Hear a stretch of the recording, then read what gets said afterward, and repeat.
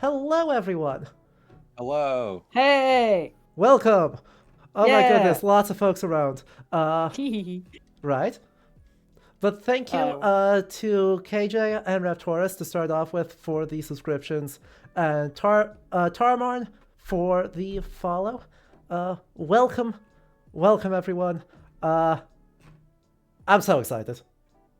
Yeah, this is gonna be fun. I am so absolutely excited. So hey, our presence doesn't automatically mean the stream's gonna explode. Be nice. Mine does. Well, I suppose that's true. Don't lump me in, Mr. Bearer of the Curse over here. True. The game might do it to us anyway, though, because the game did crash 4 times while I was trying to boot it up, so, Well, that's got nothing to do with us. We weren't even on the call yet. This is true. It may just coincidentally break. Anyway, I am ludicrously excited because it's Indiana Jones. Like, it's Indiana Jones time. We're all here for our favorite problematic boy. Exactly. There are 2 facts that every archaeologist I have spoken to agrees on. Indiana Jones is terrible at archaeology, and we love him anyway. Yeah. Yeah. So... I can fix him of archaeology. Exactly. His heart's in the right place, and by the right place, I mean punching Nazis. Yeah. Exactly, yeah. How could we ever unstand this man, you know? Like, it was a different time. A time where punching Nazis was more socially acceptable. Oh, I think it's never been more socially acceptable. So what are we talking about? We need to bring it back. Yeah. That's the point. It never left. Let's be honest. And KJ, thank you for the gift sub as well. So it's always so weird to see the little emojis just floating ghost-like over your stream. Right? Isn't it great? It's so wild. So, I think we're just gonna hop in because I just want to warn everyone as we're here. Don't expect plot. Don't expect. This Why is the would world's slowest from a Let's AAA Play game in the year 2024? Yeah, Surely I mean, it's an not. Indiana Jones game. The point is, we're just not going to get to the plot. Yeah. Because yeah, exactly. You'll see why. If you see nothing about this game, you'll see why we're going to get distracted, and then our distractions are going to get distracted, and it's going to be great. Right. Compounds. Endless distraction pile up. It's going to be so good. So I think we should just hop straight on in. Let's do it. Let's do it. Let's do it. Come on. Is it crashing? Yep. It's crashing again. Everything froze. Everything broke. Yep, game crashed again. Oh no. All right. Terrible. Nobody panic. Everyone panic. Not again. No, this is not as I said, this is not a shock. It seems to be if I'm tabbed out of the game, it tends to freak out. I thought this would be my fault because I was trying to open it up on my computer so I could actually watch along properly because it was not doing what I wanted it to on my iPad. But no, it's not my fault. It's just Bethesda Polish at it again. Bethesda Polish at its absolute finest. And Cygirl, is this one of those games that compounds the shiny instinct? Yes. Oh boy. Yeah. The shininess continues apace. So, we should be back. Ta-da. We're back? Hopefully. All right, chat. You know what to hear my voice. God. Red, you're incorrigible. If it ain't broke, put potatoes in it. I don't think we have potatoes on Twitch.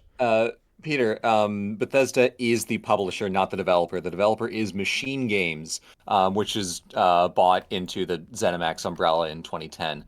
They are the developers of the new Wolfenstein series.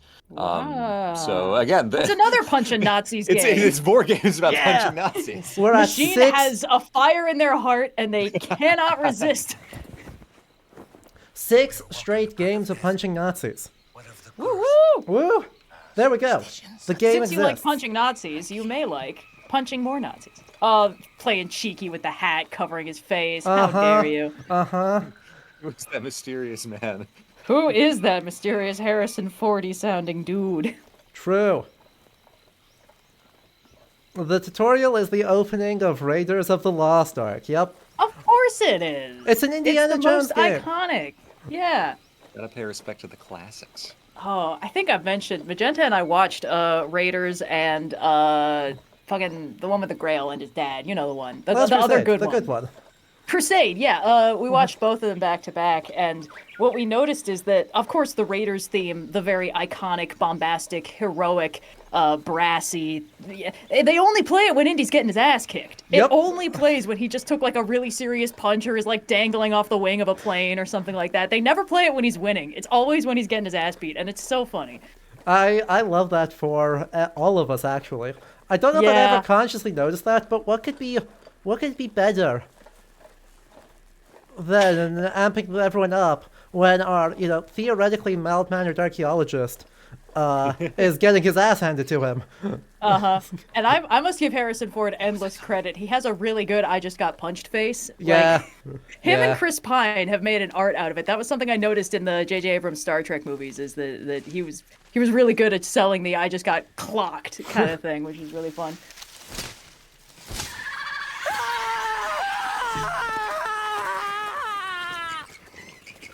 I might have been talking about this with Billy, but I was scared.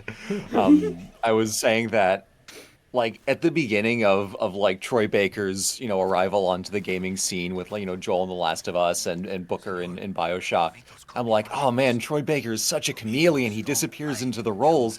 And that is true. But as the years have gone on and I've gotten better at picking out his voice, I recognize when he is doing, different characters. He does, he did Batman in the Telltale game a handful of years ago, well pre-COVID.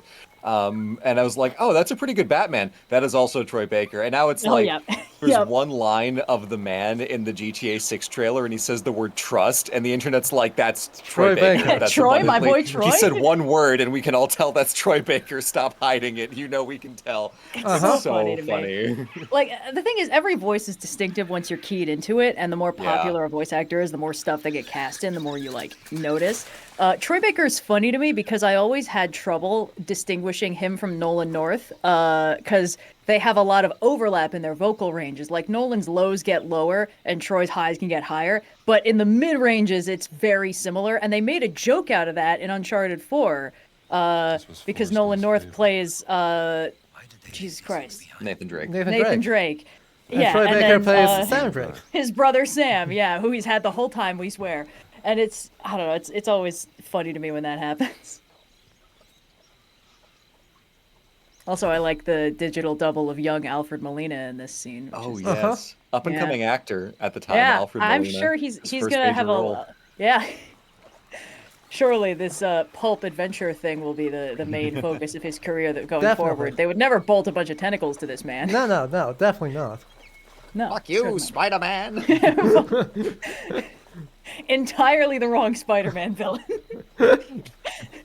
Green Goblin is the kind of one who would go, fuck you, Spider-Man. I think that's a donkey quote I'm thinking of. Of course it is. I mean, yeah. But even then, Doc Ock always had this sort of aura of, more, he's got a grander purpose than just fucking with Spider-Man. Yeah. Except when he drops Aunt May and goes, Butterfingers, and everyone's like, yeah. Yeah. Poison is still fresh, 3 days. They're following us. Everyone needs to look up that behind-the-scenes clip where he's performing "If I Were a Rich Man" while in full Otto Octavius garb, God, yes. and the puppeteers are having the arm dance along with him. Yep. Because he was doing I think at the time on Broadway at the time, yeah. Exactly, yeah. He was double booked. Sure. That must be an intense double booking. If I'm remembering this correctly, they filmed the final battle of the first Sam Raimi Spider-Man in an old, decrepit asylum on Roosevelt Island. And they never bothered to take down a lot of the scaffolding because why the fuck would you? It was on an abandoned island. And then someone in my family was part of putting that park on Roosevelt Island, and she mentioned we had to deal with some zoning around that abandoned asylum. They filmed that fight with the Green Goblin or whatever. God. Incredible. Yeah. New York is crazy. Why am I getting so few frames right now? Oh, it's trying so hard to render all those leaves. It was in the loading zone. Oh, that's where the Roosevelt Island thing is? Holy... Okay, I just connected good. that. Because the Roosevelt Island Park is, like, new. It shows up in John Wick 4, and I think that was the first time I saw it. I'm like, where has this been? It's like, oh, it's brand new. Yeah. Also gets top billing in Elementary Season 7 as favorite hangout of bad guy Reichenbach. Well, shout out to my relative who is on the committee for that thing. Incredible. South America, 1936. And by the way, thank you to Man Marauder for the Prime sub. I super appreciate it. If you have Amazon Prime, you can subscribe to a Twitch channel of your choice for free once a month. And what better place to spend it than right here? They're playing so coy with not showing us his face. There we go. What could he look like? Seconds. Oh, okay. Yeah. Sorry. I seem to be looking at it live, but... There's a slight delay. You lost a few frames on that whip crack. There he is. In all his digital splendor. Every time I've done this opening, which is like 6 times because I was figuring out tech, I have lost frames on that whip crack.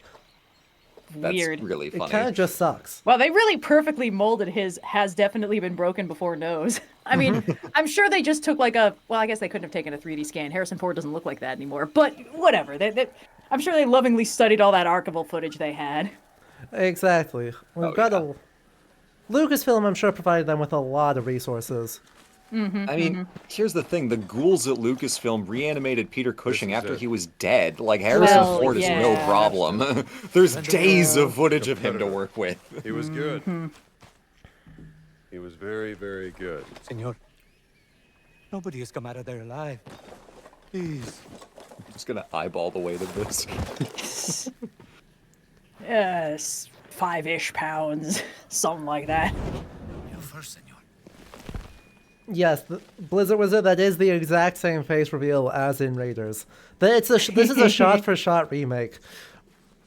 It's so fun. Which is awesome. I mean... Although it kind of feels to me like when we were all watching Mandalorian Season 1, and it was like, oh my gosh, I wonder what Pedro Pascal looks like under that helmet. And then he took the helmet off, and we were all like, oh my god, it's Pedro Pascal! No shit! A good masked character will make a reveal out of a non-reveal, you know? Yup. I'm sure that giant suspicious hole is unsuspicious. This perfectly circular passageway we're going through.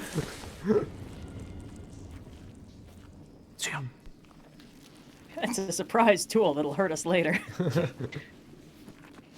Some Incan trap designer in like the late 1300s. Oh Jesus, Indy!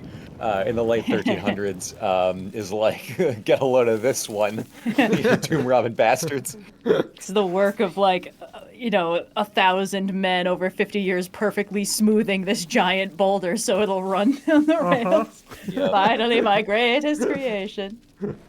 This one's for the non-arachnophobes in the audience. Yeah, I'm fully looking away. Stop. Don't worry, I can fill you in on the details. Oh, I can guess. I've seen Raiders, I know.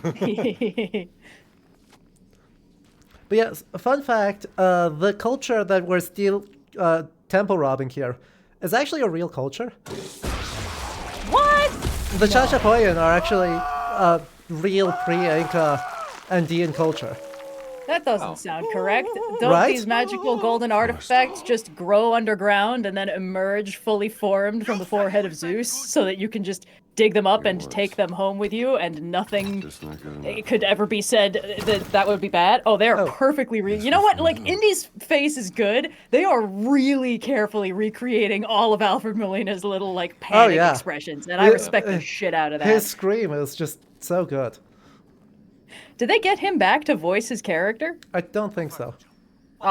He's still around. He basically looks the same.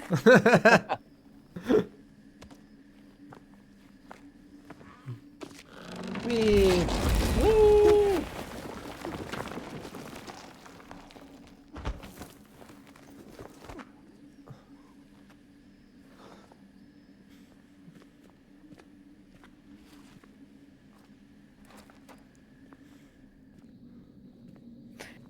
I was playing some Skyrim earlier today, and it's funny to see how how they've gotten the facial rigging down. Yep. Right. That's a place where the tech has definitely improved a ridiculous amount since 2011. There's nothing to fear here. Honestly, the main problem with Skyrim is that the transitions between animations are supremely unconvincing. Yeah. So, like, someone will be... Like, they know that, okay, if a character's talking to you, they should be looking at you. But they don't know if a character's talking to you, they probably also shouldn't be aimlessly pacing around, keeping their face locked in your general direction forever. It's like, almost, guys. You got like a third of the way there, and then you were like, C's get degrees, and called it a day.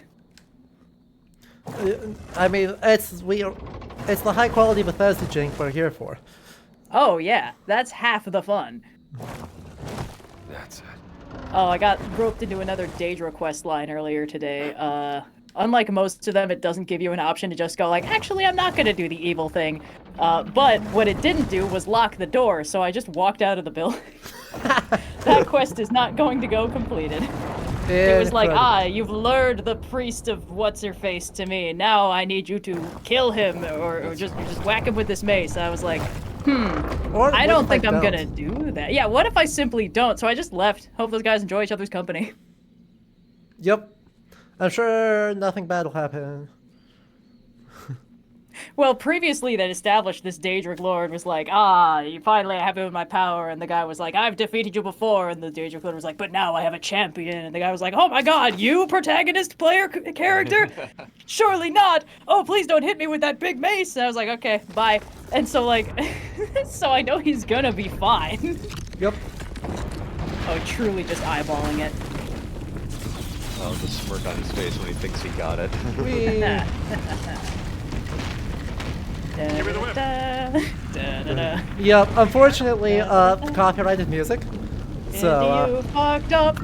Oh yeah, my adaptation is so good. Yep. No. UMG is gonna get on your ass. They should be playing the music through all of this.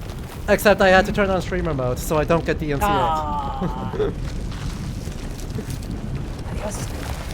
Alfred Molina, no! You should not have been able to make that jump. I have to go audition for Fiddler on the Roof, senor. Now I am a rich man.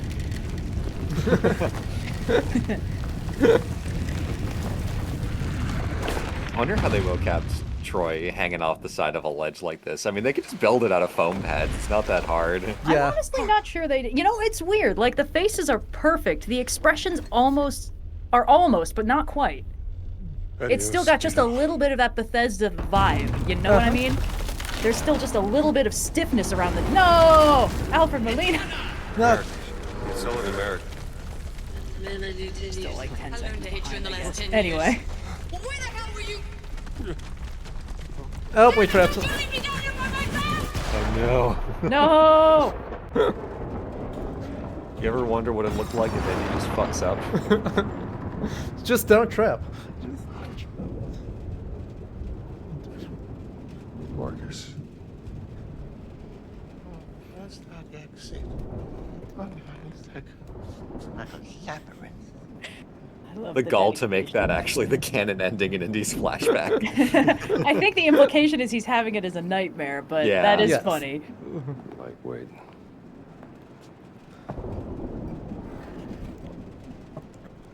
I do like how they were like, how are we gonna make it? We just introduced this man doing the sexiest American occupation, grave robbing indigenous cultures. Yeah. How are we gonna convince everyone that he has a secret identity as a nerd? I know. Coke bottle glasses, baby! And a tie with a shirt buttoned all the way up. Oh, yeah. Connecticut. Anyway, I just need to show you Indiana's office. Here we go.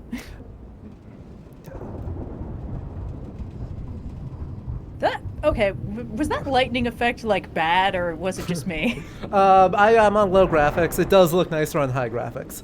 Oh, okay. I think, Yes. yeah, they're definitely cutting the corners in the lighting department because it was The, that the, and the the range shadows. of graphics this game has between like ultra supreme settings, ray tracing on, versus we didn't super optimize it well for anything other than the highest end rigs.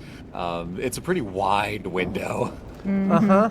So, we fell asleep drinking whiskey with a half-eaten apple core on top of an Egyptian stela and a Bruh. Viking Age sword. Damn, the 30s were wild for archaeology. Oh yeah, that is just the handle of a Viking sword. Yes.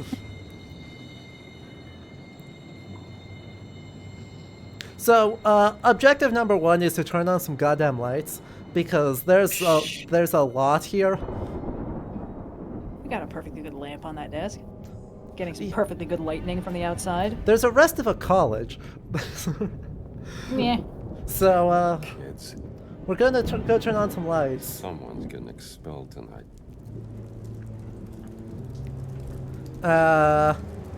Ignore the giant broken window. That's not relevant. Probably fine. Jeez. Damn kids. Those are big footprints. They are pretty big footprints. Current exhibitions. The Afterlife in Art and Archaeology, Egyptology and Archaeology Ring. Animalia and Man, Anthropology and Natural Science Wing. Upcoming exhibitions, Mesopotamian pottery, ancient traps and weapons, biblical myths. Ancient traps and weapons. We are now in 37. Oh, we're in 37 now? Oops, Yep. sorry. Yup. What? Oh, 1937. Yes. So... There's a A lot lot. of busts of Lincoln. A lot of busts of Lincoln floating around. There's one of Jefferson. Vagrant. Jefferson over here. He looks appropriately horrifying in this lighting. Oh, I got Founding Fathers overload being in Philadelphia for PAX East recently. True. yeah. I didn't notice it myself, but Austin, friend of the channel, DM of Rolling with Difficulty, pointed out they had like a statue of young Ben Franklin at one point. It's like, oh yeah, it's he's young, he's doing cool shit. He's like manning a printing press, but they still got to give him that big ass 5 head because otherwise we won't know it's Ben Franklin. Yep.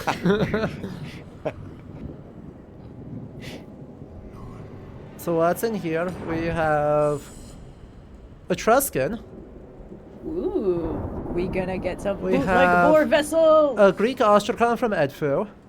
We have I more would have loved Nice. it. more pottery inscriptions from Edfu. Oh, so it's Cycladic Ptolemaic. figurines. Yeah. Yeah. What? Oh, hang on. Let me put this away so we can actually look at them. Look at those wonderful Cycladic figurines. Yeah, those are Cycladic figures. Whoa. Yeah! I love anything that looks kind of like a goofy ass hand puppet. Oh, that looks so doofy. Yeah. Yeah. Tons of fossil. So, just in case all the paleo people thought they were going to escape, no. You've all been specifically targeted here. Jacob says Ben Franklin and Indiana Jones are united in their disdain for Germans with different levels of being justified. No! Good one. 17th century Polish hussar armor. I don't know what it's doing here, but it's well made. Oh, this is reminding me. I watched that Lara Croft anime they had on Netflix. Yeah, how was it? Not the worst. It was very prettily animated. It was the Castlevania animation team. And you can tell because they just got Richard Armitage back to voice the main villain, which was pretty funny. Incredible. Yeah, but it was completely fine. It seems like it's tied in with the new Lara Croft canon, so there was a lot more of Lara having daddy issues and That's her friends Gilgamesh? constantly telling her about the power of friendship. I think this is Gilgamesh. Hold on, can you... Yeah. No, it's winged. It's a god figure, Assyrian. Oh, if he's Okay. not headlocking the lion, it's not necessarily Gilgamesh. Right. Yeah, because he's got the bucket and wings. So, yeah. And Kalu with 2 Lamasu protective figurines. Frankly, it would not shock me if they're actually based, if the Lamasu figurines are from Sargon's palace, because, you know, we have one from Sargon's palace. Wait, we have anything from Sargon? Holy shit! At ISAC at that. Like, at formerly called the Oriental Institute at the University of Chicago. Right. Hell yeah. Hell yeah.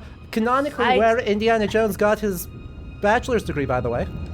I got to hang out in the U Chicago OI every day for like 3 months because I was taking Middle Egyptian in there, and it was great. I just got to go right up the stairs and into the back areas. I mean, they weren't hiding any cool stuff in the back areas, but it was still nice to be there.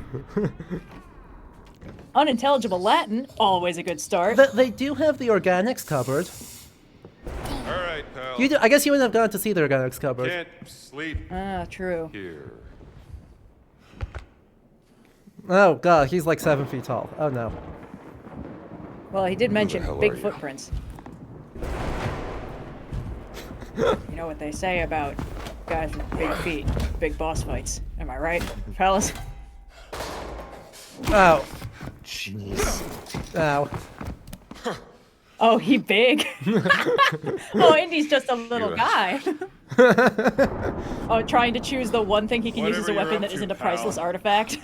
Respect. No, the glasses! You fool, you've only made him more powerful. Ow.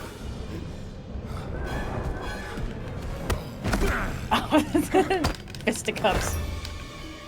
Da da da da! Alright, heads up, we are going to get ads starting in a little while, so after this cutscene we will pause for the duration of ads. Wait. Is that the best you got? Homunculus, non come touch it. Ow.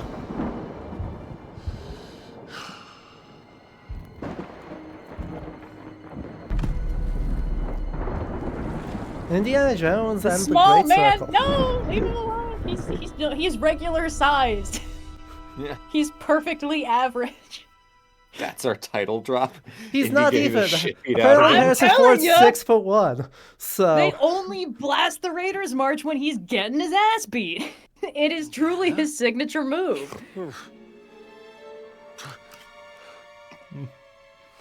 I'd wondered where you'd got to. What happened?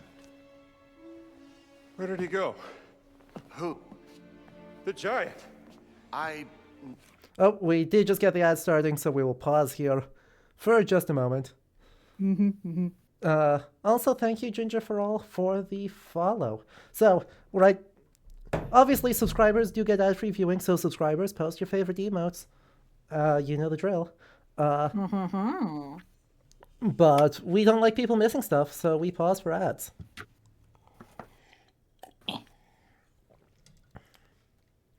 Look at those. There's so many of them. Wow. I clicked the rave emoji a bunch of times, but then it went on to a second line, and And the then little input box went up. So then I clicked the owl, and I was like, you know what? Fuck it. I'm just gonna keep clicking the owl. No, the owl's pretty good. Athenian boy. Shut up. Oh, hold on. I found Jacques the Whipper's emote history. Let me just... There we go. I mean, I can't speak. I put out a video on Athens today. Oh, yeah, yeah. you did. Oh, yeah.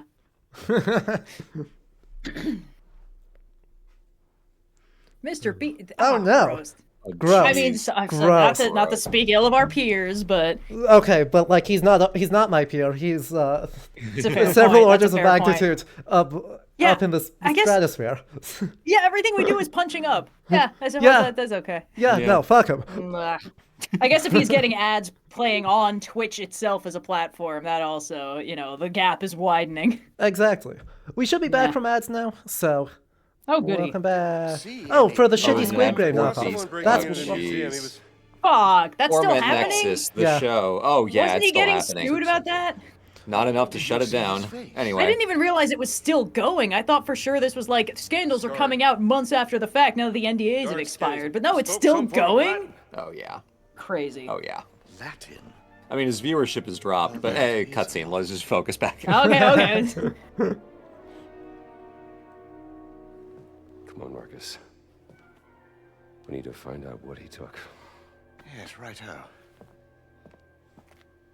This display case has been I think at this point in time, most university professorships would have required some form of Latin or Greek or German We should look around And- the and- for exhibits like to put in dissertation, this because all display. the linguistics, or sorry, all the dissertations would have been in like French or German. Look at this mess. The exhibits are all over the floor. Not the exhibit. Bastet statue. Ancient Egyptian, obviously. A depiction of Bastet. Uh-huh. Well, not there. Not there. My old classics professor was like, "Yeah, we had to do French and German because like the idea of all the scholarship is in English is like very recent in the grand scheme of things." Yeah. Oh, yeah.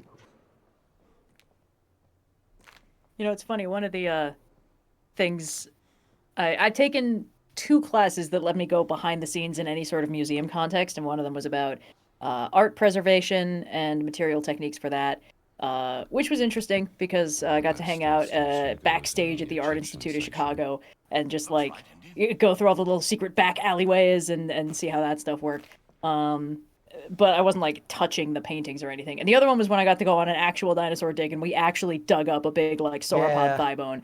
That's And cool. the difference between like you go into a museum and it's like touch nothing, don't even Byzantine. breathe on this bitch. Well, cool. Those columns. But then you go in the field and it's like, well, it's all covered in dirt. We're just moving the dirt out of the way. It's a very different animal, which is always quite fun. The trick here is, of course, just get a job at the museum.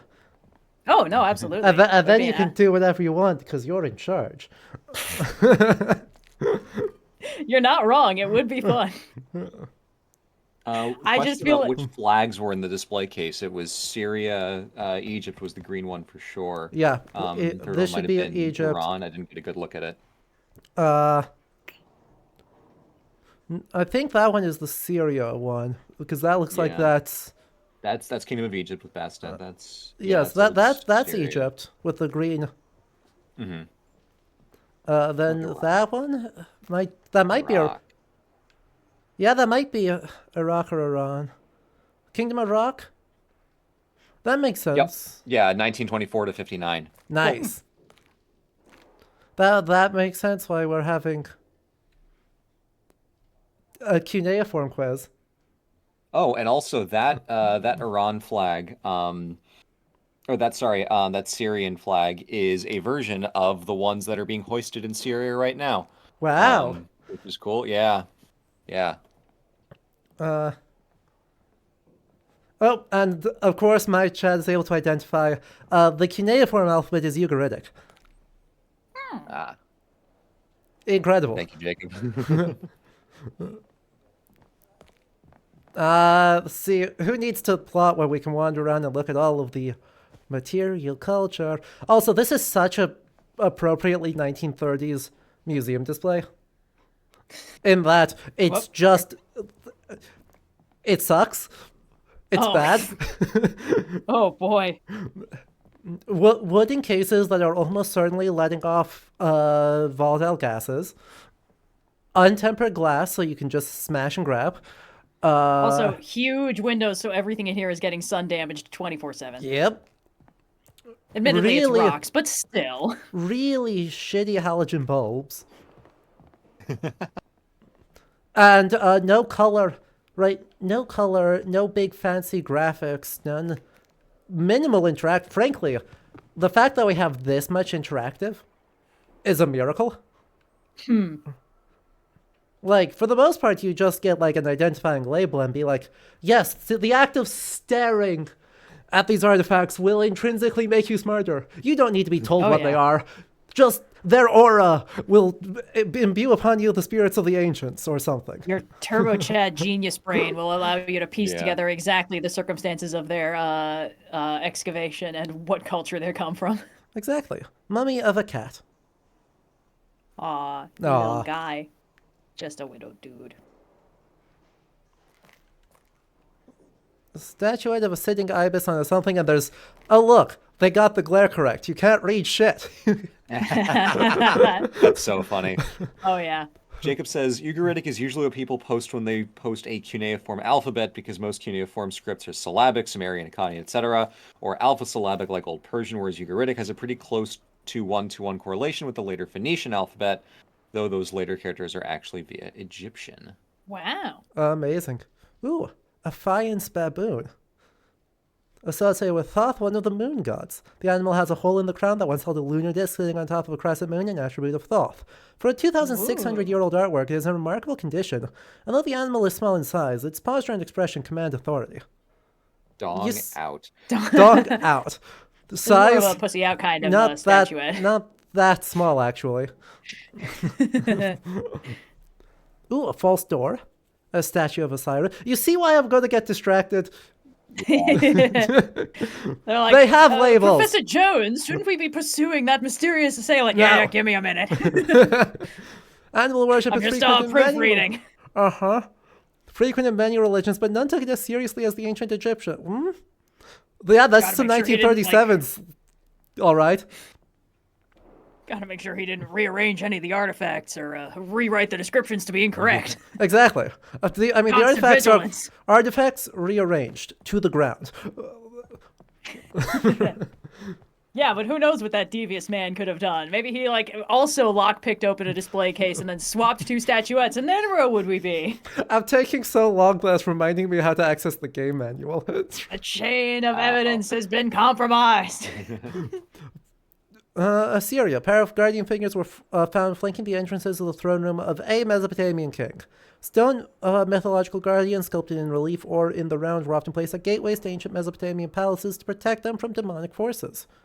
Wow. I mean, it's a decent enough write-up. I just wish they said which king they were associated with.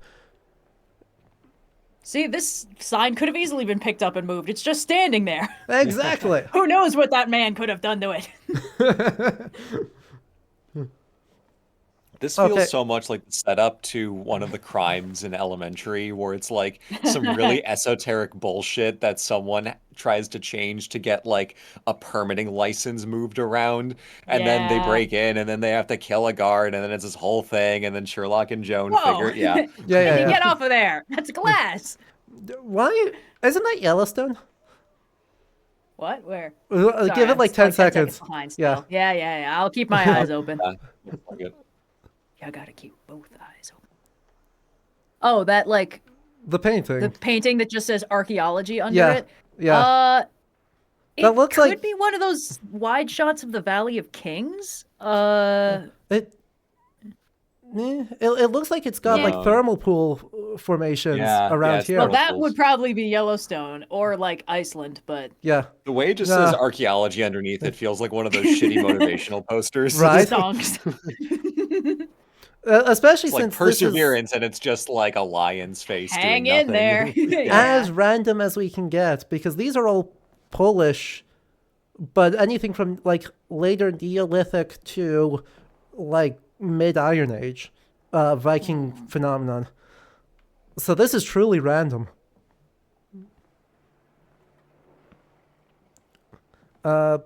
Bones from various places.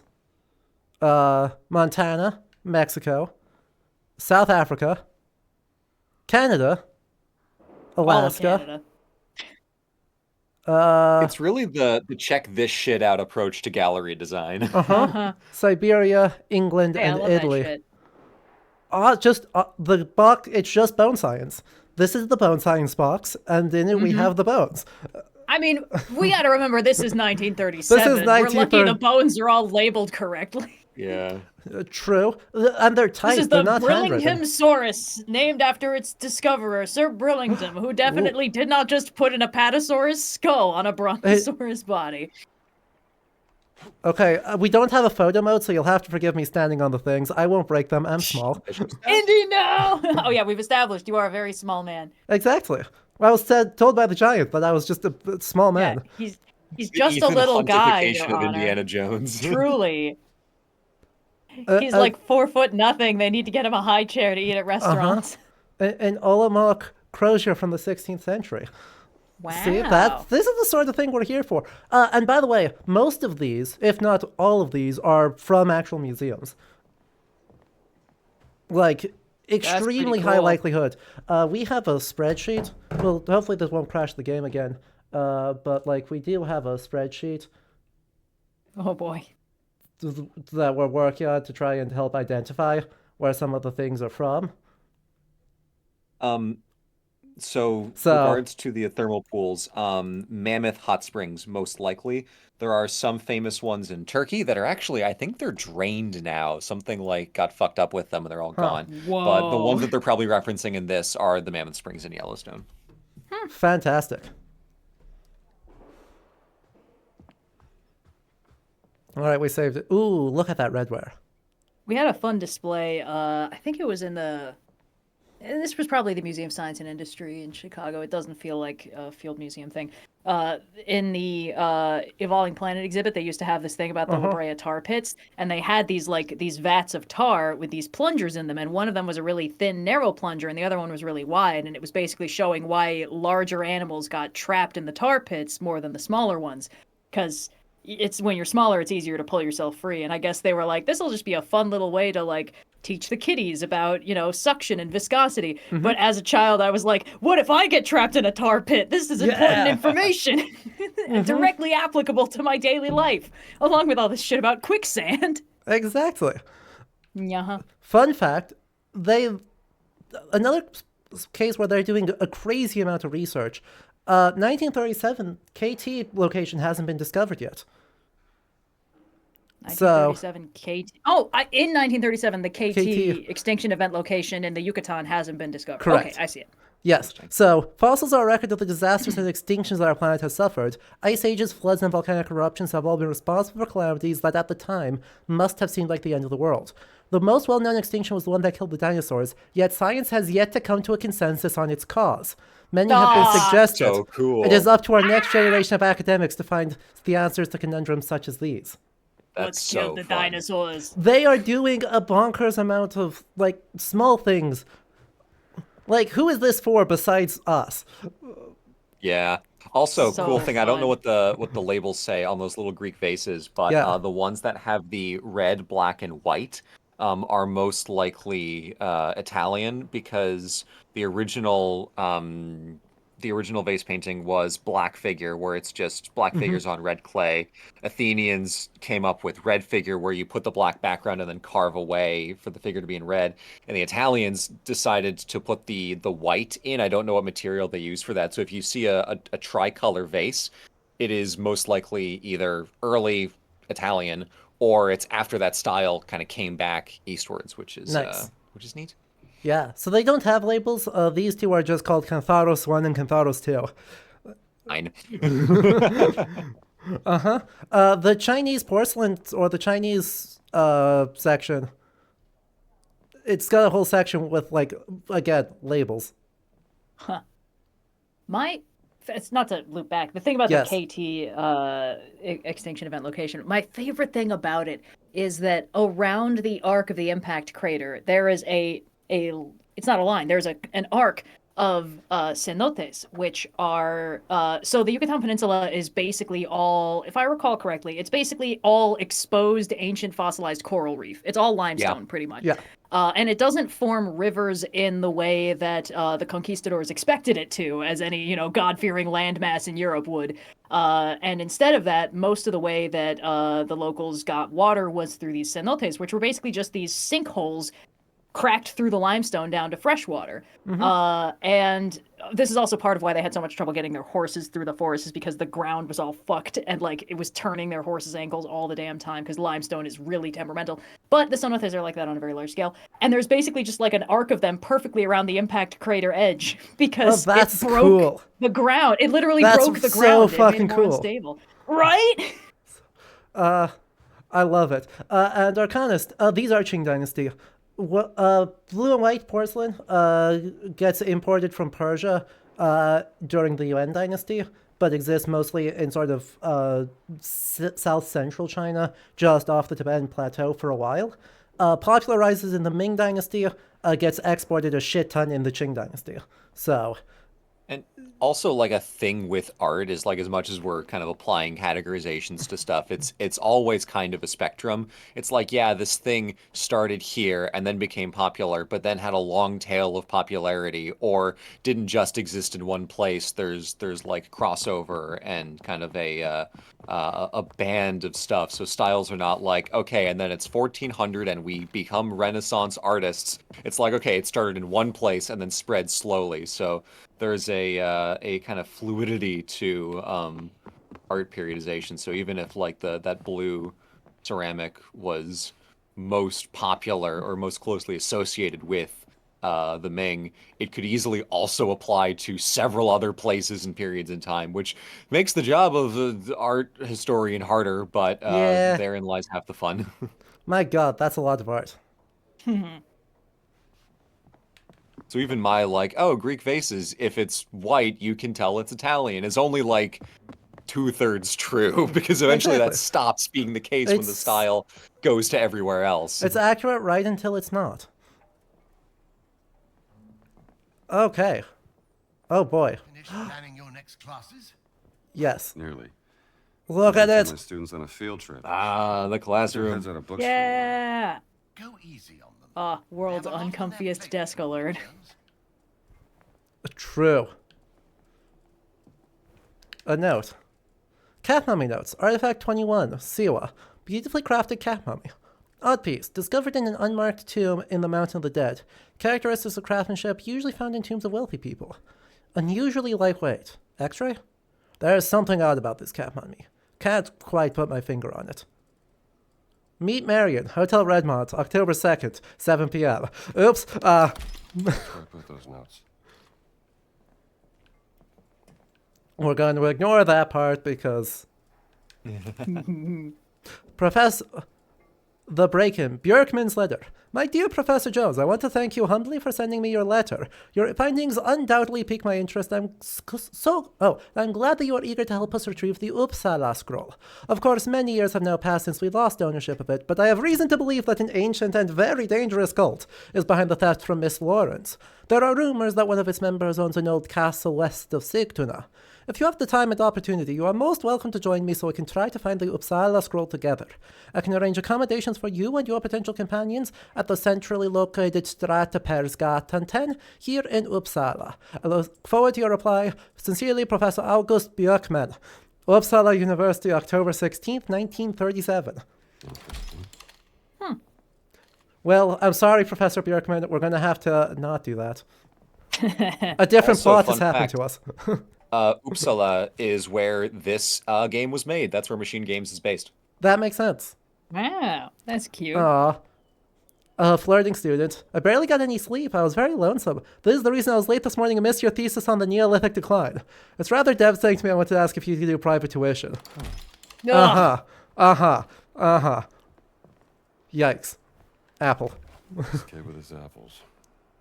Save that for later. Blech. Plus 15 adventure points for being flirted at. Yup. Indeed. It's the same student who's making eyes with Vaders. Yep. I love these Mexican little figurines. They're so good. Did someone farm really bad? Yeah. Unfortunately, it was terrible. It's the only reason. They didn't know about crop rotation or whatever. Yeah.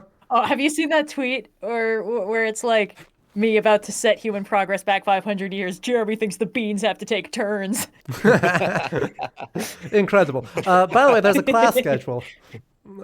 Whoa. This is the level of detail they're putting in. We have a rock club, we have a film club, Chess and we have a class club. schedule with comparative mythology, Good. historic invasions, Okay. the role of food in culture, Cool. emerging archaeological techniques, Nice. linguistic analysis and anthropology, Uh-huh. museum curation, Classic. social anthropology 101, biblical Egyptology, ancient cities,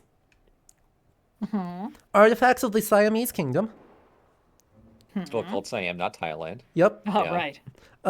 Life in Eastern philosophies, prehistoric technology, a couple of repeats, American genealogies, kings, queens, and the anthropology of puer.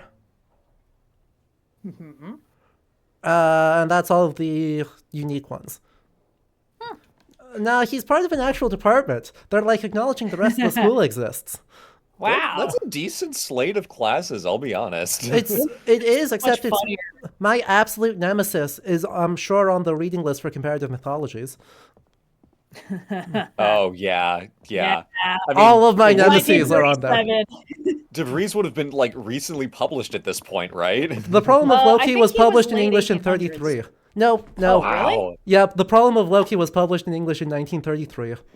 Yuck, never mind. Yup, and there was a big debate between George Dumézil and, I can't remember his name, a Russian anthropologist in 1935 Huh. on the origins of Northern Caucasian languages. Ooh. Yeah. So, that's Delftware. Look at that. That's Dutch Faience, probably early 18th century.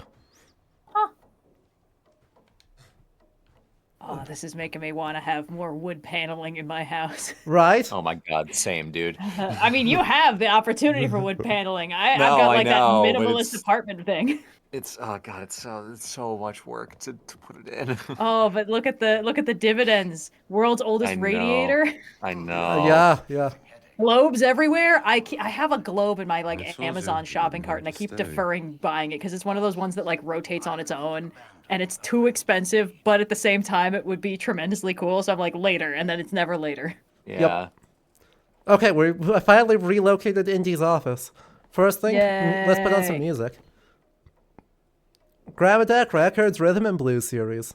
Let's see if they'll actually let you play it, or if the stream prevention will. I don't Yeah. think I could get to actually play it, but who are the people? It's not high enough resolution. I can't see who's actually. Prince doing Jimmy it. and his orchestra. Boo.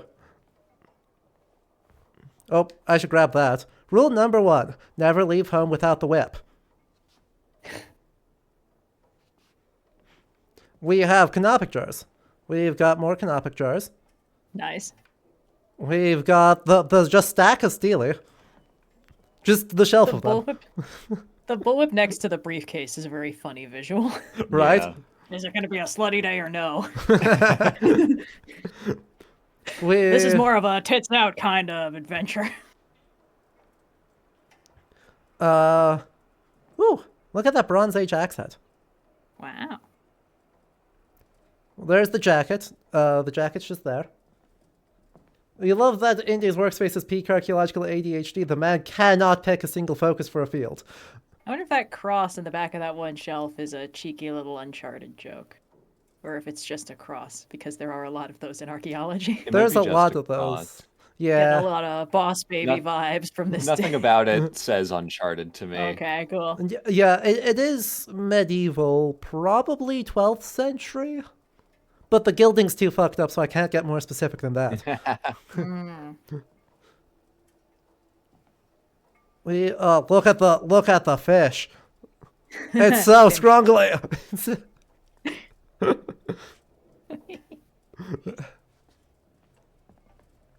God, this is so ridiculous. Ooh. The same book. Okay. Warriors of the Clouds. Through the ruins of Chachapoyan culture. It's a little guy like Indy. You understand my vision. Exactly. God, it's so good. There's a whole Jesus. Second Kraus. And over here, there's a reliquary. Ooh. Just hanging out in an presumably dubiously locked case. Just vibing. With other... Okay, well, we've got an imposter. One of these pots is not like the rest of the things in there. That's medieval. That's early modern. That's I would say probably 16th century Mesoamerican. That's medieval, that's medieval. Imposters. How dare they show up? Scandal. Exactly. Abraham Lincoln. Oh yeah, actually, we do have the Washington crossing the Delaware in copperplate engraving, courtesy of Getty Images. Has that dumb little watermark in the corner. Wait, isn't that Birds of Fucking, like, Isn't this from Alamy Birds of thing. America? I feel like this is an actual Audubon engraving. I would be surprised if they didn't take advantage of that. Like, this feels like it's crammed full of references to real shit, so it would be weird for them to just make this up. Yeah. It's so good. Well, the true little guy of the game was Todd Howard. Oh my god, I didn't even watch the Game Awards. That's right. Harrison Ford showed up. What happened? Must be something here to What? For best performance, they had Todd Howard and Troy Baker come out, and then Harrison Ford come out to actually read the thing. Oh, Wow. right. Is Game of the Year happening today, or did that No, already it happened last night. Astrobot won it. Astrobot, my beloved. Astrobot! Oh, Astrobot? Yes! Okay. I'm not Don't trying to fucking throw knock it, Red. Well, I'm not gonna knock it. It's just like that wasn't even on the list of contenders I saw going around. Because everyone was getting so fucking butthurt about Shadow of the Erd Tree. Shadow of the Erd for Tree. Shadow of the Erd Tree and Yeah. Balatro. Yeah. And then also, it was like people who were way too invested in Black Myth Wukong and or Erd Tree having very strong opinions of like whether they should or shouldn't be included. And then everyone's like, what? Balatro, this dumb little poker game? And then everyone who played it is like, yeah, fucking Balatro. Yeah. Fortunately, I was inoculated against Balatro, which otherwise probably would have been an ADHD finger trap for me, because I was introduced to it by Magenta playing it, so naturally I mentally filed it as nerd shit and would therefore never touch it. It's the number one way to keep me from getting addicted to something is to have my sister get into it first, because then I'm like, oh, thank God. My only response from this point forward when asked about it is going to be, no, sorry, too busy talking to girls. So, anyway. Yeah. Yeah. I cannot speak to the quality of Fallout as an adaptation versus Arcane, but Fallout was like one of the most popular things on television this year. I know Arcane is new and like the recency bias and stuff, but like Fallout was insanely popular outside of even the gaming landscape. And the way the Game Awards work, Yahtzee had a video about this last year of like basically how to cold read what's going to win. Fallout makes the video game industry look really good. Therefore, it wins. We are just at an ad break start, so we're just gonna hold on here for just a sec, so anyone who got ads does not miss anything.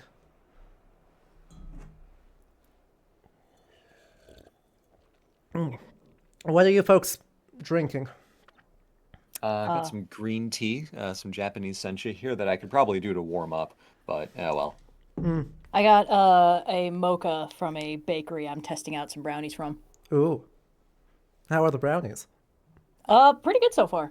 Nice. I could go for a brownie. Right? That's where I was at today, which is why I now have several brownies. Thank you, Raven the Huntress. Astrobot is such a great game. Blue is completely justified in this opinion. Yeah. When so many games nowadays are like, we're going to be like edgy and cool, Astrobot's just fun. It's just fun. And that is a hard thing to understand in the industry nowadays as observers and sometimes as developers. It's like, is it a naked appeal to nostalgia? Yes, absolutely. In some ways, it's actually kind of like a eulogy for a bunch of brands that just don't exist anymore, which is kind of fucked up in its own much larger conversation way. But Astrobot it's just good fucking game design, and it's so it's joyful, and it is just pleasant, and it makes you feel happy playing it. And there's not enough of that. There's just not enough of that. No, not at all. Also, by the way, at the Game Awards, they had Statler and Waldorf just roast Jeff Keighley, which I love to see. Yeah. And they announced Okami 2. Oh yeah. Oh, yeah. That's fascinating because it's the original guy doing it, right? Yeah, He, like, Kamiya-san created is a new back game. at Sega in a new studio named after the original studio, making Wow. Okami. Love it. And Roni, thank you for escaping the ad zone. Enjoy all of your emotes as well. All right, back to the news. Breaking news, Mussolini. Oh, I'm sure that'll never be an issue. Breaking news, Mussolini's black shirts rule Rome with an iron fist. All volunteer militia enforce Mussolini's doctrine of fascism on the streets, but some call them thugs bullying ordinary citizens. The MVSN, commonly known as the Black Shirts, is not an uncommon sight on the streets of Rome, where they parade around in all-black attire, spreading the ideals of the fascist government. Many citizens view them as a uniting force, while others are hesitant to voice their true opinions of the Commissione. Black shirts. Yeah. Thugs. Yeah. Hitler had the brown shirts, right? Duh. And Mussolini the black. Hold on. 20th century history. Why are you asking me? Is brown shirt not a Firefly thing? No. I mean, it is a originally. Firefly thing, but it's also a... Okay. Sturmabteilung, Storm Division, Stormtroopers was the original paramilitary wing of the Nazi Party. Yeah. Yeah. Primary purposes were providing protection for Nazi rallies and assemblies, disrupting the meetings of opposing parties. Yeah. Okay, cool. Huh. Not cool, but Yeah. cool. Really? It says that this is out of Iraq? That's This that doesn't... Could Ishtar? be. No, well, okay, the thing is she's doing the pose that the most famous version of, I think that's Astarte technically, is in. But the sort of symmetrical holding two snakes thing is a common Mistress of Animals visual theme that shows up in a lot of places. And the relevance of it is dubious. The thing is, all of this comparative mythology stuff starts like there seems to be something real there, but it rapidly branches out into conspiracy bullshit where it's like maybe they just have their hands up because it's an easy way to sculpt a front-facing figure with relevant things in their hands. I don't know, when they're like the pose with the both hands up holding objects is like, do you know how you're supposed to pose when you're holding two objects? It's fine, but that's not Ishtar. If anything, that looks like a Medusa, but that's not at all how the how anyone would be portrayed like that. Like that looks like snake hair, and maybe we just can't zoom in far enough. But Greek portrayals almost always go in profile, and that's not the front-facing thing. Is not really their style. Anyway, it's a whole whatever. Exactly. No, there's some Actually, question marks happening. I have the image that this is based off of. And this, it's the famous picture of Ishtar. Yeah, no, I do recognize this. The thing is, I'm saying that pose shows up a lot. Let me hold on, because I ran into this when Queen I was. of the Night Relief, British Museum in London. Of course, it's British Museum. Let's see if I can find it before the game crashes. Her Okay. hair is different, and there's owls instead of what look like trees, and she's holding little hoopy thingies. Okay, yeah. So Right. Okay. So it's the an thing edit. I was talking about, Potneotheron, the Lady of Animals, motif in ancient art from the Mediterranean world, central human or human-like female figure who grasps two animals, one on each side. They use the term as a descriptor of Artemis, but anyway, a lot of them are doing that sort of pose. Yeah. There it is. Ugaritic letters. Ugaritic duck vessel, my beloved. It must be from I'm imagining Troy Baker saying it looks like some kind of Ugaritic duck vessel. well done, Indiana. Just a little guy. So, is everything back? Not It's his quite. birthday, damn it. What's missing? I can't do a Troy Baker doing Indiana Jones. Just a little guy, and it's his birthday. Damn it. What was that? Sea expedition. He took the cat mummy, Marcus. Not the cat.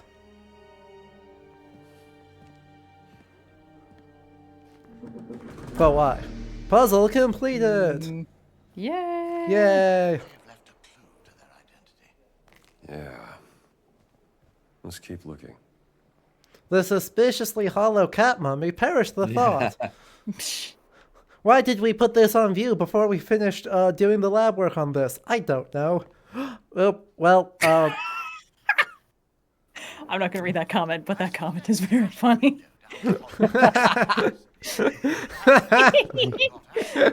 Got to do the voice too. Are you asking me to? No, it's just when you internally play it in your mind, you have to do it in the ending point. Yeah. Let's investigate Uh, the window near your okay. This is a surprisingly based label. Wait, hang on. Dun-dun-dun-dun. Much is made of the influence of Christian European values in Africa, but the influence that the art and cultures of this continent have had on us is also worthy of story. The Moors of Maghreb Thieves don't once usually ruled make much of Western plans. Europe after all, and their influence can still be seen from Spain to Italy. Even now, the traditional art of the continent has been said to influence People contemporary died for that Western thing artists such as once. Max Can't Weber just let and it go. Pablo Picasso. Recent archaeological evidence has suggested that all humanity could have originated from Africa.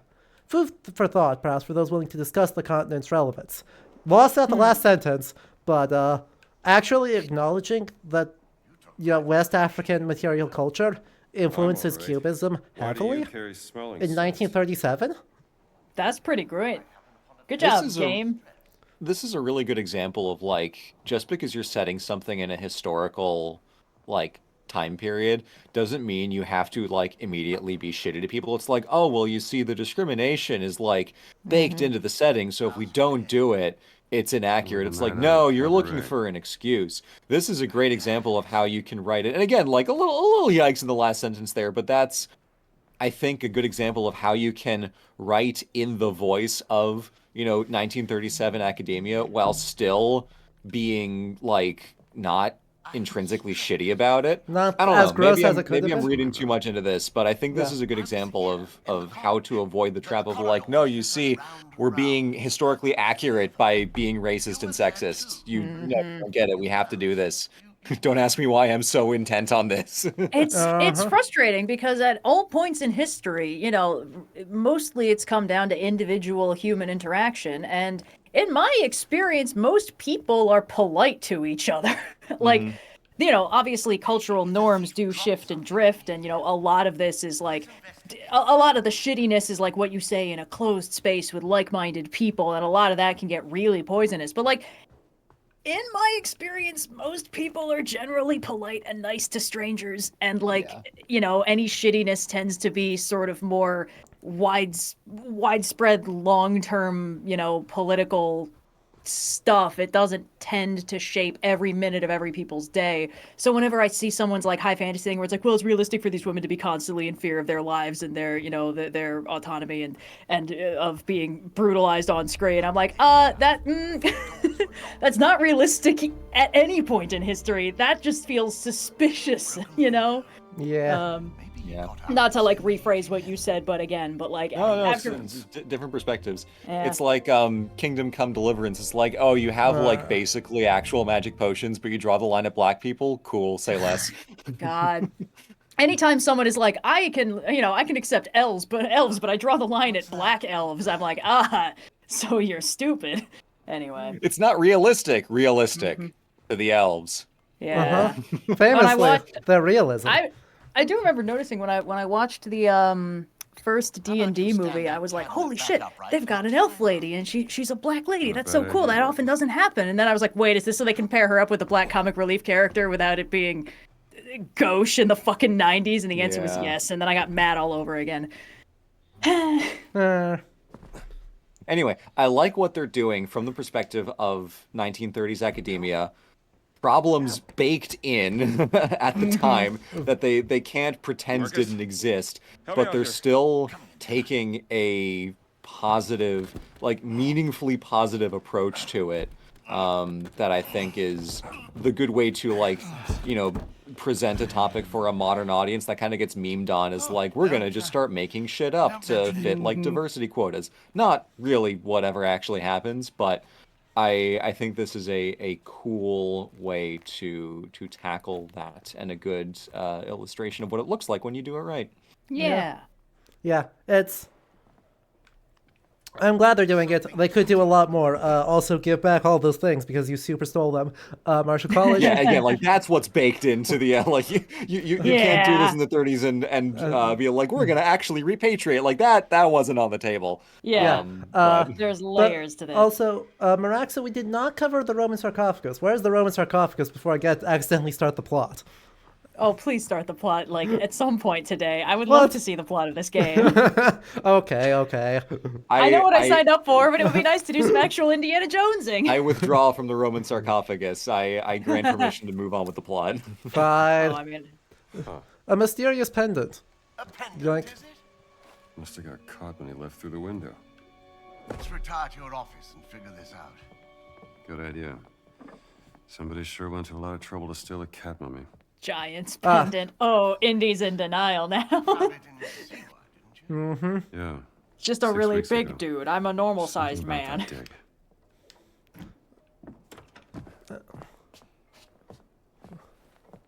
Okay. Oh, wow. He's got full ADHD brain. No one can make sense of this system but me. That looks Catholic to you, doesn't it? Oh, Mom, don't clean my room. I've got a system. Sigil of the Vatican's secret archive, if I'm not mistaken. All right. If anyone's isn't doing just your about a cat mummy, conspiracy Marcus. content bingo, What are you going to do, check. Indiana?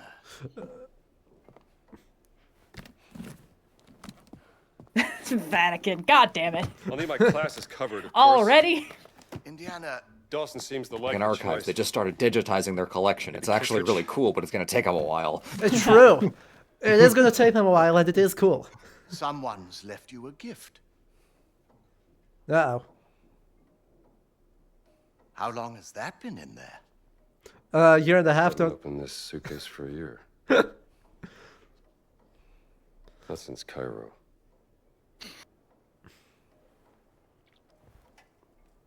Uh-oh. It's a beautiful journal, isn't it? For your next adventure, Marion. Doesn't say. Oh, no. What are you packing? And just where are you planning on going? Only the essentials. Did he just toss that over his shoulder? Yeah, I did. Into you ass. Which is funny because the guy who asked him the question is behind him. So, like, just like, oh, who's it from? Nobody. Psh. Oh, a Marion. Sorry, old chap. It did hit me in the head. Marion? There's nothing to say, Marcus. It's funny how much the whip is clipping through whatever surface it's on. They're trying so hard. The fabric physics on his jacket is also a little bit weird. She rang me. Did I tell you? that? Everyone's jacket, now 2 that I look months at it. back, when you left for Siwa. You did. I don't care. I'm too busy being depressed and throwing myself into nonsense adventures to deal with it. What else do I need? I got clothes. I got a bullwhip. I've got a giant's pendant. That should be it. Probably. Like, my hat's on the other side of this door, Marcus. Jacob makes a point that digitizing collections is good because of how destructive archaeology actually is to the record for the next will be a civilizations nice that come day. after us, but it always makes me wonder if we really have the long-term historical view to see that putting something into a computer actually preserves made it a for a historically difference. appreciable period of time. Yeah, the mind. Not to make myself seem like a genius, but in freshman year of high school, we were doing like an ancient civilizations class, and I was like, wait a minute. Digitizing stuff is only good as long as we have like the internet in this form to keep websites up. Uh-huh. This is a horrible idea. Yeah, I talked to absolutely. the teacher and she was like, yep. Yeah, a lot of people have talked about the idea that we might be in the middle of what is essentially a forming dark age because any number of things could fuck up digital records or our ability to read digital records, and we don't really know how long any new form of preservation will last until it starts degrading. This is something I mentioned, the art materials class I took. One of the things that we talked about there was that, like, when plastics were first being invented, artists went fucking hog wild on those things. He's like, oh my gosh, I can, it's clear like glass, but I can sculpt it so much more easily without molten temperatures. And you don't know that plastic yellows and turns brittle and starts flaking within like 30 years when it's just been invented. Tons of people have VHS archives of things, and if they don't get those things digitized like now, they're going to become unreadable because the plastics they're made of are degrading. And like, oh, CDs are great for long-term preservation as long as you have a disk drive, and most computers don't anymore. So also, like, so many people are relying on cloud storage now, which is really just off-site storage. That's on somebody else's computer. It's not in some mystical other plane of information. It's just someone else's hard drive at that point. Yeah. and file formats. You know, people were going crazy with file formats in the early days of you know, widespread open source software development. And now it's like, well, if it's not an MP3, an MP4, or like a PDF, we don't really have much. And with Adobe making so much of their shit proprietary, even PDFs aren't universally openable and editable anymore. Also, the death of Flash actually fucked up so much. Yeah, that was a huge crisis because there were so many Flash games and like interactive media that just, as soon as Flash got deprecated, all those things needed to be preserved in other formats, and a lot of times the translation wasn't perfect because it had to be translated to survive, and things got left behind. Sounded that Flash died. We had years to see it coming, and it's just like, okay, well, nothing we can do. It's like, really? Are we sure? Well, a lot of people, they did make archives and ways to preserve things that were on Flash. A ton of old Flash game sites still exist in some form, and now those games work in HTML5. But it's a translation process. They have to be rebuilt to make it, to make it work. Exactly. It's really interesting because there's no way to predict what forms of media and information storage are going to last beyond, like, even a few decades, frankly. Like, this is one of those things that the long-term nuclear waste storage people have been thinking about a lot, because they need to preserve the information of, don't come here, no, really, we're serious. And they need to possibly do that past language barriers, cultural shift, the decay of the materials it's made from.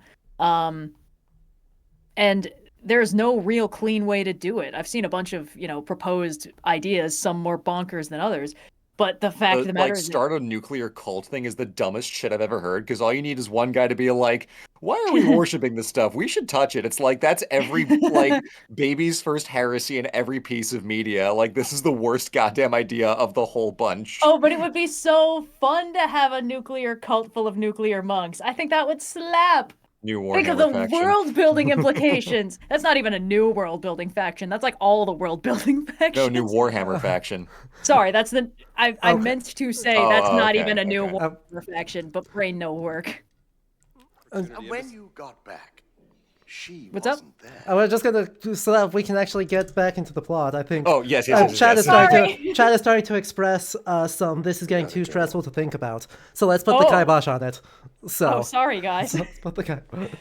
Another one of those, oh, this is so cool for me to think about in the context of world-building Can't just problems. run away from your problems, Indiana. Taking a sabbatical to the Vatican. Watch me. Hey, wait. Don't worry, with my cheerful demeanor and laid-back attitude, I'll fit right in Italy. Oh boy. We get the thing. We also get streamer mode, no music. Next plane to roll. So, need help. It's just like a little penny whistle, like a kazoo kind of thing. True. Hey, that's not the correct lakes in the correct arrangement. I mean, it's Like all pretty off. good. Yeah, Yeah. legally distinct. Yeah. Da, da, da, da. Stop. Vatican not safe. Stop. We'll wait for you at village steps. Stop. Subtlety is a virtue. Stop. Antonio. I like that the map line actually does kind of go slowly, because like, oh no, like even in a fade transition, this is kind of slow. It's a Long process. You ass gotta do a lot of plane puddle play. jumping. The amount of work that was put in for the setting of this game already is insane. I Yeah. want to see behind the scenes of what the like research and consultation process looked like, because this is insanity. How detailed this is. And like Right. coming off my Warhammer detailed diatribe, it's like you don't need to explain what the world was like in 1937, on the brink of the Second World War. It's just we're getting it through the way everything is laid out here. We get like one little pamphlet about the black shirts, okay, cool, but it's just you see how laborious it is to get around, and it puts the context of indie, jet setting, and jets didn't exist yet, continent hopping into perspective of how impressive it is for the time that he goes around and does all this shit. It's hard. Yeah. Oh, okay. Wild okay? to see subtitles starting I'm with just a fascist. tourist, That's funny. pal. Oh, is the game not supposed to be frozen on this screen? Oh, there we go. Oop. Save Hey, we got a raid. Is raiding with a party of 5. Thank you so much for Yeah. joining us. Ah, dang it, that did nothing. I mean, it ain't an Indiana Jones movie unless Indy starts off getting punched in the face by a bad guy. I have seen the Donkey video on this Indiana Jones and the Big Circle, and I have noticed that some of the subtitles, there are swears in Italian that do not get translated into English, which is very funny. Cowards. That's very good. Also, no comp. I did nothing. You saw nothing. Indy's like, boy, that would be crazy if that's how it really went. Tourist, pal. It's like that thing in Prince of Persia where if he dies, he'll be like, no, hold on, that's not right. Is that right? Am I thinking of a correct game? Sorry, which game? Oh yeah, Prince of Persia. Oh, that didn't happen. Yeah. Hey, wait a minute, I didn't fall to my death. Let me try that again.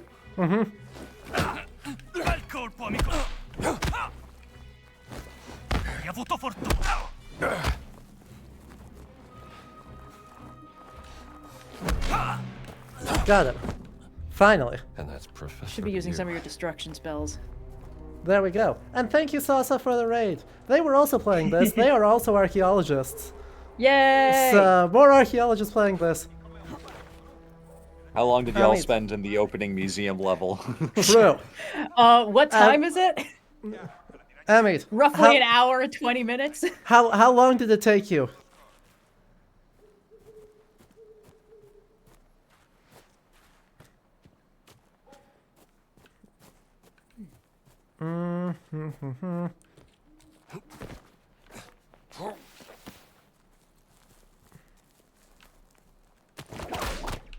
It says, make it period accurate Sicilian swears you won't need the translation. It's fine. Took him 30 minutes? Okay. We still got the record, boys. Well, yeah, we did. Well, we were climbing on the display cases to read the signs you weren't supposed to be able to read. I regret nothing. Of course not. Oh, someone finally noticed that I am wearing the appropriate period coat. Nice, I like observe back there. Without the... Oh, I see it. I see it. I was like, where's Dora? Ah, it was hiding.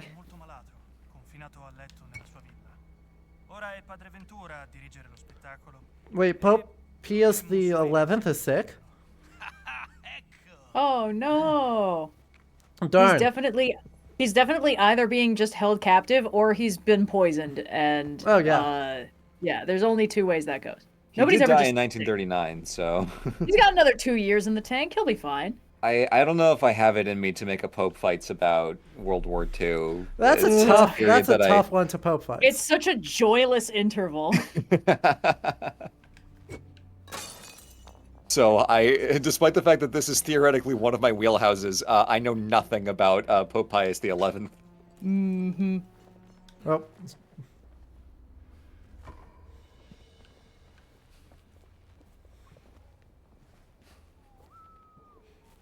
Okay, I'm just gonna brain this person with a shovel. Don't worry about it. That's the move. I like that they don't just give you like a massive inventory of Skyrim weapons. It's all improvised stuff. Yeah, you gotta pick it all up.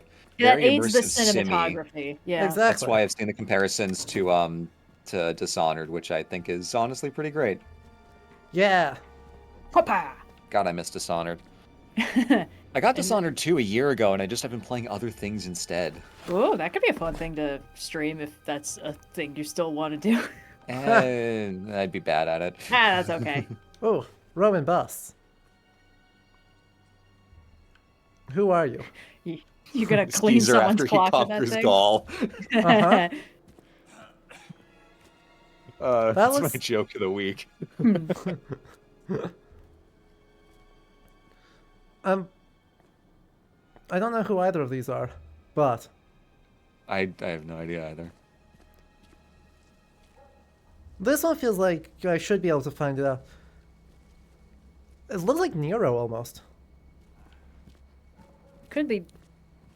Well, oh wait. Nero's usually depicted with a beard. Oh, yeah. So I have no idea. A lot of... Listen, they're all fucking white boys for like the first 200 years. True. It's very hard to tell them apart. I love the idea of it being like, all right, Indy, you gotta concentrate on this infiltration. Ooh, Roman statuary. Exactly. Oh, this But right, belongs in a like museum. an idea of like Caracalla or someone also would have a beard. So I don't, but he doesn't look like Julio Claudian, like pre-Nero Julio Claudian either. So I don't know. Got the beard. Yeah, I don't know who it could be. Mm-hmm. Data? Ooh, but maybe. But again, they all look the goddamn same. Jesus Like, washing. the with worst thing Raphael? I ever did to Red was make her draw a bunch of little chibi portraits of different Romans, because they all look the fucking same. They all look the damn same. I True. usually even gave them brown eyes. Sometimes they were old and they got to have gray hair, which was exciting. Yeah.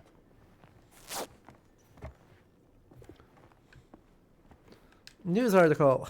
The Pope is ill. The Vatican is concerned about the Pope's deteriorating physical condition. Is this the end of an era?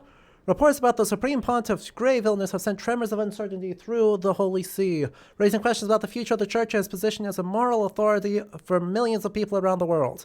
The vague statements coming from the Holy See have led to rampant speculations about the nature of the Pope's illness.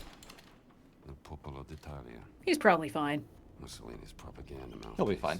He's He'll got be 2 fine. years in him. Yeah. Yeah. Nobody ever dies of an illness in 2 years. The bust is Bust Goethe. is Goethe. Okay. Well done. Look at me, being good at my job. Ooh, wrench. Just paintings lying around because reasons. You know when you just got too much art, You have to. I mean, this it's this the happens Vatican. in Greece. It's the Vatican. Yeah, this happens in Greece all the fucking time. Whenever they dig a new subway station, they just fill the subway station with the shit they found digging the subway station. The airport in Athens has a literal, like, 2-room museum space on the 2nd floor of the main terminal. Just like, here's all the shit we found when we were digging here. Incredible. I love it.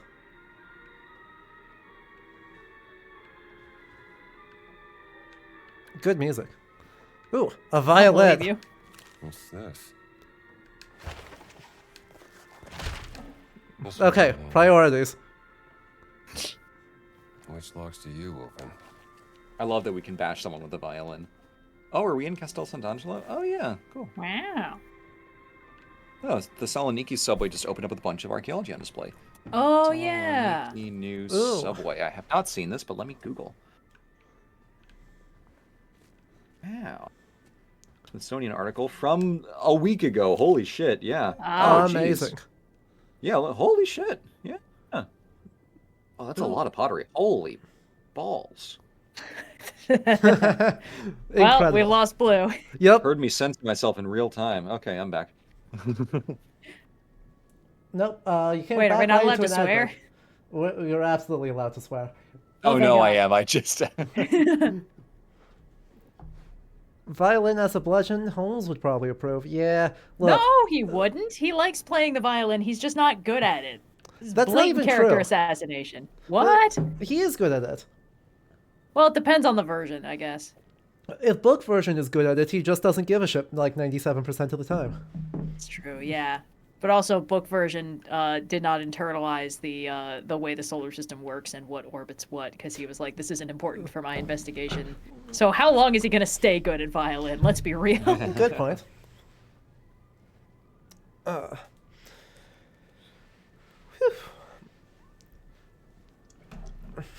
Okay, ad break. We run 30 into an ad seconds break? left. Oh, okay. Yeah. My mom is building a house in Greece, and I think I've told the story before somewhere. But the builders are like, listen, Blue's mom, if we dig and find anything, we are not going to tell archaeology department. We are going to daintily leave it in the woods and just go on with our lives. And my mom told me this. I'm like, you're a monster. No. Why? I ran into I ran into an article about that in an archaeology magazine. Not that specifically. Your mom's not in trouble. But it was a temple of Blue's Artemis. mom convicted of major archaeology crimes. It was that a temple of Artemis had been like legendarily described in some writings, and its location had been given. And they'd of course dug where it was supposed to be, and they hadn't found anything. And then they were like, maybe we translated this wrong. Maybe let's go back, find the sources. Like, oh, actually, this should be a different unit of measurement. Okay, let's try here.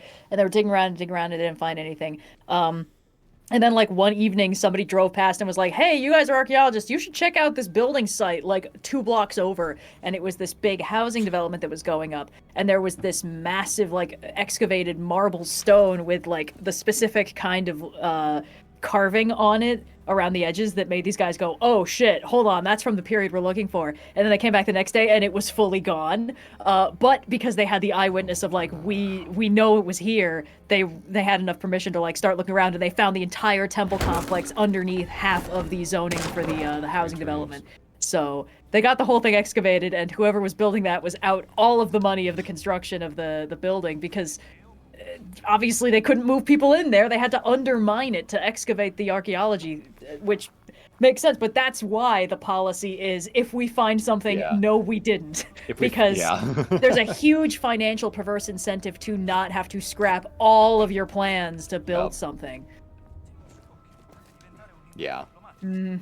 Anyway. Between Jones, Croft, Drake, and the guy Nick Cage playing in National Treasure, who's the worst archaeologist? I'd say Nathan Drake. Like, no shade to the man. Yeah. He leaves those archaeological sites in ruins every time. Yeah, Drake has by far the biggest body count and the biggest trail of like blown up stuff in his wake by far. He'll be like, oh, look at that, a cool ancient building, time to parkour all over it, and then half the time it collapses under his fat ass, because what else is he supposed to do? It's not his fault, it's the game design, I'm just saying. Drake is the only one who uses grenades. Indiana Jones uses a rocket launcher. But not much is the point. Fair enough. Yeah. And half the time Lara Croft is dealing with like mystic bullshit and actual dinosaurs. Gods. Dinosaurs. Yeah, shooting dinosaurs with pistols. Drake goes into an entire ancient city and comes out with 3 coins. He sucks. Yeah. Drake is also just the least competent in terms of like effort to payoff. He is absolutely losing. At the end of National Treasure, they're all filthy rich. Yeah. Now, is that ethical archaeology? No. Is it the American way? Absolutely. In Drake's defense, no one actually claims he's an archaeologist. He's a treasure hunter. Yeah. Why was he on the list? And also, all the sites are cursed and meant to be hidden away from humanity, so he's doing a net positive. But still, he's a bad archaeologist. I don't know if he's doing a net positive. He's usually like, I want to find out what's in this weird island. And the answer is always death, and he always escapes by the skin of his teeth. And he's like, boy, hope no other dumbass is like, makes the same decision I did.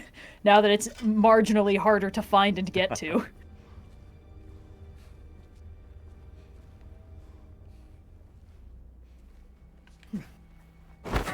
Ow.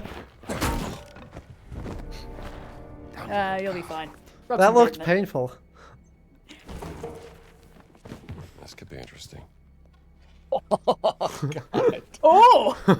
I told you it looks painful. Well, I'm sorry. I'm like 10 seconds behind. I was expecting you to hit him on the head. I was expecting to hit him on the head. I don't think a fly swatter is going to do the kind of damage you want it to. We're going to find out, though. I guess. There's a guy right... he was right there. Where'd he go? Where'd he go?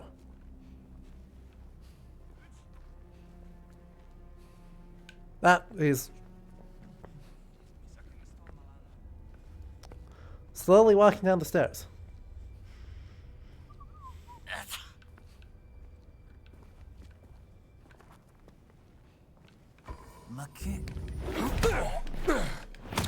It's crazy seeing the Castel Sant'Angelo on a first-person scale compared to what it's like running around it in Assassin's Creed.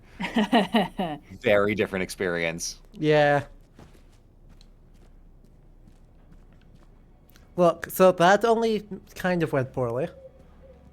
Fly swatter would work in Jackie Chan's hands. I would pay so much money to see that.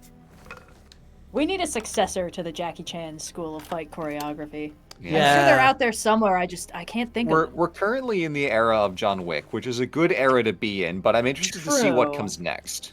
John Wick fight choreography is very different from everything else going on, but it doesn't have that whimsy of Jackie Chan, you know? No, certainly not. It's a real stuntman's kind of choreography, which is good, but it's a very specific style. So yeah, we'll see. Okay. I just shouldn't be trusted with money. Hell yeah, Indy. Based. Exactly. Wait, I missed the subtitles. Damn it. Ooh, biscotti He and just money. robbed them and was like, I'm doing a net positive anyway. You know, you're right. Simu is pretty similar to Jackie Chan. The bus fight in Shang-Chi was one of the best things I've seen recently. Yeah? Yeah.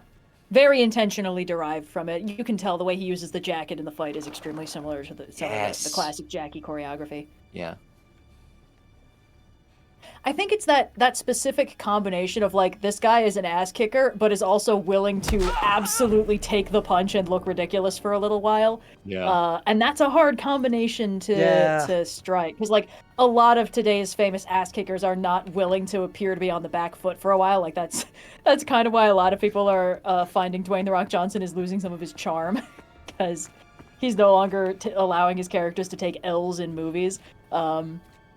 And it's that There's underdog a ledge you can get vibe. up to, Adam, from that scaffolding you were just on. Yep. I don't know if that's where you're looking for. I saw it. I was looking for what's in here first. Oh, cool. Oh gosh, there's several different directions I can go here, isn't there?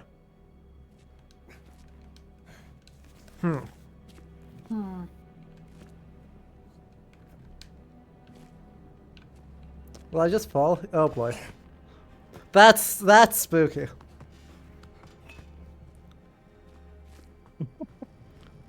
It says, gotta go lift some weight, but remember that l'unico fascisto buono è... Only good fascist is a dead fascist. Yeah. Lift Good those meme. weights. Make them punching arms stronger. The fucking fire eyes emoji. That's good. Thank you. You spent enough time giving the computer attention. Now she demands some for herself. Let's see what's around here.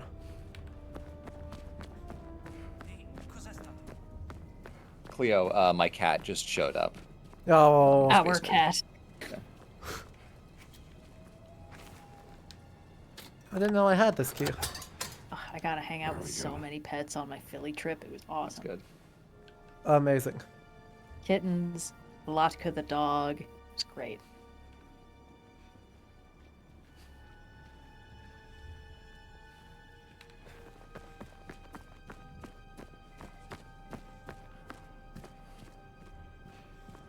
These fascists are very confused now.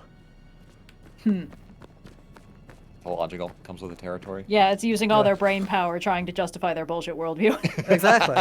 Makes them 90% stupider just because they're running, like, they're overclocking the system just trying to keep their status quo going. They're exhausted from the constant mental gymnastics. Yeah, exactly. They're doing damn 10 out of 10 routines every time they get out of bed to justify every day of their existence. Whoa. Eventually they'll invent quantum computing for it.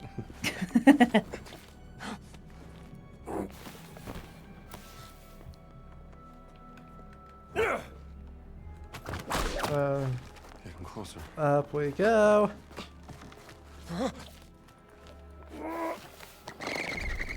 I appreciate that there's no grace in how he climbs on top of these. No. This is no Assassin's Creed parkour master. American tourist arrested for climbing up the side of the Doge's Palace in Venice. Uh-huh. Ooh.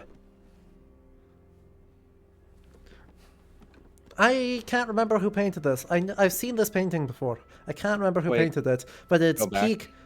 It's peak. You know, highest straight baby Jesus. Oh yes. Looks like I feel like Dutch school, early Dutch had very like 1,000-yard stare, Benjamin Button-ass, baby Jesus. Yeah, this That one is is Italian. 100% a Thomas Cole painting. It I is, swear to yeah, God, I've that's- This seen one's Thomas Cole. that Thomas Cole landscape. That's, I think, the 4th or 5th in the series. It's no, not no, Course of no. Empire. That It's a isn't Course different- of Empire. Are It's you a sure? different Thomas. Yeah. No, trust me. Oh, okay, yeah. You. I guess you could just turn around and look, but it looks like one of those. You know, It what does I mean? look like Desolation. It's got the same vibes. Yeah. Oh God. Or the pastoral era.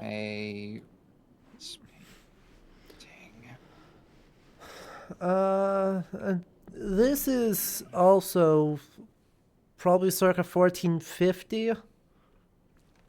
No idea. And you Medieval steal some more artists money. can't draw babies. And some wine. And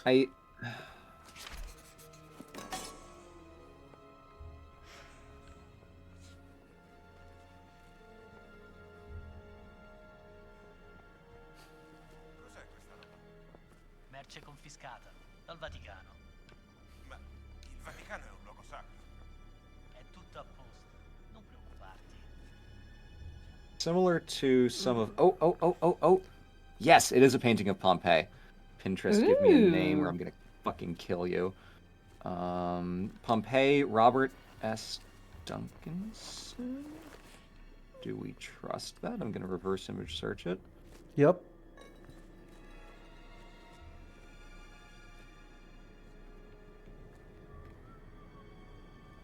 Hey, Robert S. Duncanson was part of the Hudson Valley school, so same gang that Thomas Cole was that part Thomas of. Cole yeah. founded. Yeah.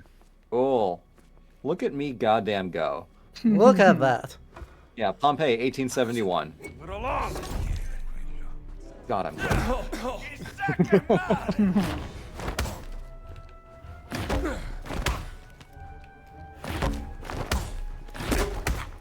Cyan and some of her friends were having a Doctor Who marathon a couple weeks back, and they were watching an episode that took place in Venice, and at the end, Matt Smith has to very dramatically climb a tower and do some bullshit to stop some other bullshit. Yep. And Cyan was like, "Is this St. Mark's?" And I'm like, "Nah, the top of the bell tower is wrong." And then it cut to a different scene, and in the distance were some other towers, and I'm like, "That one in the corner is St. Mark's."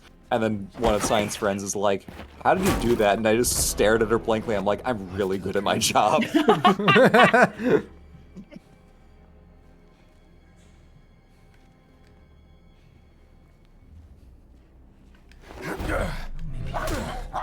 The Vampires of Venice is what the episode is called. Oh, it's that one. Vampires, yeah. Yeah.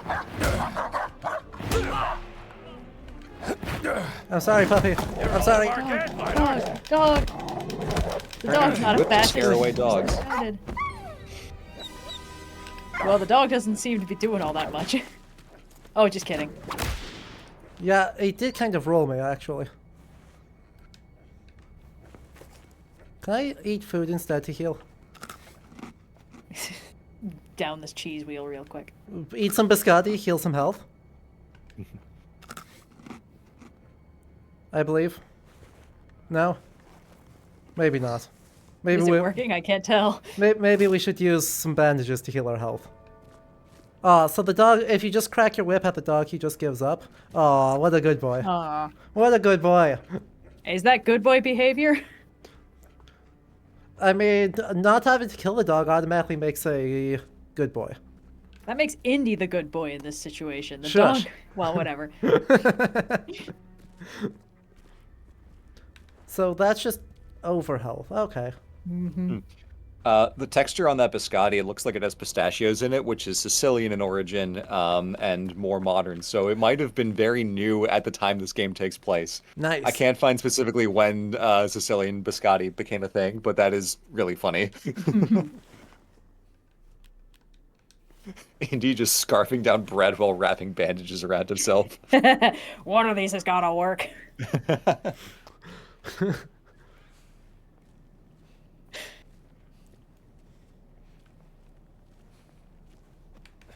Up to your biscotti analysis in this stream, I'm really good at my job. I mean, downing biscotti dry without a drink can be difficult, so... I guess that's why he's the hero of this story. Hey gamers, welcome back to the Cinnamon Challenge. Today I'm gonna ruin the interior of this ancient church. God, the Cinnamon Challenge. A simpler time.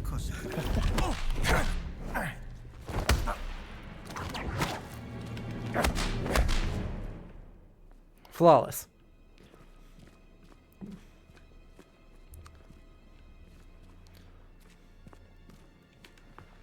Well, I was just trying to find all these guys so I can kill them, so I can, well... Raven, don't bother Thanks, with man. redeeming the research time because I think I found all I could find about the biscotti.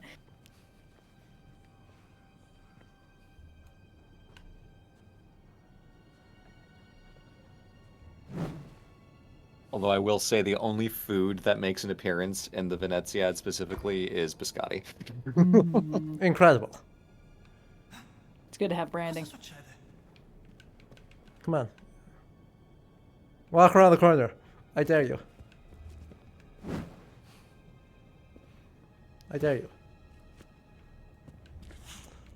These guys. Now we just change the plans. I'm going to find a bottle, and I'm going to smash a bottle over his head from a distance. Ooh, and a comic book. Tales of Dread, Ooh, comic number books. 1. Hell yeah! Fantastic. Yes, even fascists need a little light distraction. That's a giant orange. Scarf that sucker down for a few more hit points. Exactly. Vitamin C is really important. Beautiful Sicilian oranges. Can't be having scurvy at a time like this. Maybe that's just a full grapefruit is what that is. I suck at throwing. Bite into it expecting it to be orange and then it's just pain.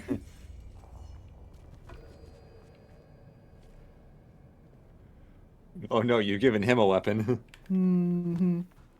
You bite into it and the grapefruit juice just perfectly squirts out into the eye of a nearby fascist.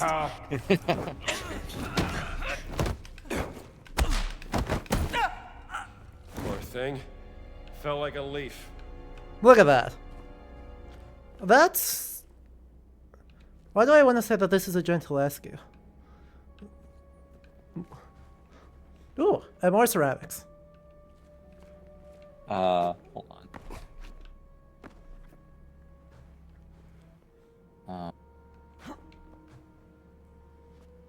I don't recognize it on site. I mean, it could be. Yeah. It's got the right look. It's Baroque, but... Oh, let's see here. Two bulls facing each other. Car with bulls found by the fireplace and a circle And- spot on the map. Obviously find it. I like that everything else is so realistic, and when you steal money from a purse, it magically flies through the air into your pocket. Yoink. Old Man Gentileschi or Artemisia? I think Artemisia. I googled Gentileschi angels and didn't find anything. So I mean, not that it's not the case, but I didn't specify, and I still got nothing. Fair enough. I'm going purely off vibes here because, I mean, it's just the dramatic darkness strikes me as very much her I'm looking through her school. stuff, and it's definitely her vibe, yeah. Right? Yeah. It's the right style, even if I'm not right on the exact person.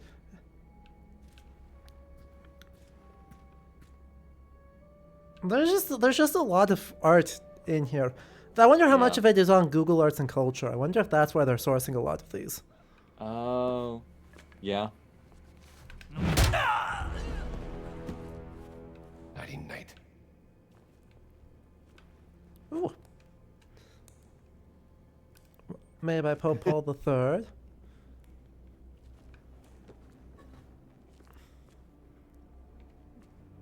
Oh, These guys Those are horrifying faces. Paul III, 1500s. Yeah. Holy crap. That's old. Old fireplace. Interesting. Please instruct the janitor to clean the passage next to the fireplace. Last week, Father Raphael slipped on rat shit, and he's been pestering about me ever since. Fair enough. Priorities.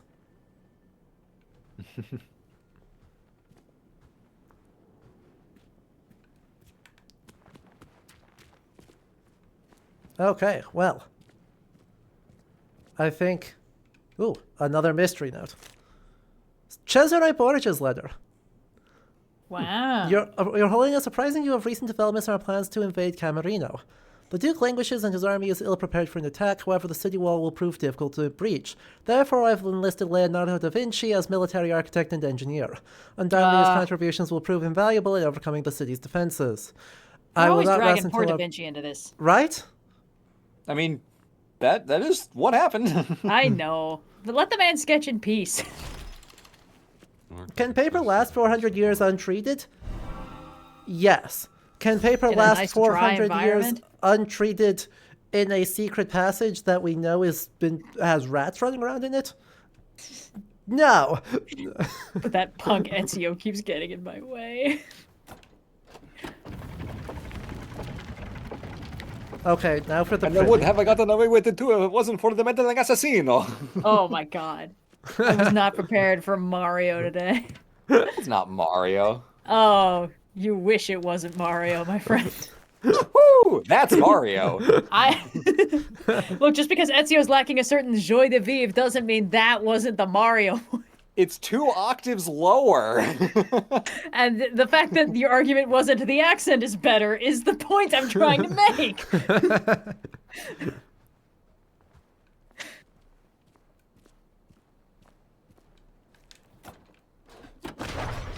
There's a tankard around here. This one? Johnny, is that the tankard you're talking about? Because that's a very good tankard if it is. Yeah, it's too low resolution to make out any details, but... Yeah. You had no idea about Da Vinci being pulled into military service? I don't remember if Cesare Borgia ever made him. Yeah. But he worked as a military architect for the Medici and for the Duke of Milan at different times. So, yeah. There's a reason why he has drawings of, like, helicopters and tanks, or things we would identify as such. Well, ornithopters. He was trying to figure out how to crack mechanical flight, and the only thing he could figure out was studying the flights of birds.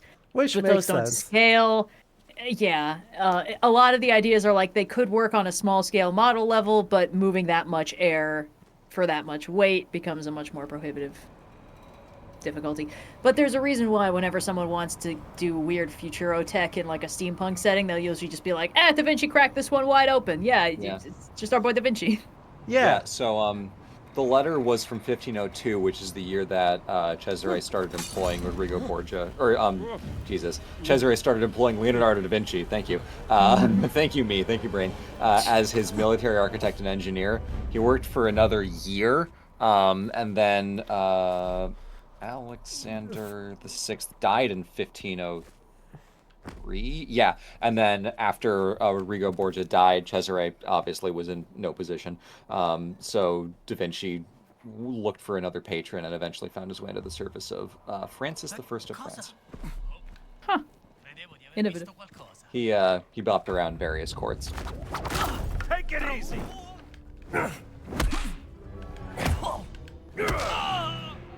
Sorry. Not much to write home about. There we go. Naming your French guy Cool. Francis has got to be rough. Wow. Sorry. We just fucked up that guy. Into that guy's hairline. Yeah, we did. Now the dome's out of view. Aw. Tragic. We'll get an angle on it later. If only I hadn't I've slid seen some down that clips. convenient thing.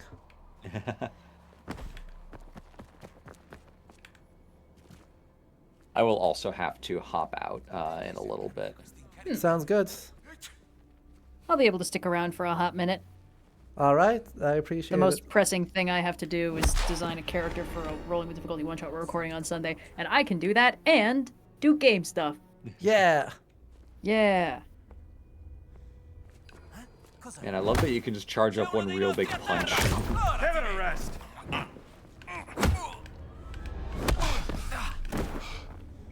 Got that indie power. Oh, you're not dead yet? Stop it. Sure you did your best, champ. Oh no, he's so mean. Ah! Pero hindi vale to pista. A brawling manual. Learn something from this.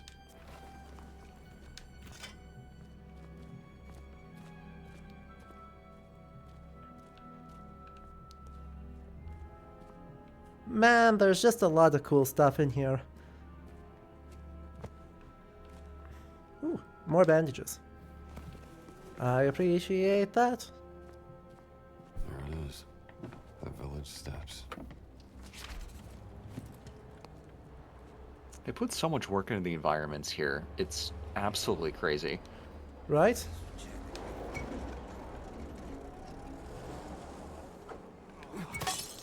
Heck, that didn't work. It broke on thin air. Well, that's alright. Nothing for it.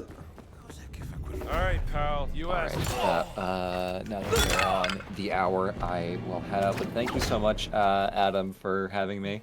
Thank you so much. Red, also. Of course. This was great fun. Looking forward to getting my hands on this game when it eventually comes to PS5. Dome. And I'll catch you all later. Don't. Wait. Oh, Dome, I see. Dome. In the distance. Just in time. Yeah. Alright, see you later, Blue. Alright, Bye. bye. Whew. Okay. And now, actually, we are about a minute away from ad breaks. So, with Blue heading Cool. out, I think it's a great time for us to take a slightly longer break to stand up, stretch, get refills on liquids. Ah, smart. Right? This is part of why I have ads on at all, is because it reminds me to stand up, stretch, and, get liquids. Ah, smart. Yes. So, I will leave everyone here very briefly with the questing snails. And Red, you can entertain them if you want, but otherwise, we will be back in a couple minutes, okay? Sweet. All right, Yeah. see you in a bit. See ya.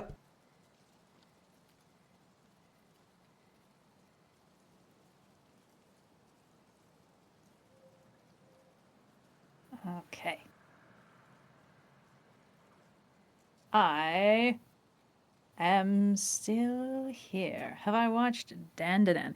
I haven't. I've heard Dan Da Dan is good. I've heard a lot of people really like it. I haven't had the chance to check it out just yet, but it does seem cool. Yeah, welcome to the Chaos Reigns impromptu stream, baby! Until we get cut off by an ad break, whenever that happens. I don't know when that's going to happen. Oh, man. I'm excited for the one-shot we're going to be playing. Sophia's running a Girl by Moonlight stream, which I've never played before. It's based on the Blades in the Dark system, which I've also never played before. It seems to be one of those game systems that gamifies being an extremely messy person. Like, it makes mechanics out of character drama, which I think is going to be interesting. But yeah, so I have to design my character for that and get a handle on that. And because it's one of those everyone is a messy problem character situations, we all sort of have to design our characters together, where it's like, you've made a promise to this character and that character and yada, yada, yada. Anyway, yes, that'll be fun. Favorite moon in the solar system and why is it Europa? It probably is Europa. Ah, the ads are happening. All right, if anyone can still hear me, I'm not gonna inflict potatoes on you. What's a good? Oh, it's a Fortnite ad. Crushing. What's a good emoji? Do that crazy owl shook emoji if you can still hear me. And if not, I will just sit here and draw my character. I have to make her kind of like So good to see you. goth and witchy, but in such a way that she can magical girlify and to look notably different than her base form, which is always a challenge.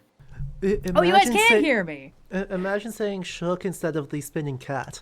Wouldn't be me. I just can't resist googly eyes on anything. Oh man. Yeah, I'm excited to give Girl by Moonlight a try. I haven't ever played anything like this. I asked Magenta for tips because, of course, she is my resident goofball who's tested out way too many systems.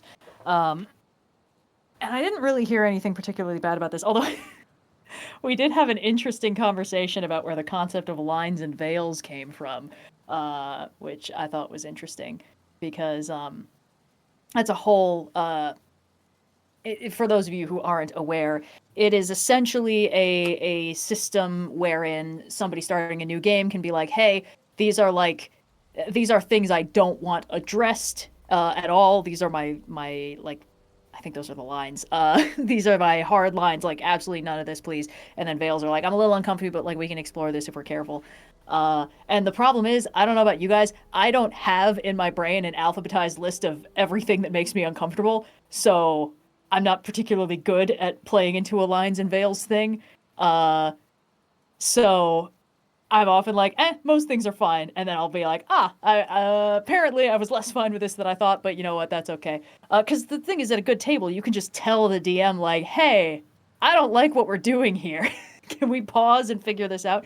Which is fine. But yeah, apparently... Magenta's main gripe with the lines and veils thing, aside from the lengthy story she told me she dug up of like where it originated from and the guy who made it up and how he seems to have been kind of annoying, was that if you have this system in place, that means that the expected and etiquette-y approach is not to be like, hey, I'm uncomfortable, can we pause and talk about it or like figure out a solution. It essentially puts the onus on the player to be rude and disruptive when they are made uncomfortable by a situation they don't have control over, rather than making it so everyone on the table is like prepared for, oh, we might need to pause and rework something if we hit a button that somebody didn't realize they had. Anyway, it was an interesting conversation.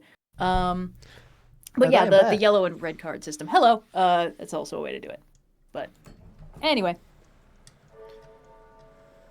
We definitely didn't spam emotes at I see some of you spam emotes at my request. So, yeah. Everyone was extremely well behaved. We didn't do anything chaotic. No Molotov cocktails were thrown. Guys, put out the Molotov cocktails. Okay, we're good. Nothing bad happened. Everything's fine. Nothing bad happened. As you can see, nothing was ever on fire. We're all so good. Marginalia moment. What does this mean? That means please spam emotes to your heart's content and watch them block up the entire screen. Amazing. Spam by emotes. Yes. Because, and the reason it's a marginalia moment is that all of our emotes are historical artwork. For the most part, medieval marginalia. Though we have some exceptions. We've got Greek redware octopus, medieval Thai or 13th century Thai spinning cat, the owls from a Burmese manuscript, the Queen of Ethiopia with a gun is late 19th century. Amazing.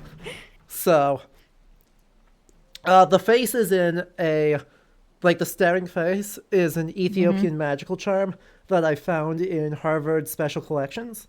Beautiful. Yeah. So, good emotes. Have I enjoyed the game so far? Yes. Yeah. Oh, and the little dude is a Viking. It's a mid-century Danish Viking figurine on my back shelf. Oh, I love a little dude. So, lots of good emotes out here. But yes, this game rules. This game is extremely fun, and we spent over an hour wandering around a museum. Yeah, it's a good sign that we're having a good time. It's a good sign that this game is targeted to me specifically. Oh yeah, absolutely. It's lovely to be the target audience of something. The game crashed. Shit. What? When did it save? That's a good question. It automatically saves. Okay, it auto-saves. I don't get a choice into when it saves, so hopefully it was not that long ago. Bethesda, why? Bethesda, please. Please, Bethesda, please. Mercy.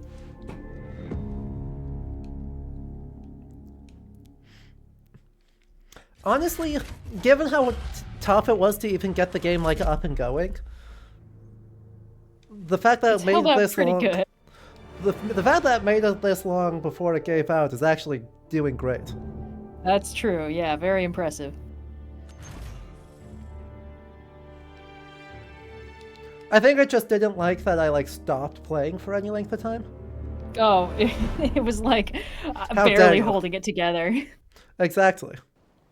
Let's see how bad this is. Oh, that's not bad at all. Yay!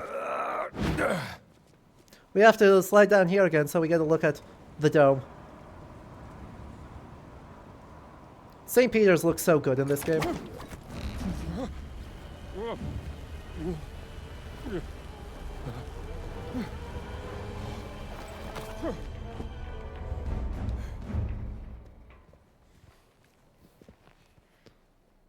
Okay.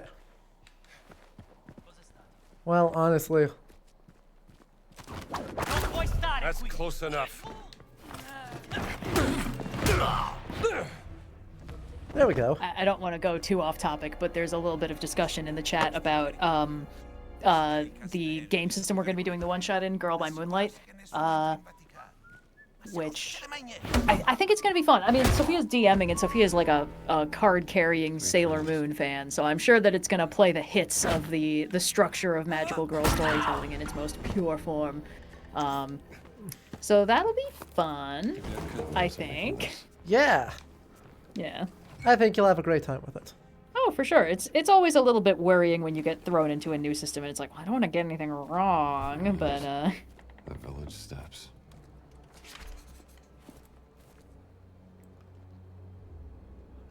Okay, don't break him midair. It just didn't even make it.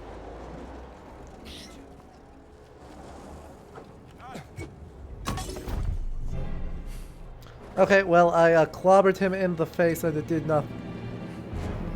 Googling witchy goth for photo references for this character design has resulted in a lot more boobs than I probably should have anticipated. Well, we're gonna have to find another combination of keywords.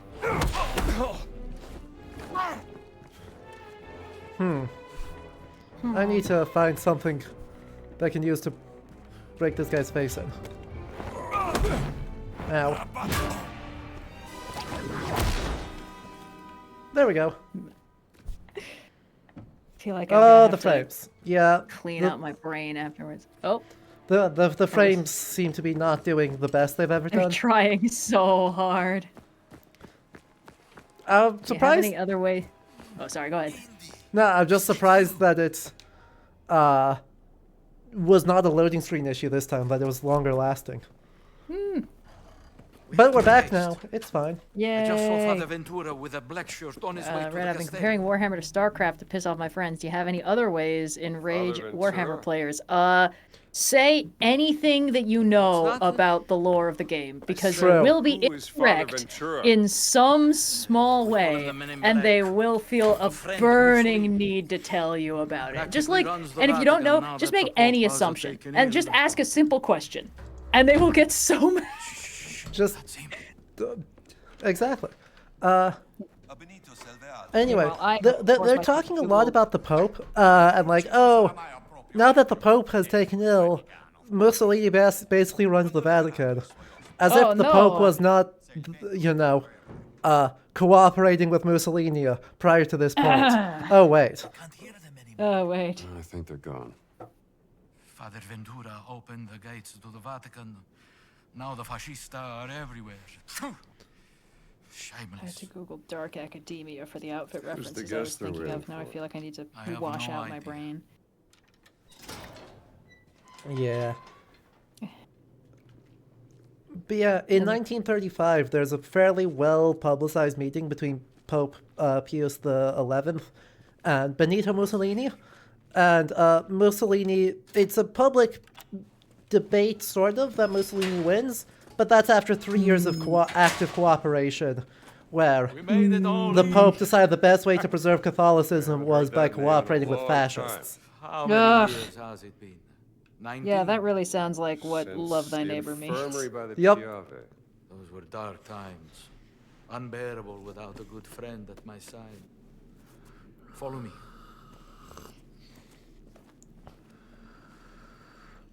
Hey, Antonio.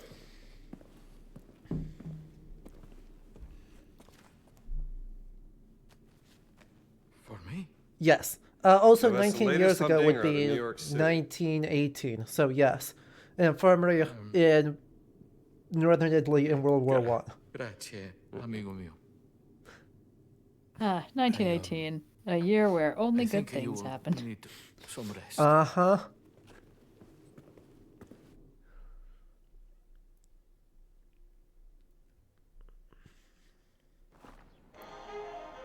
Yeah, we get to hear the record now.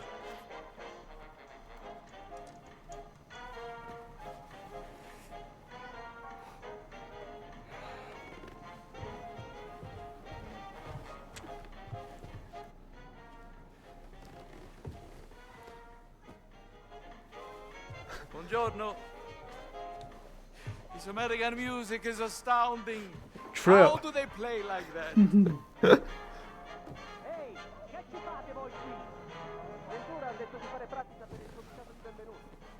What's going on outside?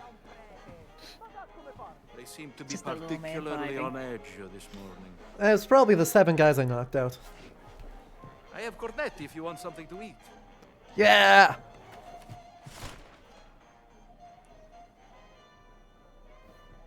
Nope, the Cornetti just appeared. Oh boy. I'm looking The for poppin' someone. was real. A tall fella. Tall fellow. Well, there is Giovanni, the chef. He is It's trying so hard. And his risotto ai funghi is... Very tall. Like a giant. If I made custom stole OSP something from me, and I Gundam mean to find models, out what why. base kits and armaments would each of you want? Oh my god. That's a lot of Well, Gundam. That's a Kappa. friggin' that's a rabbit hole. That's a Very trap door unusual for opening where it over was a found. yawning abyss. Cause I've tried, like I've thief watched left behind his more than Vatican one calling Gundam card. show, and you know what? It doesn't mean I know anything about Gundam. No, That seems a bit far-fetched. I got through the I guess the movies see or the this comic cut down versions of the original Gundam series. Which means obviously that doesn't mean that I've watched the original Gundam series because I've only watched the cut down movies. So what do I know? What do you make And of that's this? the one where they're talking about like new types and psychics and shit. And there's Looks like like only the one sigil Gundam of running the around. Vatican secret And I archive, watched but some of something different. is Gundam Wing the one with Death Scythe? Because Are I you watched sure a you want bunch to of that, investigate and then this I just either? sort of fell off of it. Probably Things because I don't couldn't add get up, into and the it's driving dub. me crazy. There's And this more was to the that early cat days when it book. was actually hard to I'm get not subbed letting anime that giant online. off the hook. And then I watched all of Witch from Mercury, which slapped. But I don't know if that really counts as a normal Gundam because it comes with a bonus child soul that kind of does the piloting for you. So that feels a little bit cheating to have. He said they referenced a group of giants. We actually ran into, when we were at PAX, somebody had a big table with a bunch of Gundams, and while I was there, like another group came by, and one of them was just like, "Look away, Jeremy." Yeah, what's that? Don't. Called it plastic crack and then moved on. And I was like, oh, I just saw a man dodge a bullet. Let's get you dressed like you belong here. Anyway, So back to this story. I got distracted by the Nephilim. We're talking about Nephilim? Secret race of fallen angels who live in the deepest levels of the Vatican. Hell yeah! We getting DMC Devil May Cry up in this bitch. They say you wanted to investigate this. It's a lead worth following. You can put these on. Oh good, disguises. Yoink. I hope they fit.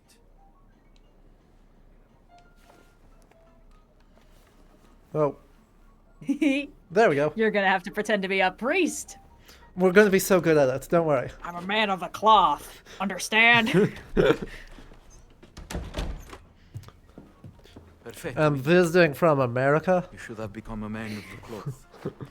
I found another I'm a calling. transfer We from have to be careful. Il Duce has the eyes Illinois and ears division. everywhere, even in the city. Vi siete fatto un amico, padre? Well, Padre Ventura, this is Father Gallagher from St. Joseph's, Boston. Nah, you can't say this is a Boston accent. Nah. Is he trying to do a Boston accent? He said he's from Boston. Oh. Hell, with Antonio. He's going. Oh, I see. Yeah, sorry, I'm still a little ways An behind. old war wound, I'm told. Well, I'm just here to serve God. Aren't we all?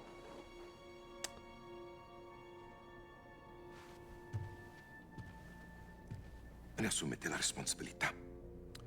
Credo che il Santo Padre sarebbe in quanto contrariato Hey. se introducessimo individui discutibili nella sua città. Bonaventura. What do you mean unsavory elements? Tell you what, we can post the results in the Discord. What weapons would you want though? Swords, guns, hammers, etc.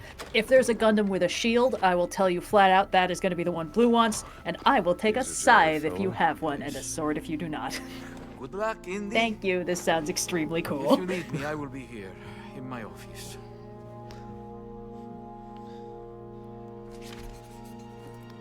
Take a look in the library.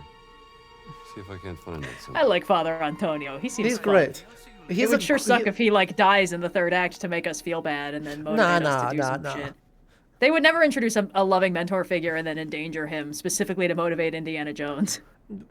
Yeah, but there's also the Saleh school of Indiana Jones companions where he's indestructible. That's true. There's only two options. However, Saul is like Indy's age roughly, or just a little bit older. You know, he doesn't have that like paternalistic daddy issues vibe. You know, fair enough. Mm-hmm. View the map. The next objective is somewhere down. Okay.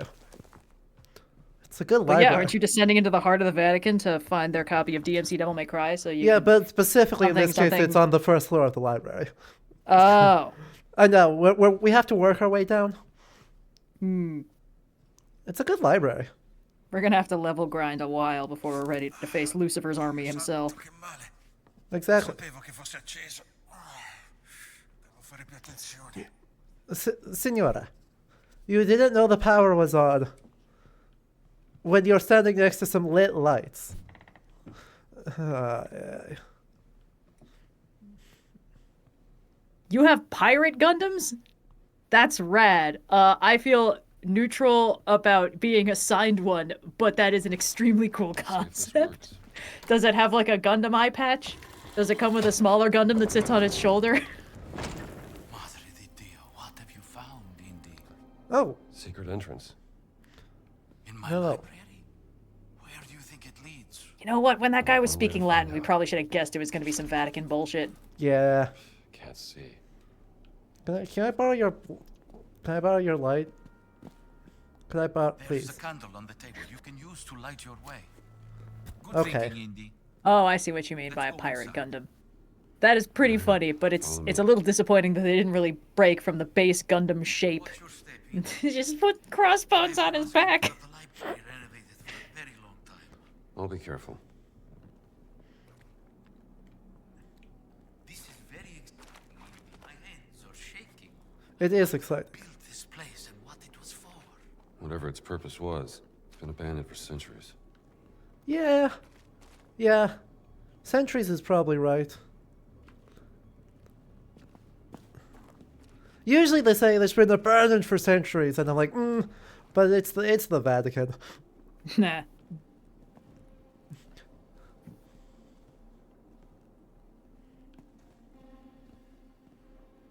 Okay, I I want want so much about Gundam against my will. Let's see if there's another way past this gate. Of course, I will stay here then. Hello. Oh shit. Oh, now we're in Skyrim land, baby.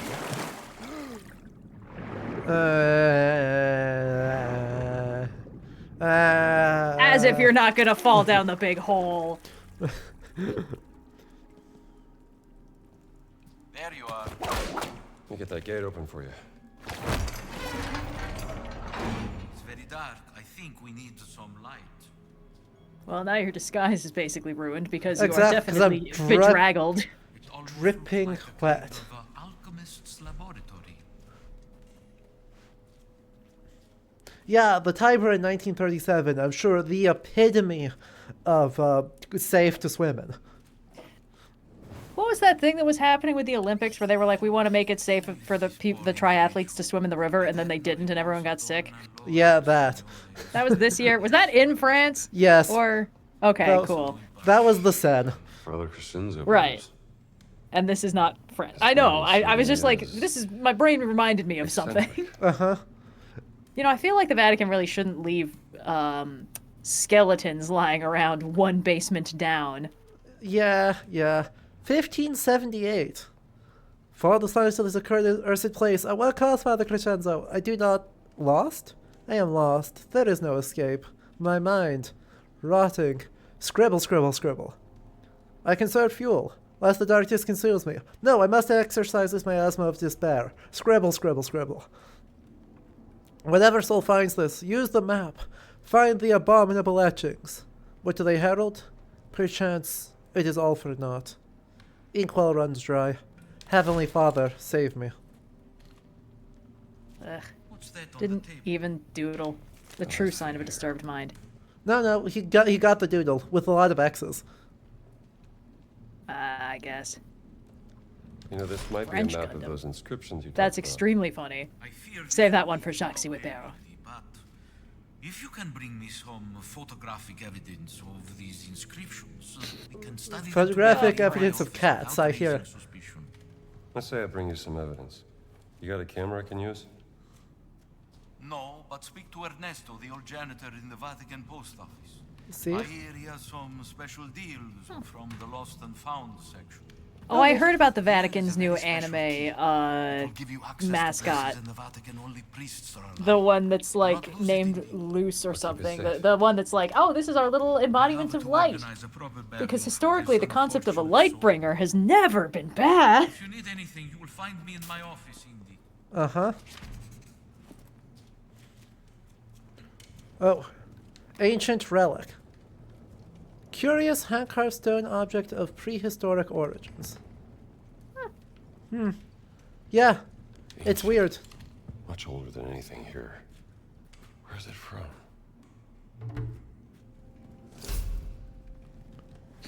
New thing. Find Mark ancient that relics one down in the for- Vatican. 10 of them. Oh no. Oh no. belongs in a different museum. Exactly.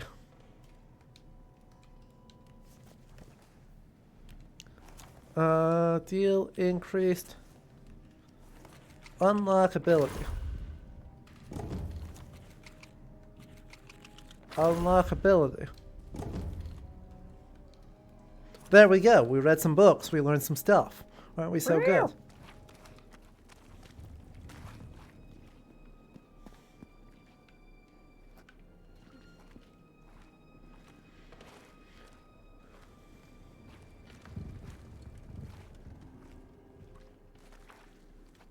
And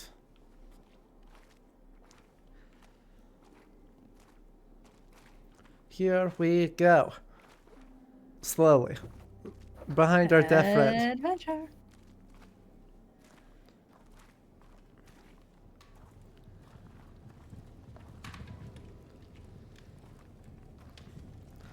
This feels very Start of Oblivion. Yeah. What? No, this is a completely new game in the year of our Lord 2024. Surely Bethesda has upgraded their engine and concepts since then. Even though I have doubts, I hope it will be of use to you. I'm sure it will. One way or another. Do we know if this is the same part of the team that made Starfield? Because I heard only bad things about that. No, this is Machine Games, so this is the Doom and Wolfenstein people. Right, never mind. Yeah. Ecco il libro. Ma è troppo in alto. Non ci arrivo. Oh, siete un gentiluomo. Grazie infinite. Got nothing for... Okay. Well, I did a nice thing. You used your telekinesis to draw it down. Yoink.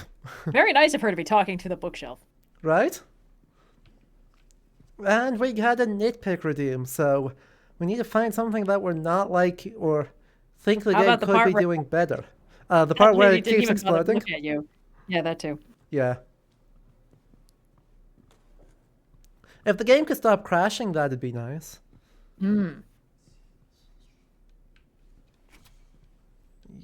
We'll just open up this. Sneaky like. Ooh, that's Italian Majolica.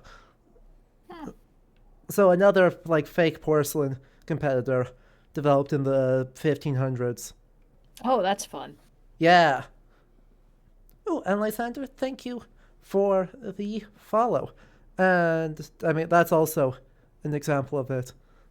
Like, God, the amount of effort they put in. And there's way less asset reuse than I expected there to be. Yeah? Like, there's been some. There's been some. I think a lot of those crucifixes are the same, but... Exactly, and I've seen the same... Well, not these paintings, but some of the other paintings have shown up a handful of times in quick succession. But, like, for the most part... Okay. Though some of their, like, interactives here are a little bit silly. Like, why do we really need a key turning animation? Pick it out, insert the key, do the thing. Just let me open the door. Just oh, we gotta hydrate. Hold on. Let me drink more of my coffee, which counts. Well, coffee counts. There's mostly water in here, you know, molecularly. There we go.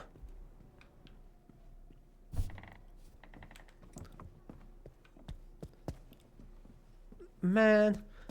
But honestly, I'm just having a great time, and it's hard to be like, oh, let me nitpick. I was like, nah. You tell me this is in the Vatican, and I believe, like...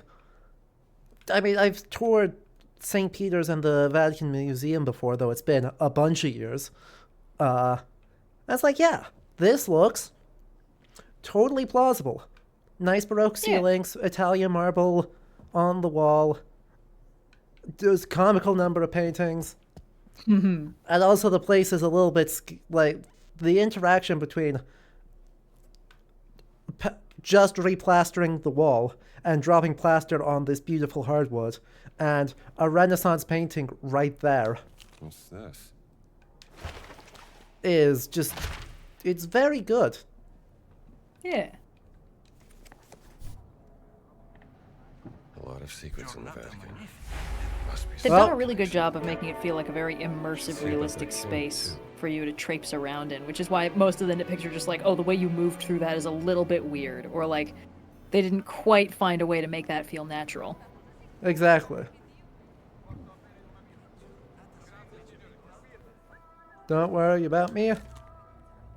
Caught the kid stealing confiscated artifacts from the dig site. The boy is from England. Says he's here with that confused Professor Ventura, kicked out from the dig site. Locked him in the holding cell till he can figure out what to do with him. Signed Giuseppe Marafoschi. Well, I'm sure that's important. Ah, yes. Stealing money can blow my cover, so just make sure that I'm not in sight of anyone when I'm doing it. Yep, you just gotta crouch, make sure the little eye goes to hidden, and then you can steal to your heart's content. Exactly. Oh, that's got a... That has a code.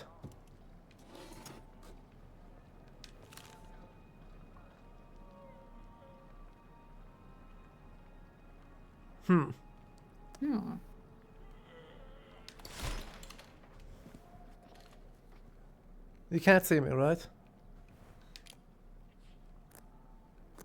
I'm sure you're fine.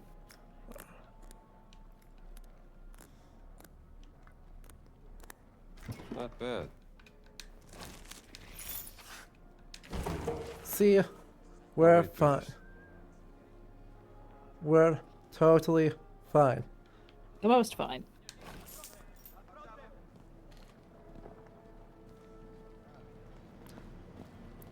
Okay, that's just a really good image. Oh, we did get thrown into an ad break while I was stealing stuff. Ah, beans. So we'll hang out while the ad break goes on. Perfect. Good, like, not complicated puzzles, but, like, good puzzle design. Yeah. Not bad at all. I'll be curious to see whether they keep up a lot of the, creativity. Right, or if we start getting, like, the same puzzle over and over. Yeah, and I'm excited for when they start rug pulling, because obviously this first adventure is not going to be where the rest of it happens. No. Yeah, so. Yep, I know was a trailer with them up in the Himalaya on a crashed... on... like an impossible... I think it was a boat that was stuck up in like a snowy mountaintop. I was like, how did it get here? Whoa. And then I know Thailand has been confirmed as a location for a level. Fun. So, like, no, this is going to go full globetrotting. Amazing. As it should for an Indiana Jones game. Right? So, I'll be curious how well they managed to stick it together. Yeah, right? I suppose that is the question. As to whether there's like a justification for all the spots, or if it's like, now we're going to go globetrotting because that's how the genre has developed. Yeah. It would be nice if they gave more explanation than the ones you get in certain parts of Uncharted, where it's like, all right, I'm bored with this location now. Right. Next clue. Exactly. Because, like, you know, a lot of Raiders takes place in... Like, a lot of Raiders takes place in Egypt. Oh, yeah, it does. And you really... got the dig. Right? I mean, yeah, you have to go pick up Marion in Tibet. But then you go to Egypt, and then you're in Egypt for a while. That's true. What do we have here? Giovanni, here's a recipe suggestion. I tasted this when I visited the Lombardy region last spring. It was delicious. What is it? Wait, this sounds so good. 4 veal cutlets, 4 prosciutto slices, sage sprigs, 100 grams of butter, a glass of white wine, salt and pepper. So wrap the cutlets in prosciutto, skewer them with a toothpick, saute them in butter with white wine reduction. I should have dinner. I should order real food instead of just doing like a soup.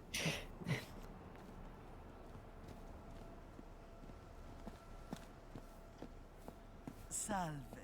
God's grace to you, sister. Chi vi ha autorizzati a transitare quest'area? Cosa vi importa? L'articolo 4 dei patti lateranensi afferma chiaramente che alle autorità italiane è interferire con la sovranità e la giurisdizione della Santa Sede. Look, that sounds like a delicious meal, and I respect them, whoever put that in. Yeah, absolutely. World building. World building. It's in the little things. This poster is upside down.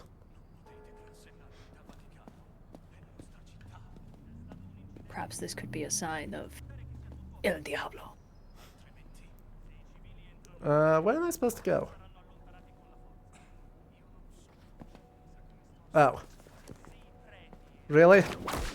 No one's going to question me? No one's going to question this. No one's questioned this. Never. Why would anyone question? You're clearly just a tourist. Get to the top and you're like, I was just looking for the bathroom. Works every time.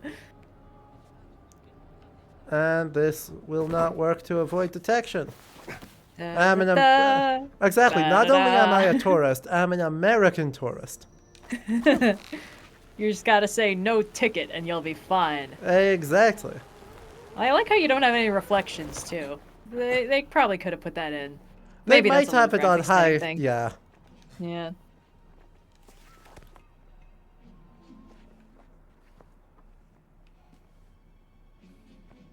Scusi.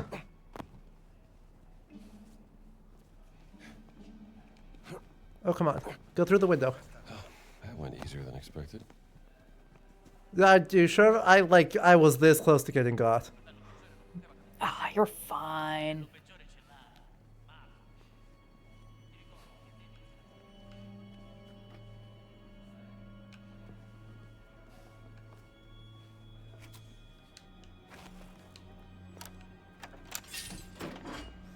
Thank you, Billy, for the Prime Gaming sub. I super appreciate it. Hey, Billy! That belongs in a museum. Belongs in a museum. That belongs.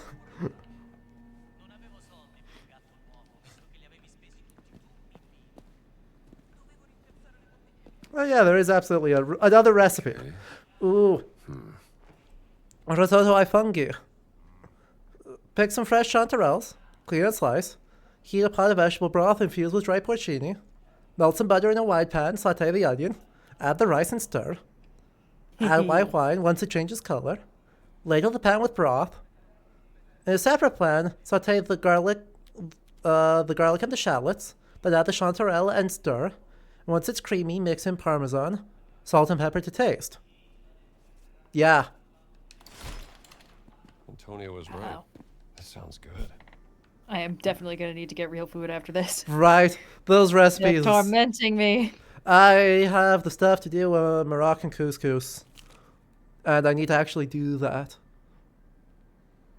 Where's the delivery boy you promised? You've been waiting in the Sistine Chapel for over an hour. What are you doing at the Sistine Chapel, sister? I'm the only one interested in Crescenzo.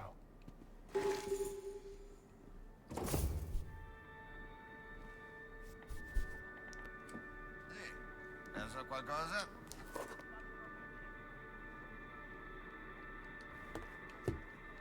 Ernesto. Preamble to Indy's recipe vlog is going to be so confusing. So I was on my way down to the bottom of the Vatican to find these Nephilim fellas. Exactly. I just love the sound of their own voice. This is an old family recipe. Not my family, mind you. My family's got its own share of problems. What is the word? I should not say. You have lost something, yes? Perhaps it is here in my collection? Perhaps. I need a camera. Antonio tells me you have some... This guy feels like he was modeled off of like a specific actor. Yeah. He's got very distinctive features. Goodbye. Hang on. Let's work something out, huh? I only have one camera, and it is very, very special. Quite small. Maybe this big. And you can take photos in color. Oh, so beautiful. You would need... well, it's very expensive. More than you could afford. Look, I need to take some pictures, and there's no other camera in this place. So what do you say? Well...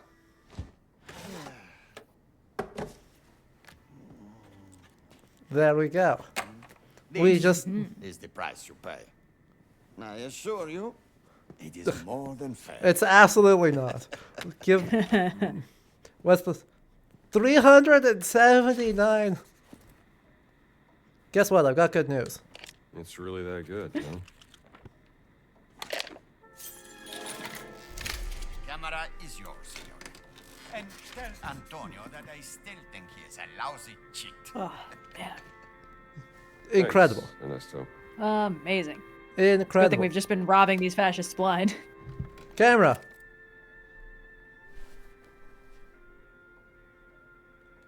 Am I in the frame? You see. Let's get you framed just right. Just hold still. It's that easy. Okay, signore. Go out and enjoy your camera. Kodachrome? That would make sense. Does it say... Magic 25mm film? Past that doesn't say.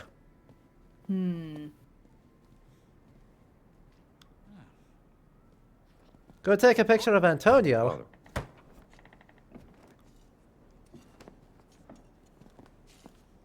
This is a great idea. Maybe I can go out the front door now instead of... Now you're even more of a tourist. True. I'm allowed to be here. Look at my camera. I've also heard a very important thing you should do is take pictures of cats. Ventura darà di matto perché non abbiamo ancora finito. Chi se ne importa? Devo capire chi è quel prete. No. Ora ti faccio fuori! Damn it. This is fine. Everything's fine. Everything's fine.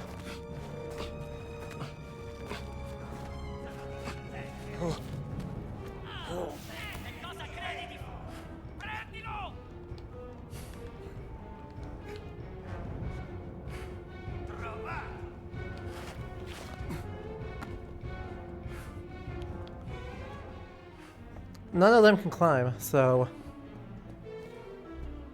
we are okay. Yeah. Now let's go find some cats. Opens from other side. God damn it. We may not be okay.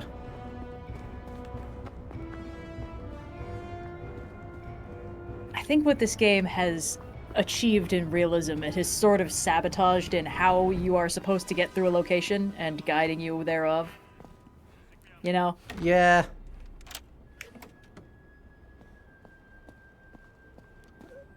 Gotta say, running into a dead end while travel to Castel Sant'Angelo. No, I don't really want to do that, actually. This isn't related to the Well, game. there they go! Damn it, I thought I'd escaped. I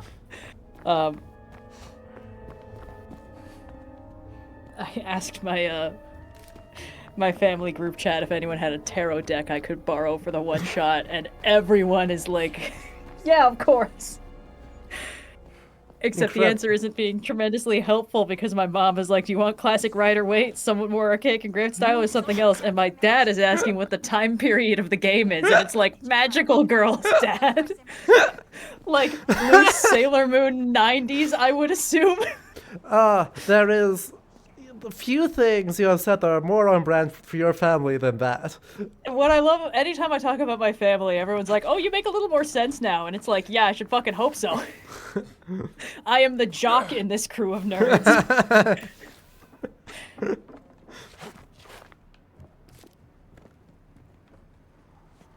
There. Yes. Priorities. Yeah. Priorities.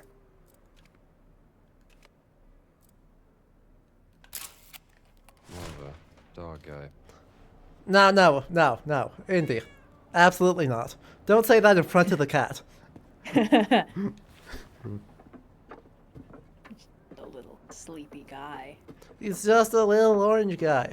Oh, I think that joke is just because he was named after the family dog, actually. Yes. There's another one.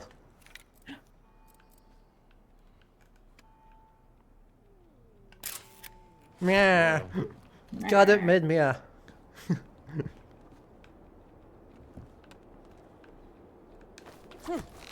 Oh, the fur rendering on those guys is I'm on struggling low. slightly. I'm Yeah. on...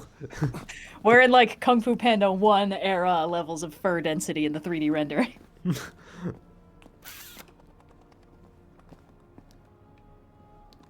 I want to know why I am... My fruit. Oh no, my brain is Tumblr fanficking how cute it would be for Indy to sort of unintentionally adopt a cat and just immediately become the stereotype of like, my dad and the pet he said he didn't want, where it's just like... True. Yeah. Indiana Jones and the cat he definitely doesn't want, you guys.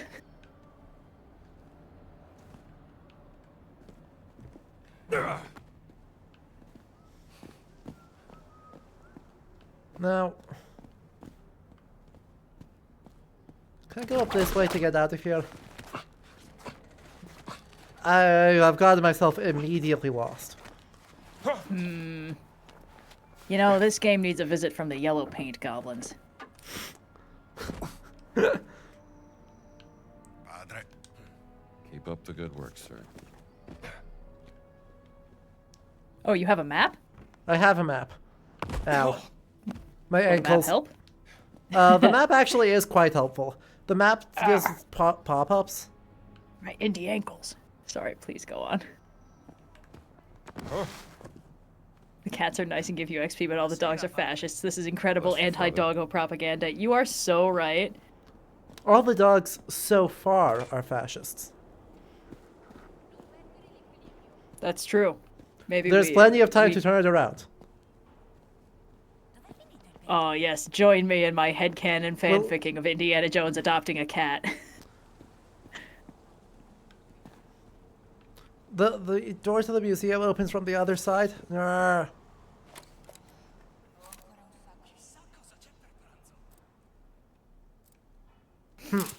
is a strange inscription.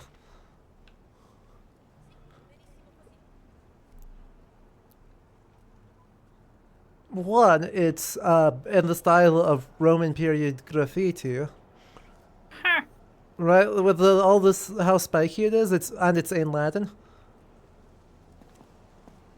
A dog obeys, a cat lives free. You understand. Cats are natural-born anarchists. Uh-huh. We should all learn something from their example. You love your dog, but Remy would definitely fall for the fascist rhetoric. He's kind of dumb. My dog would be easily bribed with treats. Guys, no, we have to stay strong and lead by example. The dogs can be guided to the side of good. Indy names a child after the cat. Yep, you get it. You understand my vision. That's just back where I came from again. Alright, Physician. Thanks so much for stopping by. Have a good night. And good night.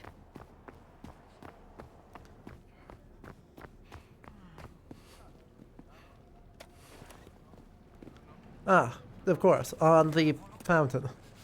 That would make sense. Don't get too close to the fascists. There it is.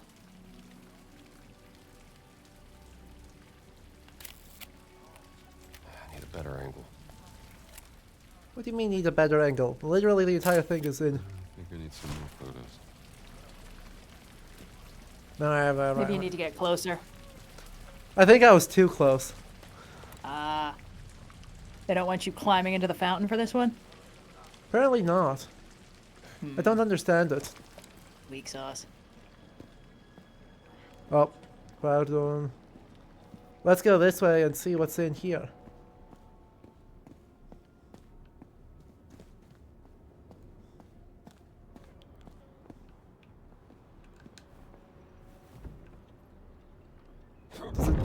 It actually opens. Wow. Wow.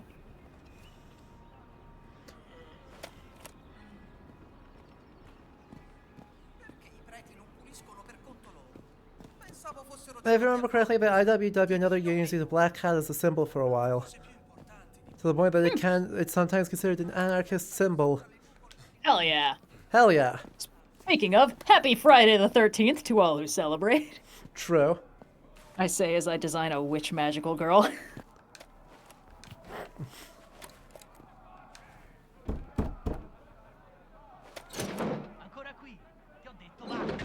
Oh. I wonder what's going on in there.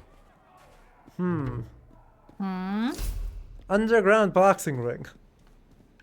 Oh, I wonder if we're gonna have to fight somebody in here. We certainly have the option of going and fighting somebody in there. There's no way they're gonna let you out of this without having to participate in the underground boxing ring. Yeah, you know. That's probably This true. is like when you rock up in a city and they're like, we're known for our Colosseum and its gladiatorial combat. And it's like, boy, I can't wait to not go there. Come on. Okay. You make a good point. I suppose when in Rome, hey-oh. Okay. But... I can't tell if I need more coffee or less coffee, but only one of those is actionable right now, so more coffee it is.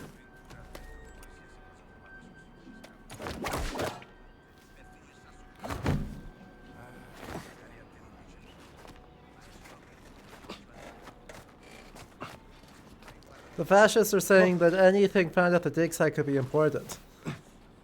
I mean, also, you should not take rocks from archaeological dig sites. Don't take rocks from famous dig sites. Areas, yeah. I say this as an avid rock collector myself. Don't take rocks from places that rocks are important. Exactly.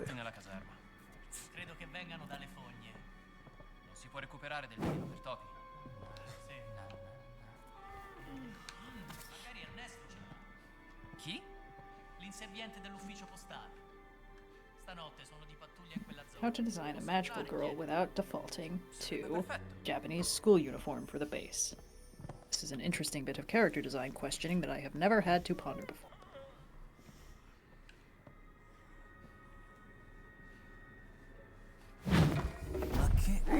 What?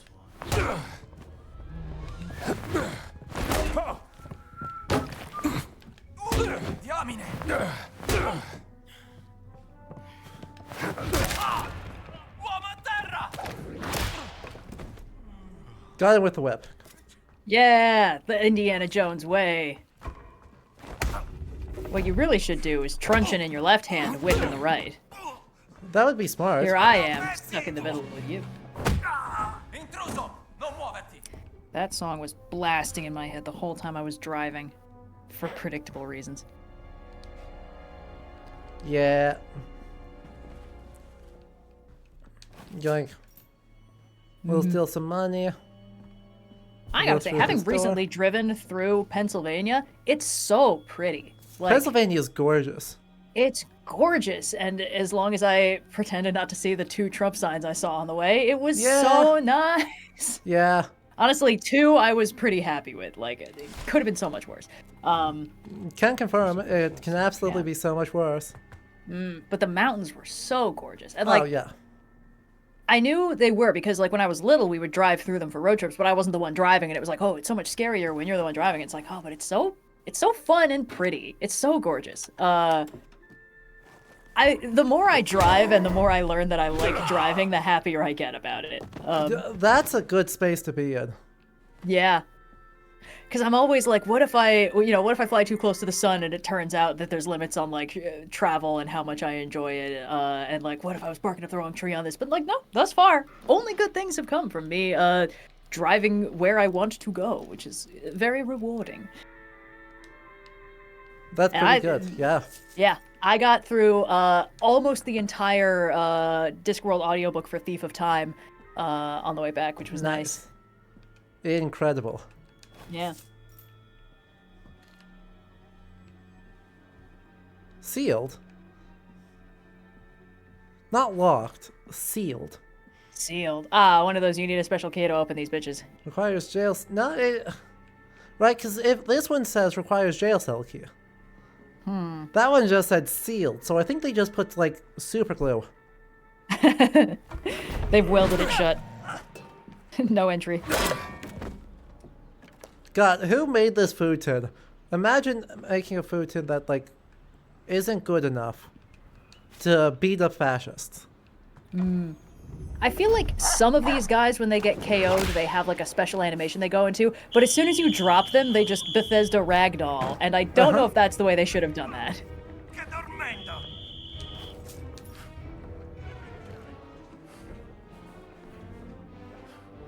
Come on, drop.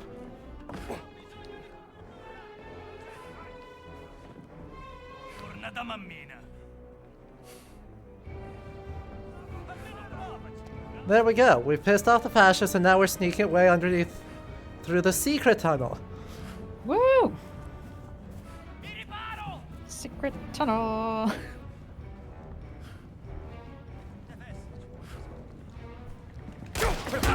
Well, that sort of worked. Ow. Hey, sort of worked is better than didn't work at all. Well, you say that as if I'm not, like, getting rolled. Ow. He had a gun. Ah. He had a gun. It's unfortunate. Yeah, that's not fair. You're the one who's supposed to defuse combat by just shooting the guy.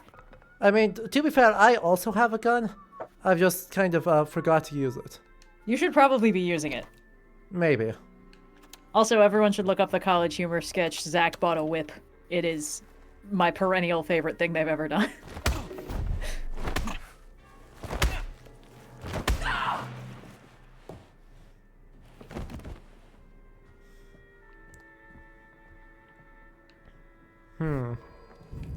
God damn it. The guard walked in. What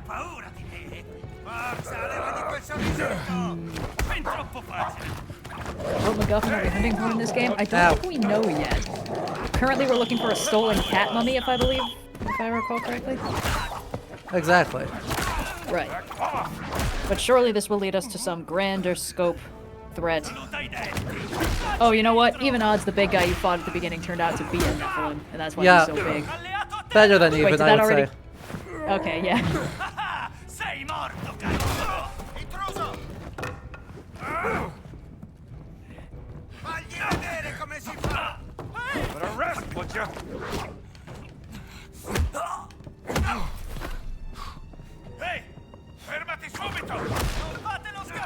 Ow, goddammit. Right? Damn. So close. We'll get him next time, boss. We'll get him next time.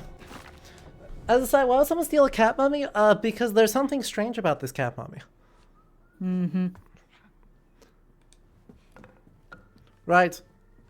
If it was surely just a cat mummy, that would be one thing.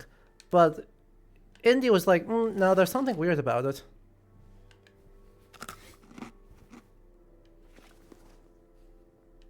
And so, yeah. Oh, I don't currently have it because I don't have my gun right now because I'm currently not wearing the correct disguise to have a gun. Ah. And we also interrupted that guy doing some sort of Emotep ritual in front of it, so maybe it's one of them cats we've already seen. You're a real nightmare. You stop.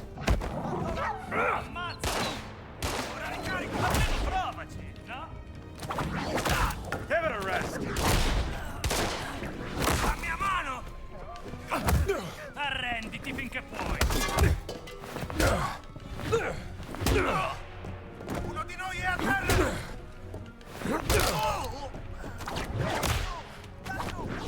Torna da mammina. Fallo secco.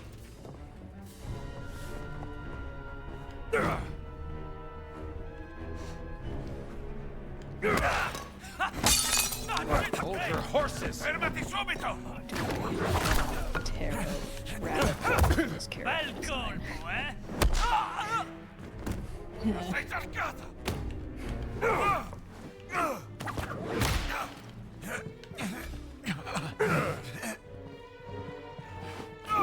That's close enough.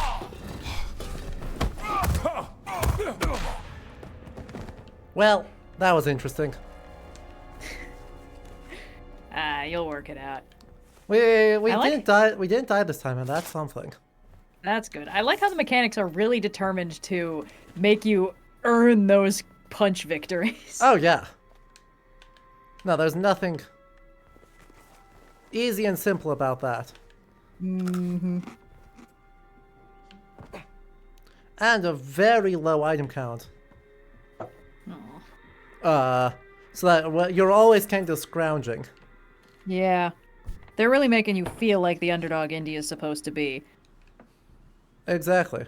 I don't suppose that captain had a black shirt. Had a key, did he? No? Oh, I fully misinterpreted that sentence. I thought we were talking about Captain Haddock from Tintin, but no, we were not. Anywho. Well, no one saw anything.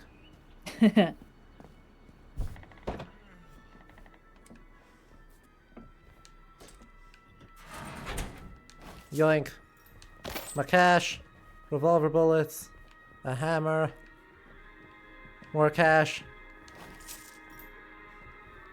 Razioni. Ooh, and a comic book. Curse of the Golem. The horrifying tales of the stark-raving, brain-sick mad alchemist. Wait, that's not what a golem is. Not at all. You're telling me fascist-era Italy isn't getting their Jewish mysticism right? I know, it's shocking. Fucked up if true. Come on, no. Another time, chum. There we go. And that's everything there. And an ad break right on us. Yay! Yay! It's not an Indiana Jones story unless he gets through the vice by sheer luck and flailing. You understand my vision. Honestly, the fact that this game has me, has had a lot of sheer luck and flailing, I think means that it's doing its job right. Mm-hmm. Like, it's honestly real good.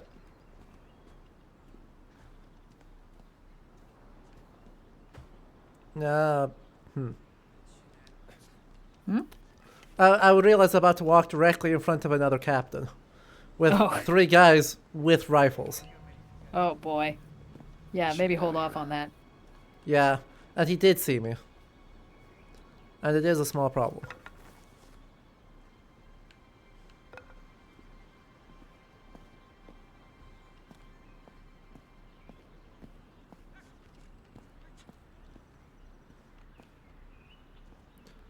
I wish I could go this way safely.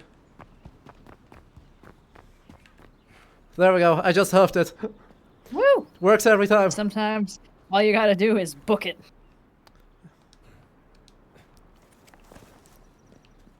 Alfredo, ci vorrebbe un bel bicchiere di vino per festeggiare il lavoro. Sealed. Alright, welcome back from the ad break. We managed to barely dodge another fight. And we they are super now... glued another door shut. They super glued more doors shut. It's very rude of them. And I wish they wouldn't. Dargan. Dargan.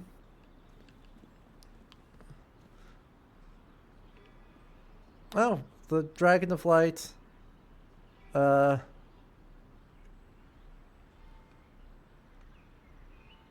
Latin is too rusty. Damn. The temple appeared. Right, so the Dragon of Light turned to the shadow, and the temple appeared, I think.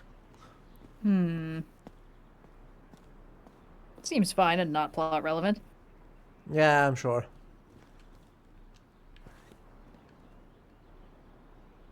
But weirdly, that is not one of the scary inscriptions we need to take photographs of.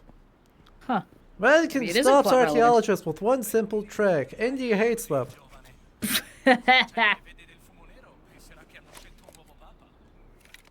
chiedo scusa. La prossima volta ci scenderò di persona e mi assicurerò che sia tutto I should get one more. Sto scherzando, giovane. Prendi il tuo lavoro troppo sul serio. Preti non moriranno per un po' di fuliggine.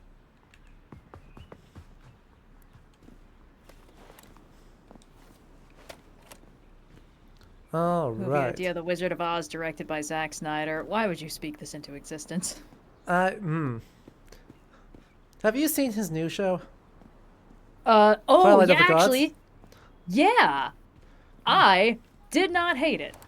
I think that it has all the same weaknesses as things like Rebel Moon, in that, like, the plot is just, like, chopped up pieces of other better written stories mashed together. When the Ring Wraiths showed up in episode 3, I was like, okay, Zach, I understand what you're doing here. Somehow I thought it worked better in this show, maybe because there was less of it and just more focus on, like, cool animated fight choreography, which I didn't hate. And I really liked what they did with Loki, I will say. I think that them leaning into his role as scapegoat, especially in that one episode, was extremely cool. I thought it was very cheeky how they dropped little bits about, like, oh, he's got this connection with spiders, oh, maybe he's got this connection with fire. I thought that was cute. It felt like that was the part that they did all the research in. I do think their version of Thor is one of the most boring I've seen, because, like, we've already had crotchety alcoholic Thor done better in God of War, and even then I didn't like it that much. But I think that they did Loki so good. Also, I appreciated canon trans rep in, like, the very second episode.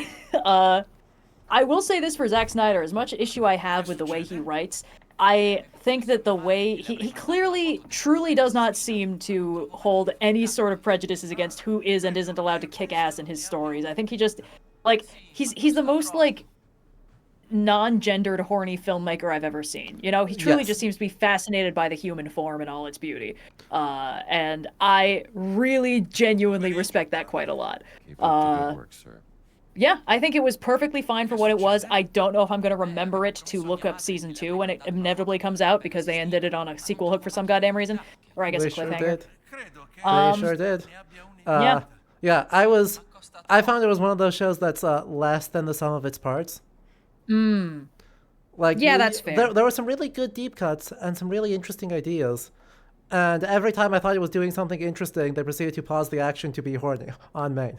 You know, yeah, I mean, I kind of just accept that everything is going to be hornier than I want it to be, especially when Zack Snyder is involved. So I was just kind of like, yep, and here we take a break to look at some nips. Okay, cool, whatever. But, yeah, I guess less than the sum of its parts is a good way to describe it. It had a lot of bits I liked, and overall I had an enjoyable time with it.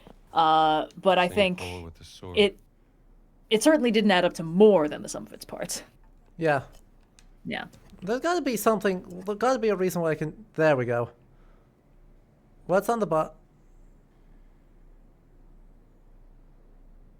Why are there planetary symbols? Huh. Jack, can you remember this? One of those is the symbol for Mercury, and the other one is Mars, isn't it? It's Mars, but Mars doesn't have the dot in the middle. The sun has the... Is it the sun? It's either the sun or the Earth that has the dot in the middle. I think it's the sun. Oh, that's iron. Oh, right. Yeah, elemental symbols get more specific. Gotcha. Oh my god, somebody on Tumblr sent me a shot of a page from Blood of Hercules, and I was taking psychic damage every word I read. Someone in my server did a full read-along, and yike. Of Blood of Hercules? Yep. What can I say? What can I say except yike? Yeah, yikes is correct. The funniest thing is my mom saw that post and she texted me like, Nemi and Jaguar. Jaguars are South American. And I was like, that's your only problem with that page? Again, extremely your family coded. Extremely my family, yeah. Well, tending to the casino, I noticed a loose stone. Underneath was an old boxy thing. An original copy of the Secretum Secretorum, made for the Portuguese queen in the 12th century. I left a note inside and locked it in the safe for now. If you look to the forgotten the combination, look to the stars and the saints. Peter with the key, then Paul with the sword. Original copy of the Secretum Secretorum. Okay, so where's the code to translate the planetary order? Oh, it is planetary order. Shit. Alright, what are we looking for? Mars, so Peter has 2 Marses. Uh-huh. Modern Ptolemaic. Presumably modern. This is a video game. So that would be 4-4? Oh, right. Okay, so we want numbers? Yeah. Mercury, Venus, Earth, Mars. Yep. And then it was Venus. Well, the one that was iron I don't know about. Oh, wait. Was the one that we were confused by not one of the ones we needed? It is one of the ones we needed. Oh. Yeah. So okay, so it was Mercury and no, that's not Venus's hand mirror. And again, that's not Mars. So let's just start doing this until it either triggers or it doesn't. I guess, yeah. That's Uranus? Am I just having it? Do I just No, have that's it not the backward? symbol for Uranus. Wait, yes it is, according to this one Adobe stock photo. The modern even though the actual... Okay. I guess they might have changed it. Yeah, okay. So I guess we must have it. I must want 7-1 instead of 1-7. Yeah, because Uranus would be 7. There we go. Got it. Yay! Improved health bar regeneration efficiency. Yay! And a forged book. Original. It's clearly a fake. No. Give me more. Let me see. Oh, damn it. I just wanted to see the thing.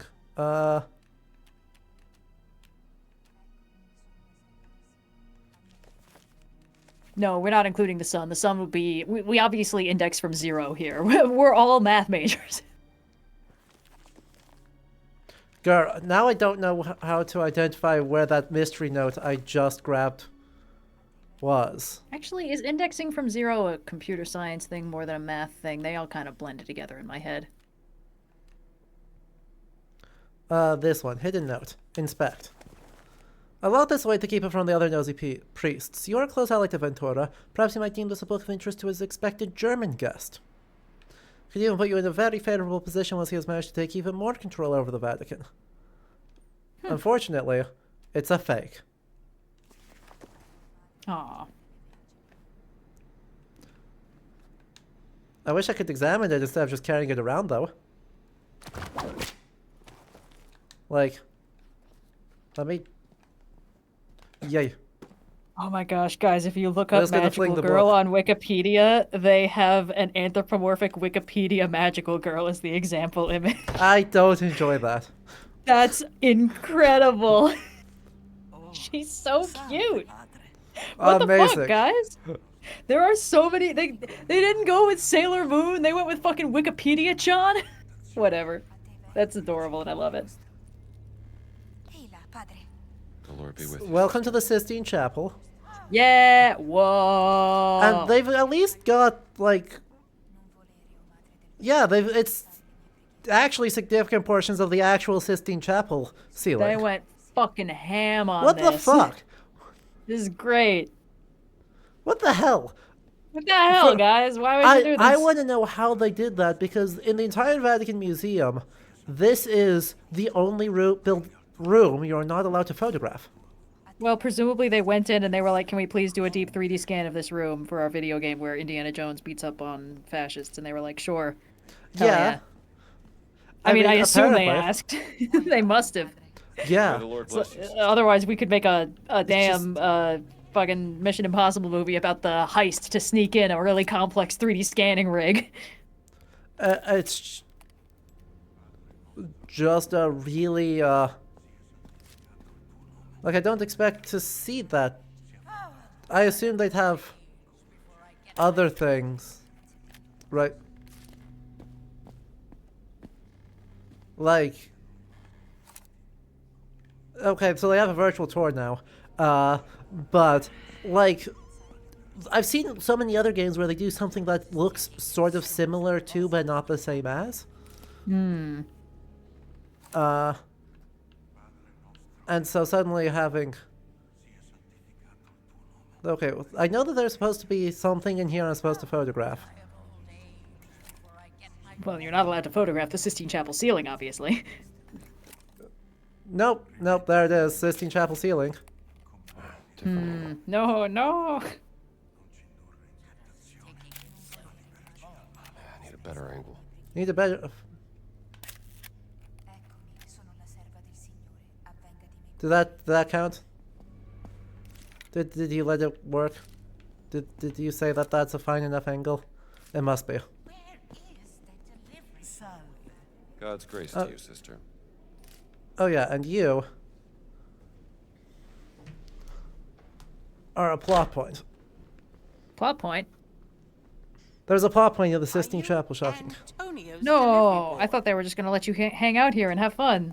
I know, how dare they? Delivering. An outrage! It is a scandal! Is that I don't know where this is coming from. An awfully mysterious story. Father Crescenzo was an eccentric priest in the 16th century. Some say he discovered an explosive secret in the Vatican. Oh no. Ah, but listen to me spending your precious time. Don't you have a book to find for me? Yes, sister. I'll see if Antonio has your Explosive secret in the Vatican. Normally when someone says something is explosive, they literally mean there's secretly a bomb under this table. Exactly. Okay, I must have successfully done the thing. Oh no. Oh, I can get Sister Catherine. I should rewatch Dairy Girls. What was the nun in that? She was great. Salve, caro padre. Bless you, sister. Would not want to get on her bad side. There we go. And anything else on the ceiling? Nope. We can just be a tourist.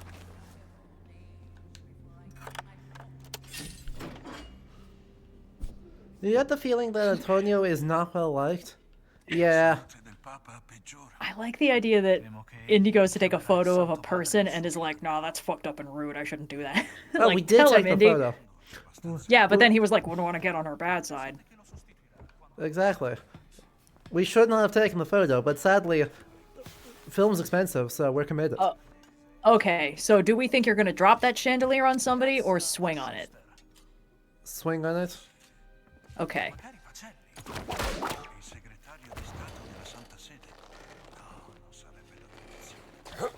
You saw nothing. Of course not.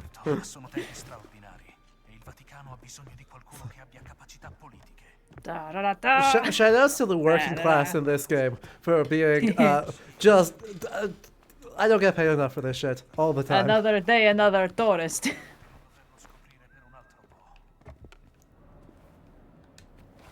Gameplay aside, are people allowed to take pictures of the ceiling? In the 30s, probably.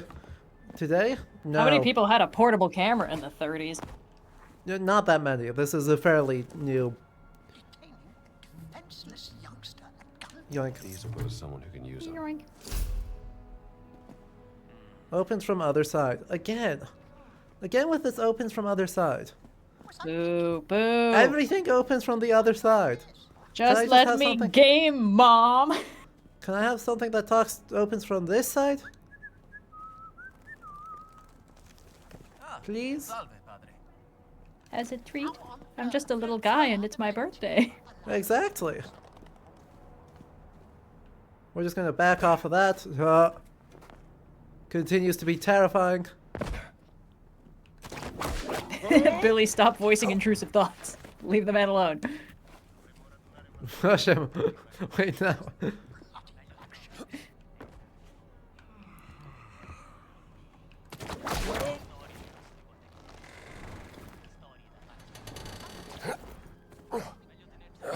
Oh, I guess if he's a fascist, it's okay. I mean, yeah, if it's I was sort of splitting my focus. I'm not... That guy's... I don't know if that guy's a fascist or not. He might just be a worker. Okay, well, we don't want to be class traitors. Exactly. Yeah. Right? Pushing fascists off roofs, good and based. Yeah, this guy looks like he's just on a smoke break and he doesn't have, you know, non-stop dialogue talking about what a bastard he is, so he's probably fine. Exactly. Caption said he was a fascist? Oh, never mind. All right, get back up there.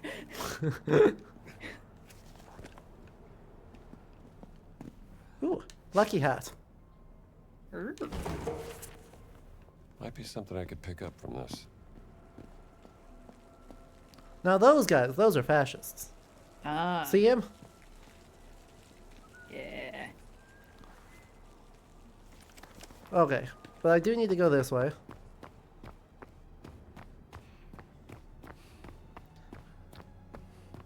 And then I need to pretend that I'm nonchalant. The most nonchalant. I'm definitely not jogging at a brisk pace. Nope. You are the least. You're the most chalant. No, wait, you're the least chalant. I am the least chalant. There's no chalants here, Your Honor. Exactly. We are chalantless.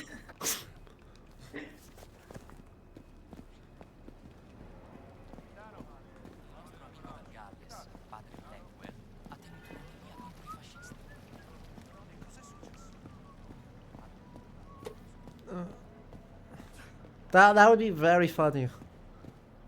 The Antifa percent? Yes. Yes.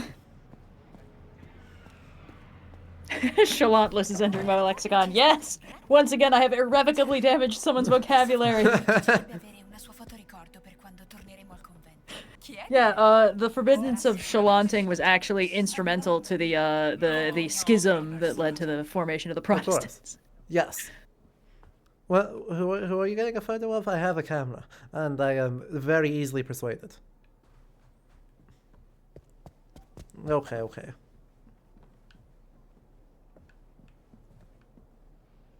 Padre Antonio ci è stato di grande aiuto. Già, pensavo che mi piacerebbe avere una sua fotoricordo per quando tornerò al convento. Chiedigliela, ne sarà sicuramente felice. No, mi vergogno a chiedergli una cosa del genere. Therefore perfect, even as your Father who is in heaven is perfect. Showing off that knowledge.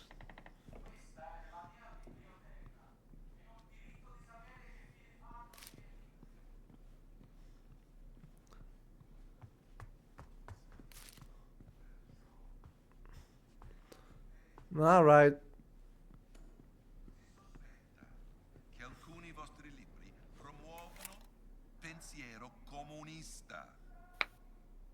Presto le autorità competenti vi passeranno al vaglio. Oh, qui si coltiva la conoscenza. Oh, this jerk is also being ableist to our friend? How dare. Exactly. Il Papa non sosterrebbe mai azioni del genere.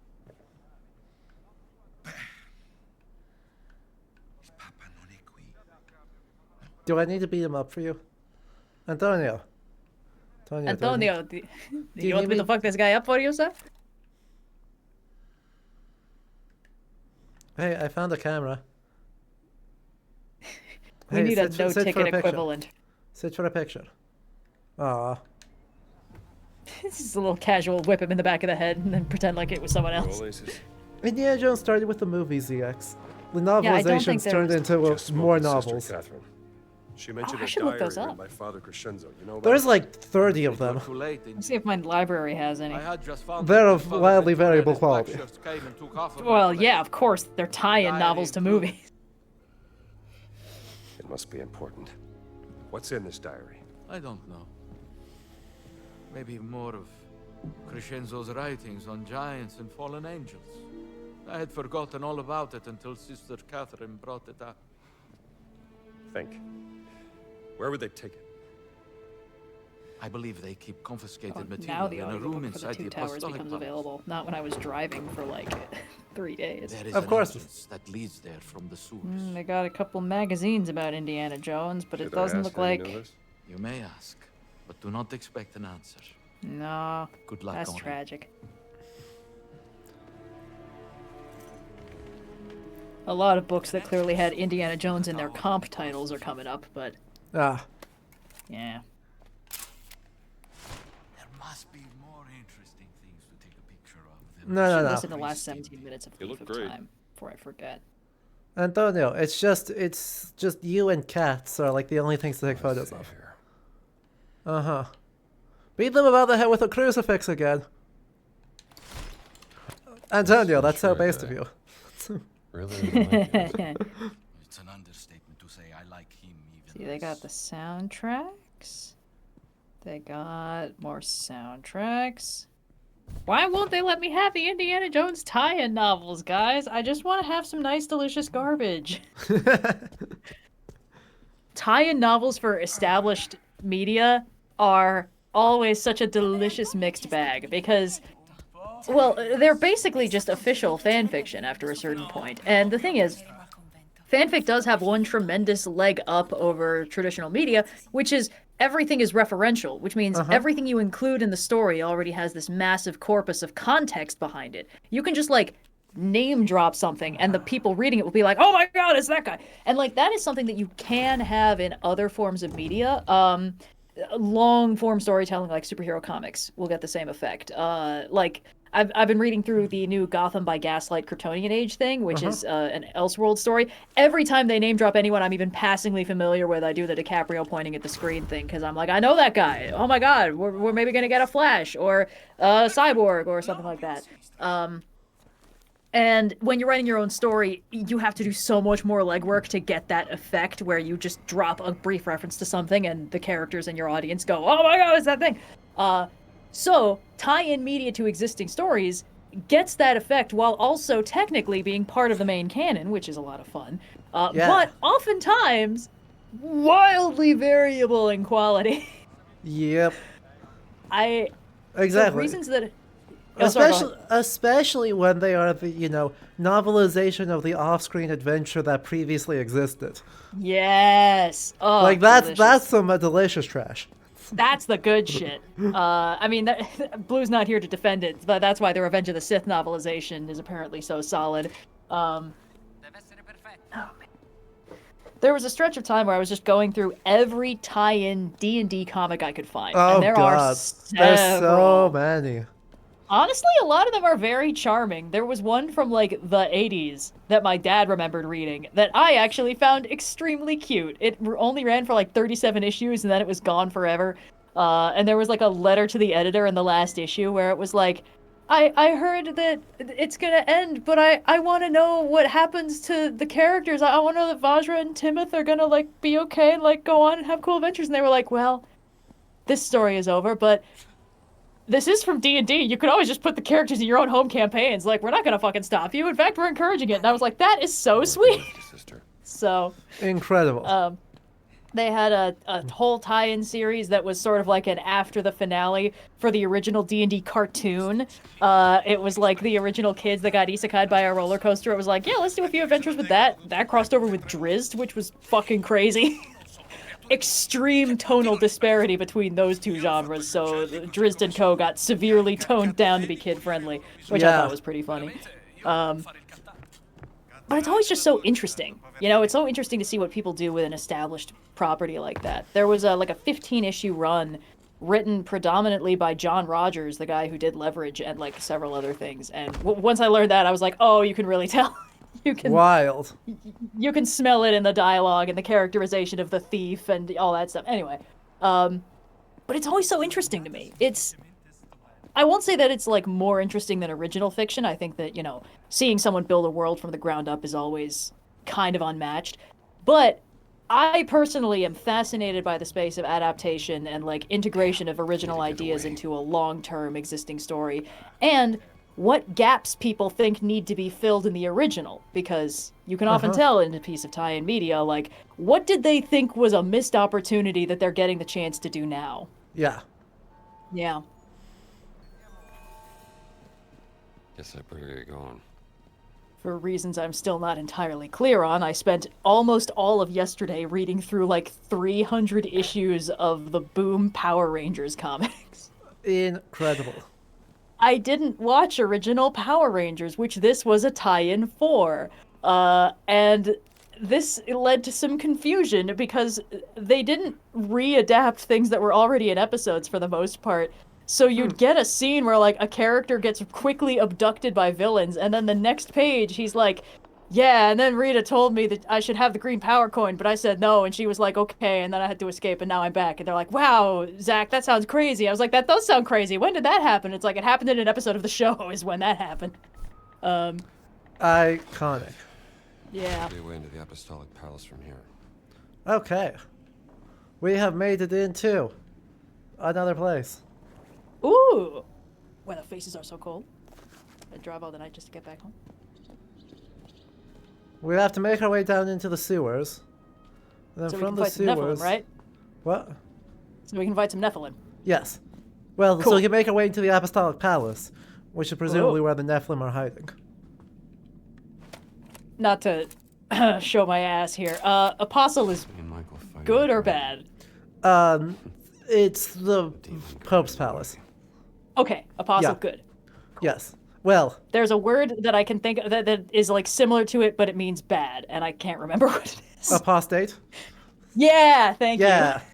you. Can you tell that I was not at all raised in a Christian household and was in fact largely intentionally insulated from pop culture Christianity when possible? I literally learned more about Christianity and Catholicism by watching Hellsing Ultimate Abridged than from anything else in my life. Oh boy. Made it easier for me to remember which one was the Catholics and which one was the Protestants. Yeah. Yeah. Yeah.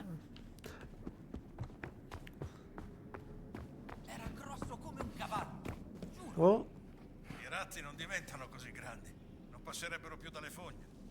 not a rodent of unusual size. I don't think they exist. Exactly. I should rewatch Princess Bride. It's been like a few months. Well, I did it for Movie Struck. Normally, I don't watch it very frequently, but it's like, oh yeah, I could go for that again. I could go for that again.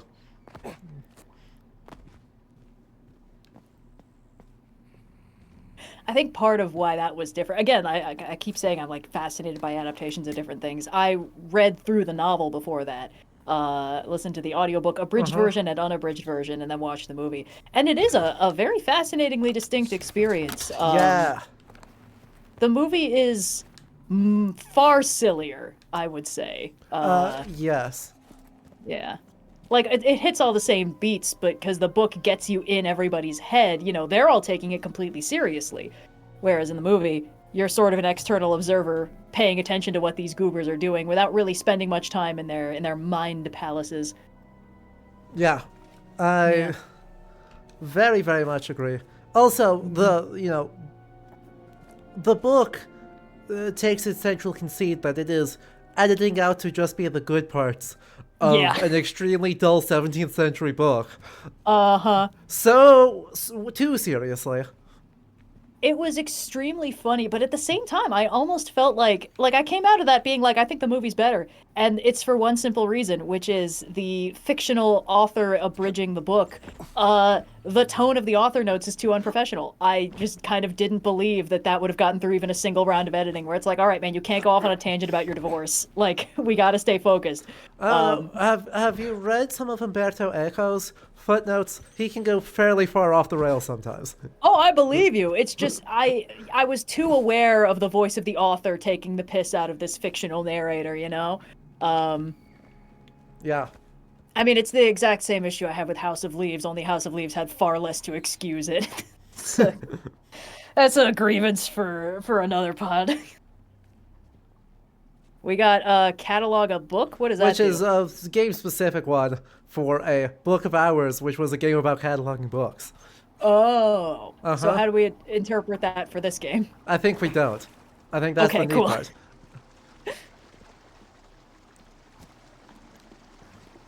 I mean, we do actually have a list of books. I just have to be... like, the Marshall College list of volumes.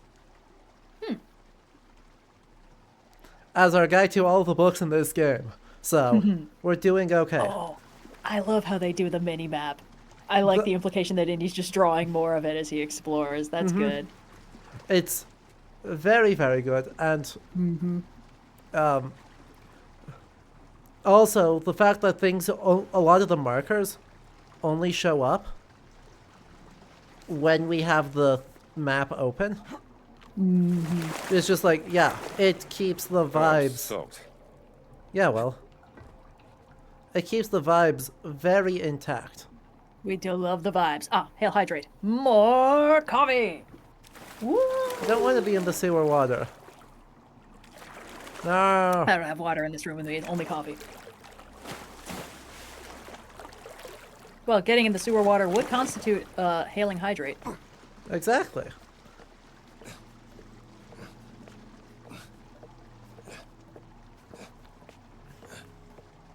Indy's gonna be the world's stinkiest, smallest man after this is over. True.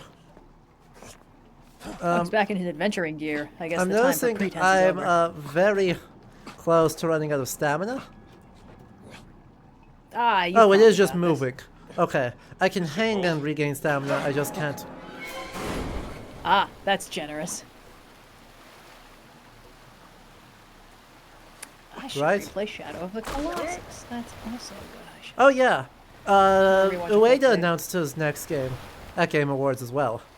Oh yeah? Yeah. We know nothing about it except it has robots. Shadow of the Colossus. How specific? But robots. You know what? I think that could be a lot of fun, actually. Like, one of the traditional methods of fighting a giant robot when you are a small person is get all up in there and start pulling out wires. Exactly.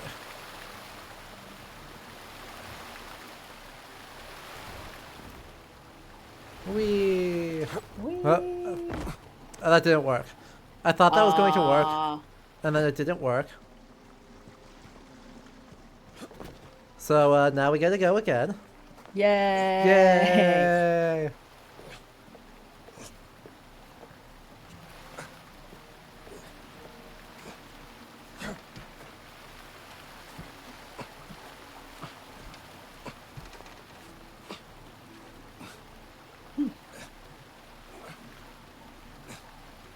So thrilling. Yeah. Yeah. This is like one of the complaints I heard before going into this game, which I respect. Come on, is that the pacing can sometimes get a bit scuffed, and like the pacing getting scuffed because I get easily distracted. Totally one thing. Yeah. The pacing getting scuffed because the animations take too long to play. Entirely another thing. Yeah, it does kind of feel like they've definitely eschewed a lot of the sort of immersion breaking, like click here, go on the yellow paint place kind of stuff. But there is still clearly a single path forward, and I think the more they obscure that, like theoretically it's more immersive, but running around a pretty room where you haven't yet found the one thing that you can interact with to advance the plot is usually frustrating rather than immersive, because if anything, it just reminds you that you're playing a video game, and the video game does not work by the rules of reality, where you would be able to improvise some shit if you needed to. Yeah. And in this case, it was, I'm not lined up by a very slight amount. And therefore...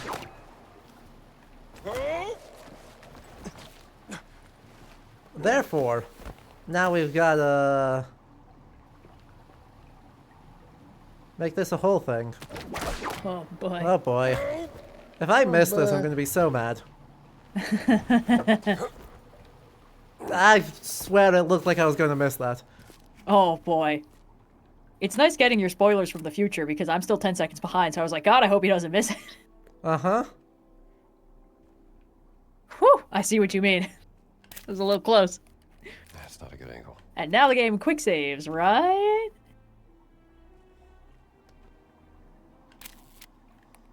Gotta get a better view. Really? That wasn't a good enough view? Really? This is like trying to get those Stela in Tears of the Kingdom. Angle. Could you... There. That should be enough photos for Antonio. Okay, and we got the quick save. We're good. Woo! We're also in the palace, supposedly. Oh. A medicine ball. Somewhere they can help. It's and the place that can help. Okay, are we gonna put the?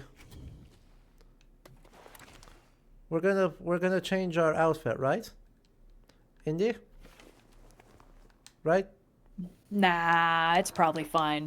We're just an eccentric tourist. Yeah, this will do nice. There we go.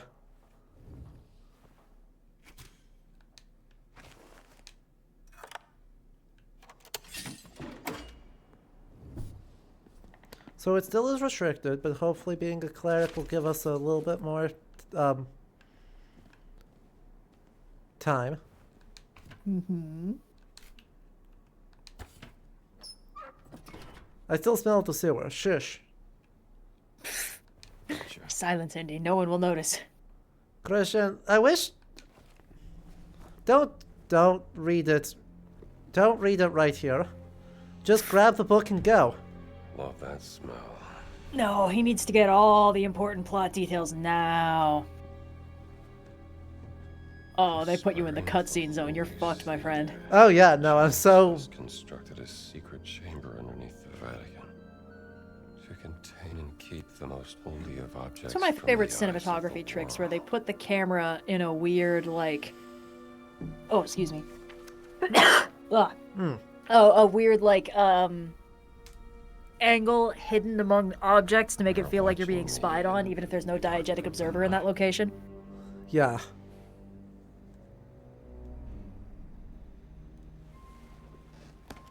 It's so good. Mm-hmm. Honestly, Sister Catherine ought to get a kick out of this. the camera work in the cutscenes here is real good. Yeah, definitely. Breaking news, video game good, actually. They are making the Esoteric Archive be the spot where the Nephilim live. It's so funny. So there's like 3 different archives that I'm aware of in the Vatican. Right, so there's the Diplomatic Archive, the Secret Archive, and the Esoteric Archive. Secret Archive. The Secret Archive is just internal bureaucracy, right? It's secret in that it's the Pope's business rather than diplomatic business. That's all that term means. So many places make a big deal out of it. But no, it just means it's papal business instead of diplomatic business. But yeah, then there's the supposedly buried secret archive. Right, because esoteric is just also secret. So... Yeah. Oh. You know, there Senor. is a story they could do with Indy infiltrating the Vatican. It involves re-stealing the Jewish temple treasures the Vatican has almost certainly just been hiding. Could I stand up?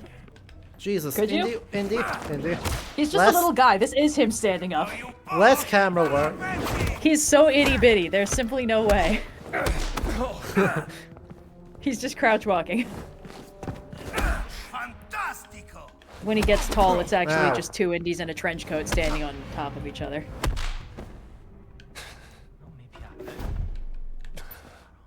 You seem pretty flimsy. Ma almeno sai come si combatte. Forza! Ehi, ti faccio te!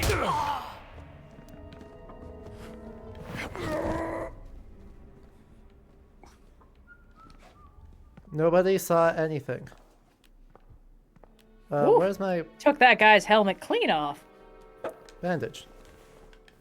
Bandage. More I bandage. think the bandage is voice activated. Bread. Bread? Well. Oh, good. Pompeian death mask, demonic cuneiform seal, British India, head of Saint Sebastian, Italy decade, obscene idol, damaging transport, how dare you, jointed death figurine, Siam, good. Why are the black shirts interested in all this? Ugh. Why are they here?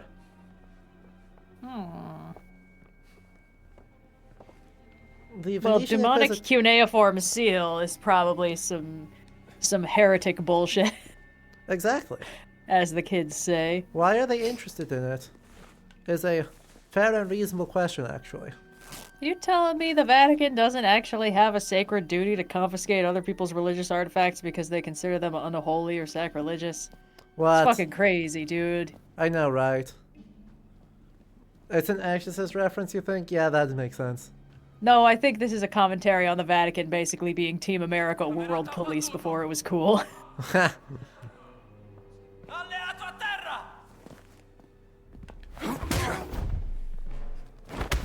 should order some dinner. You should order some dinner. Or I should cook dinner? No, I'm ordering some dinner. Why not? Order It's some been a dinner, long treat and yourself. complicated- Yeah, I shall treat myself.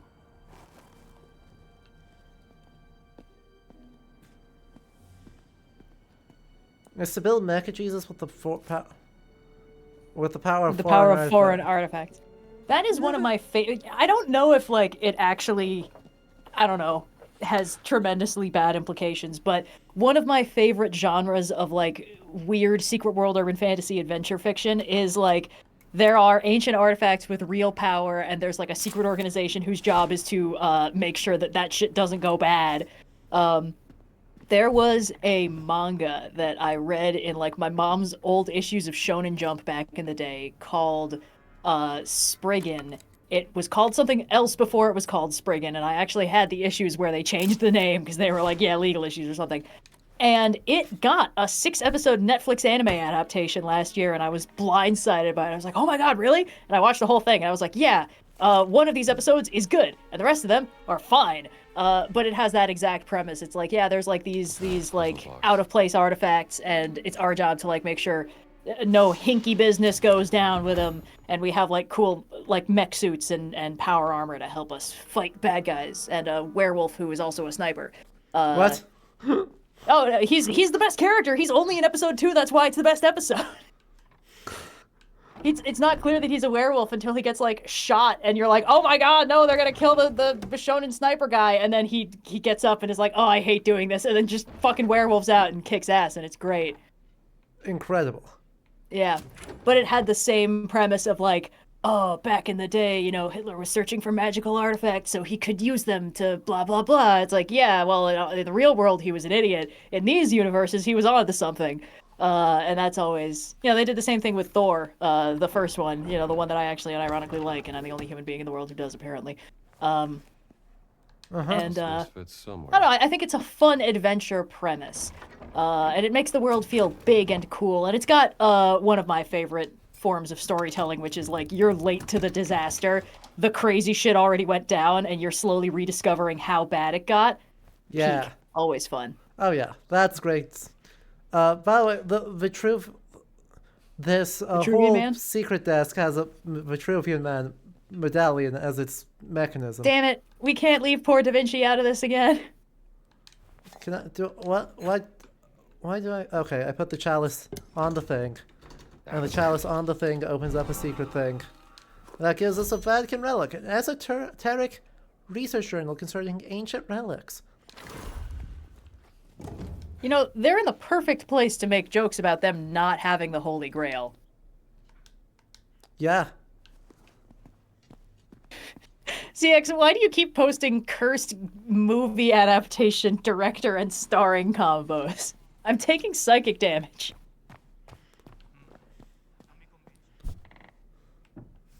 And let's go up here now. Oh, there's fascists over that way. I should be very... Oh. I'm sneaky. I definitely didn't walk face first into the guy. The sneakiest boy. Definitely did not walk face first into him. Nope. Oh, has anyone seen Craven? Is it out yet? Or are people just seeing, like, advanced copies or whatever? Because I've heard people talking about it, but I don't know if it's out yet. I have no idea. Well, guess I'll Google it. I'm craving that release date. Am I right? Oh, Call for it. Oh, it came out yesterday. Incredible. Look at that. All right, let's see how the Rotten Tomatoesing is going. Ooh. 15% critic rating. Ooh. Admittedly, 70% popcorn meter. Sometimes a movie is just fun, but... But still, oof. But still, oof. Kraven the Hunter is the action-packed, R-rated, standalone story of how one of Marvel's most iconic villains came to be. Aaron Taylor Johnson? Oh, Wait. I understand. That sounds like it's, Russell Crowe is Kraven's dad. The fuck? Why is he? Hold on.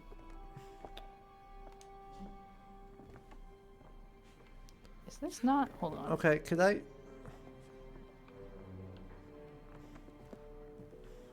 Hey, this guy was already in the MCU. I knew that name was familiar. He was Pietro in Age of Ultron. Huh. You can't already be reusing people. I mean, admittedly. I mean, did you... RDJ set the precedent earlier this year. Exactly. I was like, are you sure about that? Hello? Yes. Hello, yes? If it could actually equip the thing instead of getting stuck in an animation, that'd be... I wish to repair kit the thing I have that is broken. But instead it's just like, hey, what if nothing?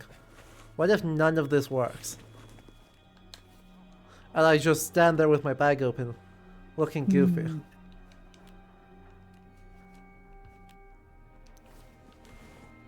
I wouldn't call Kraven one of Marvel's iconic villains. He's an arguably B-list Spider-Man villain. Well, that's the problem. Like, Spider-Man is an iconic Marvel character, but his rogues gallery doesn't automatically share his fame just because they're, like, anchored to him. Like, I guess Green Goblin kind of. Like, if Green Goblin showed up in someone else's story, you'd be like, the fuck is Green Goblin doing here? Yeah, but, like, anyone who's not Green Goblin. Yeah. And also, like, I think the only character whose villain is more, well, not more iconic, but, like, equivalently iconic is the way they use the Joker, and, like, I guess Lex Luthor. Because when those two show up in someone else's stories, you're like, oh, fuck, the big boys have arrived. Like, it's bad news when Lex Luthor rocks up, because he's kind of outside of the weight class of a lot of other characters if they play up him being a genius, which they don't always. And the Joker... my frustrations with the way his character is frequently used aside, when he shows up, it's usually to be an oh fuck moment. But, like, the problem is, Spider-Man's villains aren't even on Spider-Man's level because Spider-Man is constantly holding back.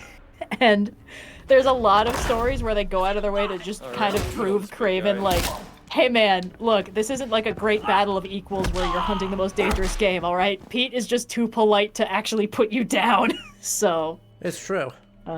Dr. Doom is another one, that's true. When Dr. Doom shows up, it's an oh fuck moment for anyone else, because Reed Richards is like keeping him in line, arguably. Doing like, his best. They kind of... He's trying. Yeah. That's it, actually, oh man, I guess spoiler alert for what is probably going to be my first video of 2025. I have one in the buffer right now, because I've been taking it easy this month. But I have a lot of conversation about Transformers Prime Megatron in that, and the way he's specifically characterized as, like, he's an oh fuck moment when he appears on the battlefield, because there's only one character who can actually, like, neutralize him by, like, being an equivalent threat on the other side, and it's Optimus. So if he's not on the front lines, like, Megatron is like, oh no, we can't deal with this. Which is always a really fun way to characterize somebody. Venom, I guess, would also be an oh fuck moment if he showed up in someone else's story, but I think the problem is Venom has too many elemental weaknesses to really be that much of a threat for most other characters. Yeah. It's like, okay, sound or heat. Cool. Oh, no. It's like the only things that Spider-Man can't pull out on his own. He is I remember tailored there to was- one specific circumstance. Wow, he's like Spider-Man, but bigger and buffer and with more problems that will knock him out of a fight. Admittedly, Pete would also not like to be on fire, but, you know, for him it's personal preference. It's not like Very few people, I think, turns out, want to be on fire. Yeah, The list really is the only, like, Human one or Torch. two. Yeah, Human Torch. End of list.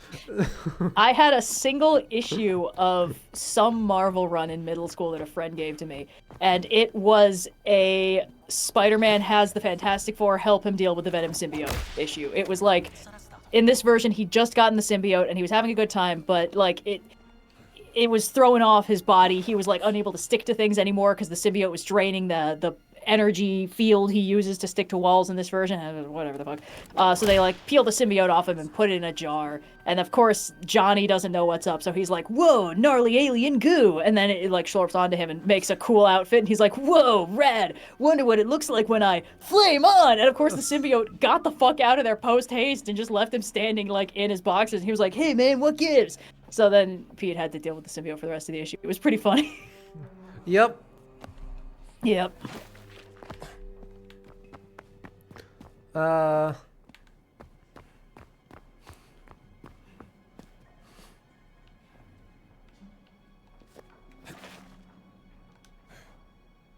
can't I... The obvious whip here spot to navigate doesn't I mean, work. it's got a point on it. Exactly, like but a it's not. HUD. It's not giving me the prompt, so I can't actually do anything with it. It's so fucking weird. Dragon Maybe you have to rage. swim. Maybe you have to get like from somewhere higher up, because that scaffolding looks climbable. I've got no idea. I would also love to have something a little bit more functional. I'm also super lost. I'm gonna be real. Minimap, save me, save me, minimap. So. Okay, so I'm literally just in the middle of the I'm in the middle of the Apostolic Palace in an archaeological excavation. And it's kind of a problem.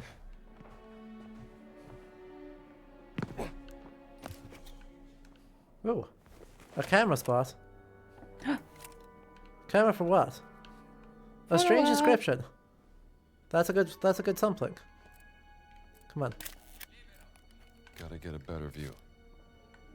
Do you take? There we go. Collect 50 journal notes already. Wow. That's good. I mean, that's a lot, but we've done so little so far.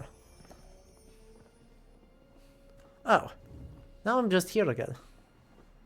Okay.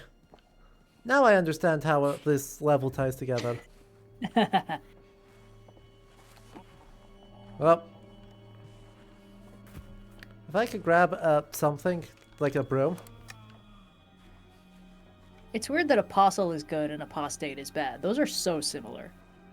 They feel like conjugations on the same thing.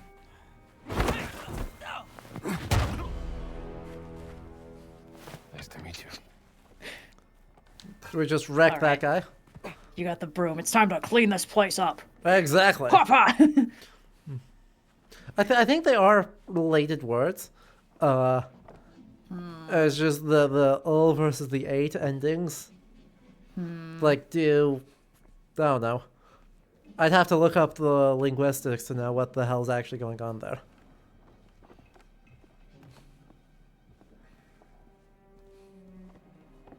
Well, now I'm curious enough to find out. Please hold while I Google. Incredible. Put the pause on ordering this burger for later. Apostate etymology. Save me, Wiktionary.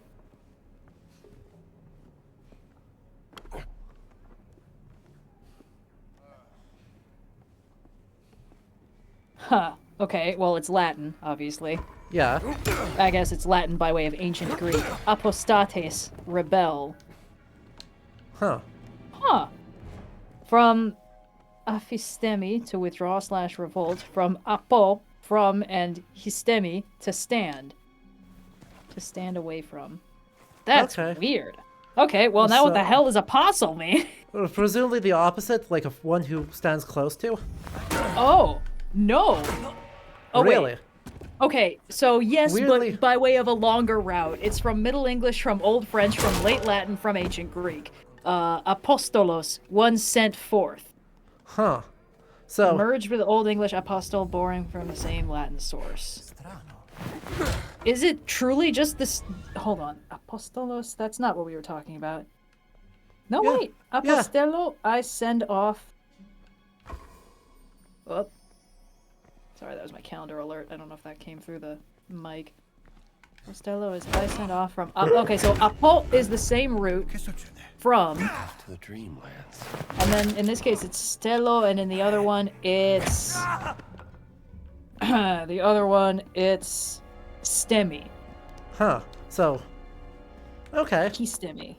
So sort of, kind of, complicated. That's so weird. I love language. This is so fucking weird. They did this just to confuse me.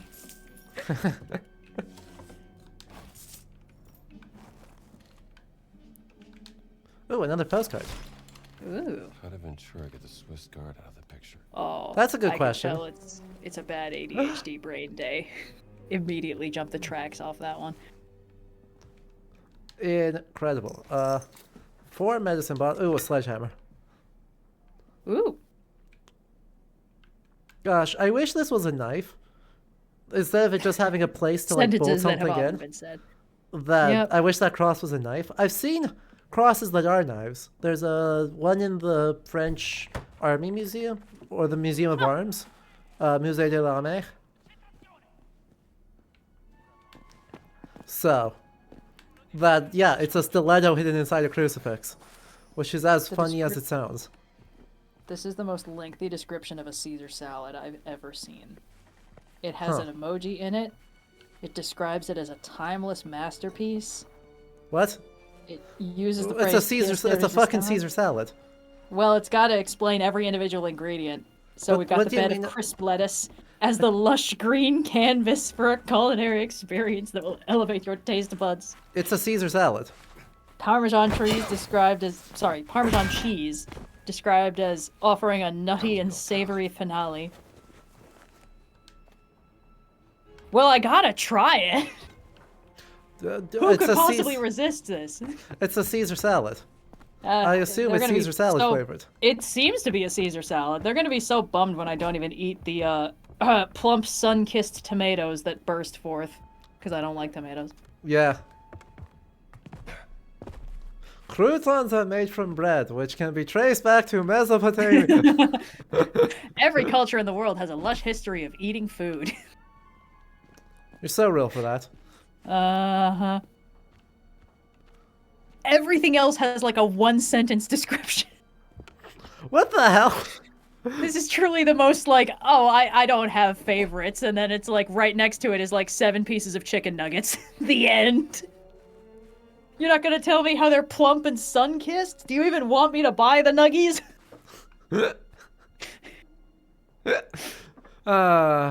Iconic. Is it prepared by being stabbed 23 times? AD's food blog better be better than this. Yeah. After the recipes we found, I certainly hope so.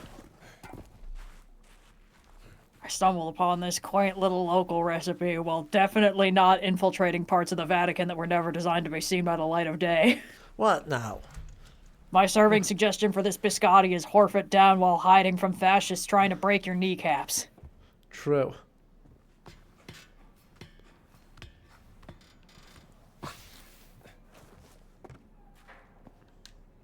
Locked.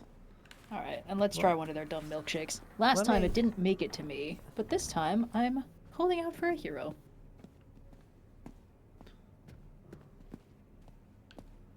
Maybe I can actually get out of here? Correctly? That would be nice. For real this time? Boop. Oh, signor. Alright. Do you want a biscotti? Cool, so in like an hour, I'm probably going to need to hop off if we haven't stopped already. Sounds so good. I can eat my burger and my life-changingly luscious Caesar salad full of stuff. Could I just... Less... You're just trying to present the man a nice biscotti. Oh my god, finally I can fist fight. Eat up, sir, eat up. An orange? How about an orange? Hello, guy, packed a punch. That was... An apple? Maybe an apple. That was so scuffed. What the hell? Fucking hilarious. The hold on, I haven't figured out my controls yet, Samba. Yup. Oh, sorry, there was a chat question for me. Yeah. Between Moana, Lilo and Stitch, How to Train Your Dragon, and as of yesterday, Tangled? Really? Are you enjoying the live-action remake hell we're in? No! No, I ain't! I mean...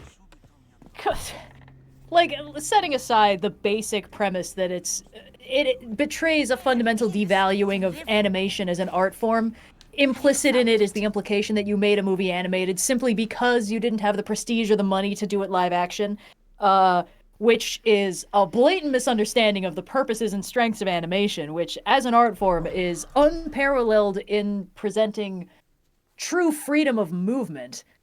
Like, animation gives you a degree of flexibility that nothing else can match.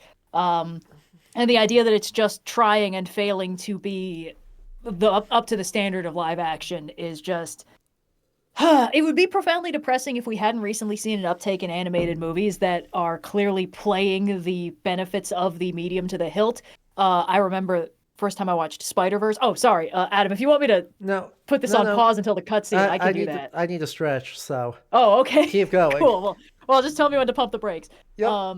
But I remember when I first watched Into the Spider-Verse, I think it was the moment when his Spidey sense kicks in, and it's initially just kind of like out of control, and then it resonates into the lookout on the glass behind him. I was like, oh, this is what you can do with 3D animation as a medium. And then we got things like Mitchell versus the Machines, which had a very similar sort of like, we're taking the base thing and then we're drawing over it, we're making it more fun. Things like Puss in Boots: The Last Wish, which was playing with frame rates in a different way than Spider-Verse was, but still a very interesting one. And you know, movies that prove to me that people are in the business are not actually treating animation as just like the lame, you know, the wannabe second rate that will never live up to live action. People are actually using it for an art form rather than just trying to use it to approximate live action, which is good. But every time somebody releases some new live action trailer that has none of the visual charm or iconicness of the original, I'm like, okay, not only do you not respect animation as an art form, I don't believe you even like the original story. Yep. The only exception, I would say, I believe the people who are making the live action How to Train Your Dragon like the original possibly too much, because what it has is extremely high budget YouTube fan film from 2010 energy. Like, oh god, no, you're right. like, it does like Uncharted fan film energy. Exactly. It's got holy shit. Yup. Austin also described it as having like Capital One ad energy, but like I think we're both right. Because the outfit they have Hiccup in is like, oh, it's a picture perfect recreation of what it looked like on the screen. Yeah, it looks like a very good closet cosplay. And then Toothless looks the fucking same He looks the same. He's a little more high res. It doesn't matter. And the end result is you get something that is too faithful in its recreation of the original, because now there's no damn point, because the original already exists, and they had more freedom of movement, and the visual comp was probably better because Hiccup and Toothless existed in the same space in that setting. And, like, I haven't seen the live-action Moana thing. I obviously haven't seen the live-action Tangled thing because this is the first I've heard of it. But, like, you know, comparing it to the other live-action Disney movies they've done, you know, quote-unquote live-action Lion King, which is just 3D animated again, but worse. Yep. Lest we forget, no lions were harmed in the making of this movie. There were no actual animals involved. Whatever. It's fucking nitpick. Yeah. I didn't want them to, you know, just unleash a bunch of lions on a soundstage and be like, we'll dub it in post. Like, that wouldn't be good either. But yeah. Yeah. It's we live in a hell of that no one wants. Nobody wants this. Those movies need to stop making so much money. People can just watch the originals. Disney Plus exists.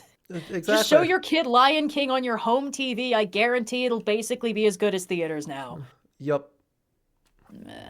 Here you are, sister. I am excited for Sonic 3, though. Heavens.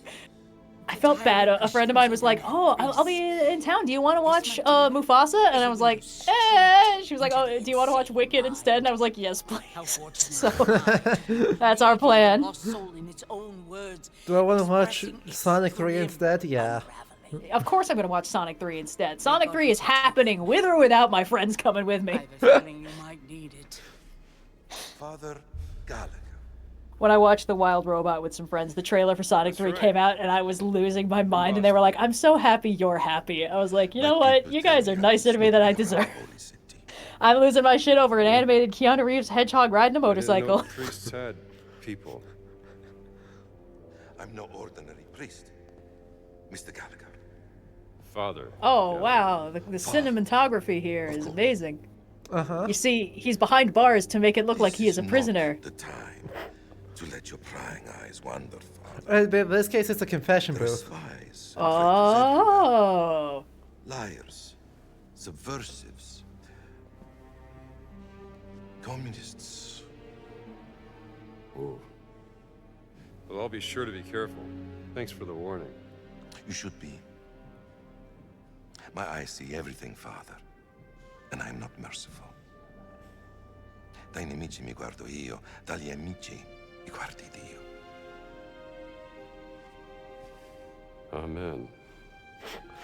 I do not know if Indy can understand the Italian. I don't know if it's funny or if he can or if he can't.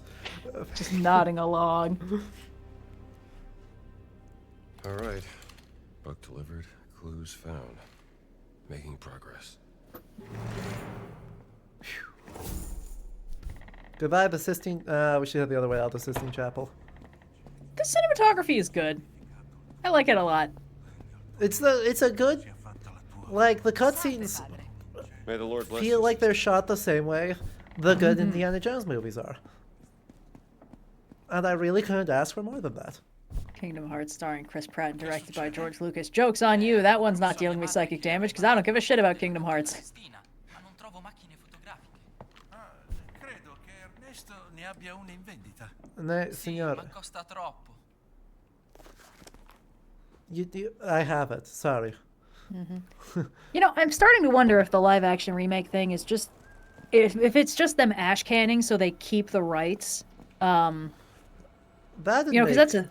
some sense, actually. Yeah, I mean, I remember... Oh, God, I think it's probably a Dominic Noble video. You know what? I think it's probably the Earthsea video. Because that's one of those cases. A lot of classic fantasy and sci-fi novel adaptations had that, where someone bought the adaptation rights, didn't actually have a good idea what to do with them, but wanted to keep them. So near the very end of their hold on the rights, they made an ash can, which is just like a cobbled together piece of shit that is loosely the thing that they're adapting in the barest possible state to be like, no, see, we're working on it. Give us the rights for another like 20 years or whatever. And then they crank out some bullshit that's not good because it was never intended to be good. And then they just move on. They just move on from there. Yeah. And it's usually tremendously frustrating in those specific cases because it's like the adaptation rights for like a fantasy novel or something are often sold when that writer is still alive and would potentially be interested in seeing a good, faithful adaptation of their work. And then whoever has it is just squatting on it, not interested in using it, but determined to keep it so nobody else gets a chance to. So they have to watch this ash can get cranked out and be like, oh, cool, this is the first I've heard of it, and also it fucking sucks. Uh-huh. Yeah. Oh yeah, partly that and partly because streaming has made all films unprofitable unless it's an event movie. Yeah, but I feel like they gotta find a better solution for that than just constantly churning out inferior remakes of things that nobody needs remade because the original is still perfectly accessible. Because, like, streaming service making money has to, at some point, be decided. Wasn't that a thing? Wasn't that a thing that we were talking about last year with the writer's strike? It was like, we need residuals for streaming platforms, and that means the streaming platforms need to be open about how much money they're actually making, which they have never historically done. Yeah. That was a huge deal, and then I feel like as soon as the strike ended, I stopped hearing about that, and that feels not good to me. Yeah. Yeah. Okay, here's what Hey, we look, got. photographs. Wow. Mind if I borrow your magnifying glass? By all means. I think the problem Actually is having to do stuff. Ah. Wow, a little bit awkward how close to the edge you threw those. Uh-huh. Closely. Inspect church. Definitely ecclesiastical. Yeah. Could be an early representation of the Christian church. Yeah, you say early. I'm not allowed to re-examine it. I don't... You see like... No. Inspect treasure? Huh. Treasure? Someone has carved Latin all over these symbols. A secret message from Father Crescenzo, We got some treasure? Inspect large figure. This figure is taller than the others. Like a giant.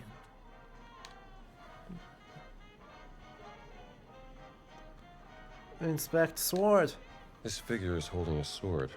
Like, say... Maybe it's a warrior. Your Latin is much better than mine, Indy. What do these inscriptions You're the say? priest! Wow! Translate Latin. God, I wish it was that easy. The architect of the crusade that Oh did yeah, I not keep hearing about happen. Red One. Door the I saw a fallen trailer angel for lies it. Honestly, beneath the his trailer mind. made it look like a fun and fresh good time. does that mean? Everything I've heard about it has made it sound like absolute trash, which is Crusade not the that did world's not most happen. surprising Dum outcome diversas. for a, you know, a holiday A action papal bull. movie Yes. starring like the After 5 the fall biggest of names that would answer their Pope phone. Nicholas V Wait, tried to declare plot's a crusade happening. on the Ottomans, Plot? but It didn't happen. Nicholas V, his tower. That's his monument. Let's keep looking. We're doing some questionable things with 15th century Demon history. guards the way to the underworld. Or the tomb of I the mean, warrior yeah, giant but that's Mars. always how they do in indie. demon. Also, the Latin... There's no way the fallen Latin angel. said that. It wasn't long enough.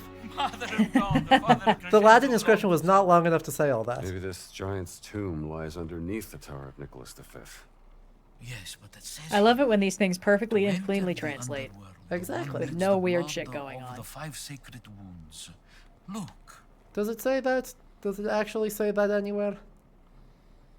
There's no Latin written on that, unless it's the world's tiniest Latin. We've checked that. 5 sacred wounds from where Jesus shed blood. Yeah, the stigmata. I There is guess some it's blood. supposed to be the scribble underneath the shield? The I one got that's nothing. conveniently blurry enough that you can't read it? Christ. Il nome del Padre, Figlio, Spirito Santo. Voila! Oh man. Gonna need some blood. Gonna need some blood, and by blood we mean... Ah! Cute, cute, cute. What has been hidden beneath the Vatican? Henri, you should go to the tower of Nicholas V and investigate. Thank you, my friend. I knew I could count on you. Just like old times. Enter the tower of Nicholas V.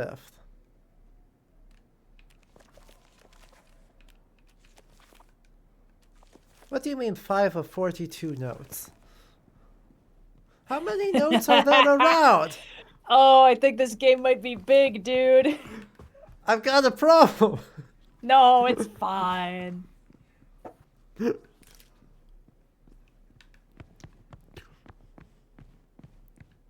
Guys, shush, it's okay that the transmutation went by that fast. Alright, the wine can't tell the difference. True. The question is whether the giant, who's not real, can tell the difference. So do we think that giant is the guy who already beat your ass, or is it going to be an even bigger guy? That's a great question. Let's find it. There's only one way to find out. Yeah, let's go get our ass kicked again! Apples. Woo! I hope Marion's in this game. She's cool. Well, I hope she shows up, but there was a messy divorce, or messy breakup, so I have concerns. Eh. Okay, so we're just heading back around here again. Oh boy! Oh boy. We love running around in a large, confusing, open area with unclear markings on where you're supposed to go next. No, and this time I actually do know exactly where I'm supposed to go, because we've done it before. This is how I got into the sewer. It's just the area that I wasn't able to climb previously. I think this is now the time for me to time the guards, so that way I can sneak in there. Oh ho ho! By the way, I do appreciate they had the, there was a bit of incidental dialogue. That was, I got a dog, he is big and dumb and full of love. Aww. Yeah. The game does like dogs. Exactly.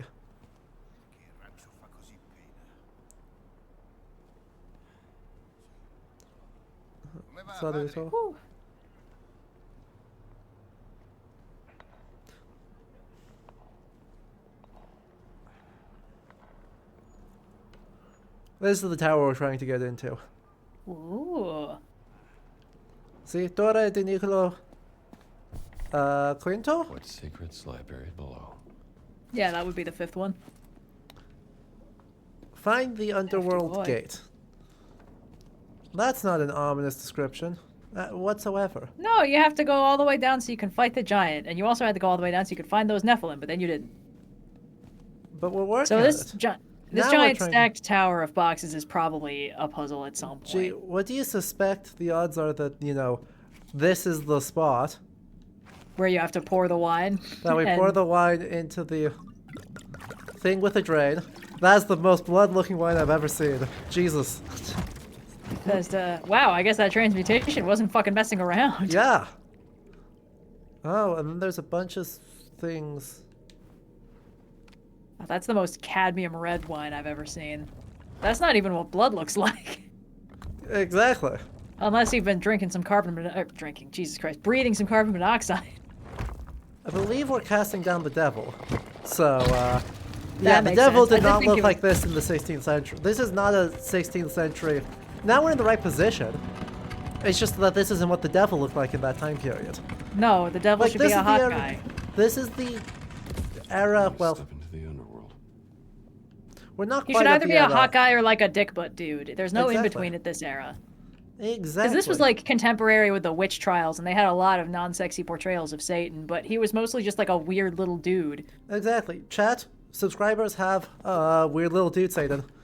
Weird little dudes. Huh, this time my order has my milkshake included. That's nice. They didn't do that last time, which was a big bummer. That's the big oof. Yeah. There it is. Oh, they're really making you jump through some points of no return, huh? Oh yeah. No, we are fully in it now. We are in it now, boys. We'll just light that on the way. But we'll continue to use the candelabra because torches suck. Of course. And I guess there we go. Ooh, fancy. Yeah, taking a photo is probably correct. This is it. Jesus on the cross. 5 sacred wounds.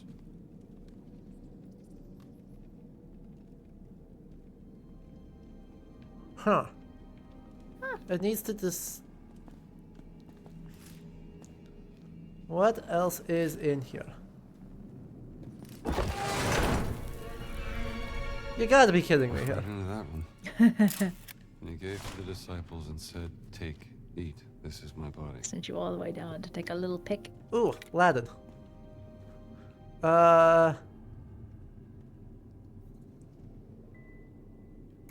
Well, they're being historically accurate and don't have a single goddamn space.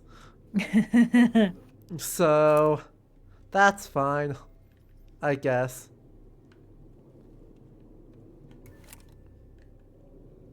Why would I want space?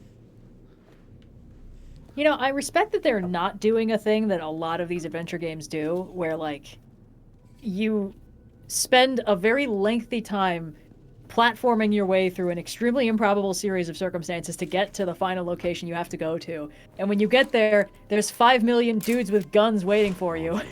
Yeah. It's like, how the hell did you get here? Not even, like, before me, but just, like, at all. In general. Do you see the amount of things we exploded on our way here?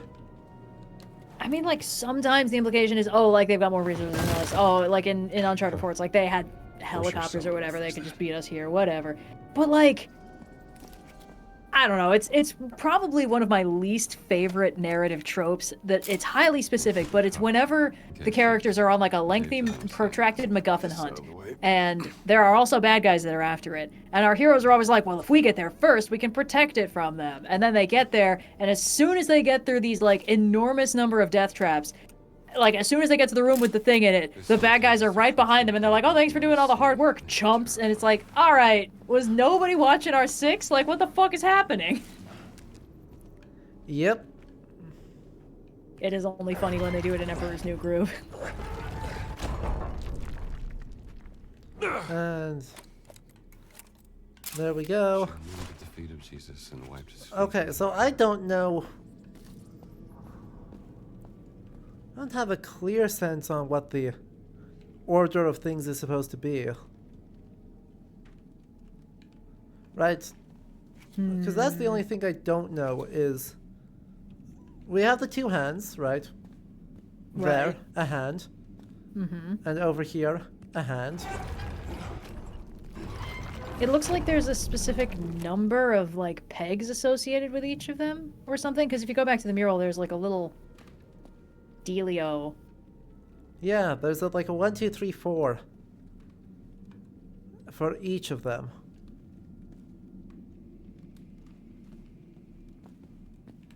But right, the feet are the feet. So, do I not have a bottle of wine right now? Please tell me I have the bottle. It? No, it's plot hidden. We're just going to assume that it doesn't matter, and we just have to do all of them. Great. Until proven otherwise.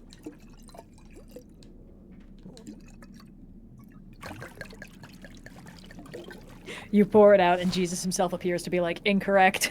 Exactly. Do over.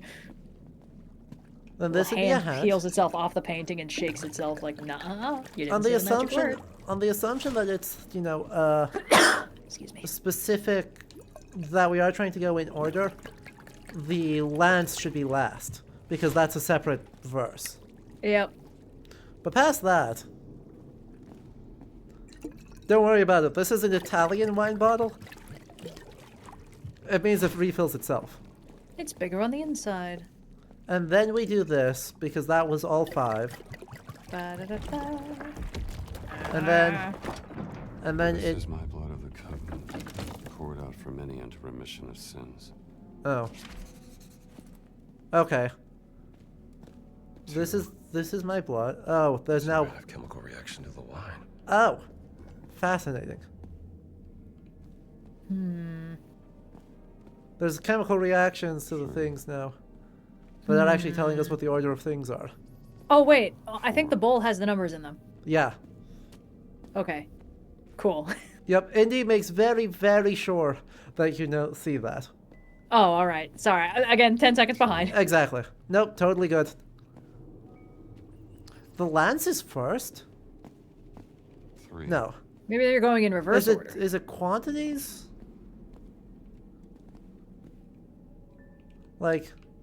Oh, or is it supposed to be... We manipulate these. We manipulate these. Okay. Oh. So the right hand should be a 2. Let's see what this does. Whoop. What the fuck? Why did they make this shit so complicated? That camera got a bit wonky, but Why you gotta make this shit so complicated? True. 3. We know the lance was 3.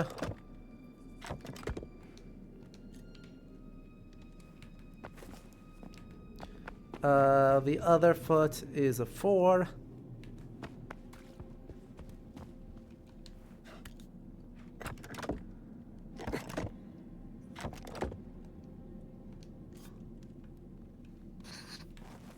And then we're just gonna keep going instead of acknowledging the psychic damage. The damage I took just from Shadow of the Colossus, directed by Joss Whedon. Like, here's the thing. Shadow of the Colossus shouldn't be a movie. It's the least adaptable movie. Yeah, what it is good because it's a game. Oh, good. It just works. I don't have to do another thing here. Yay. Sacred wounds. Goodbye. Spinny door. Oh, Lord, show us the way. I don't have... Hopefully I don't need to see anything, because I only have a bottle of wine.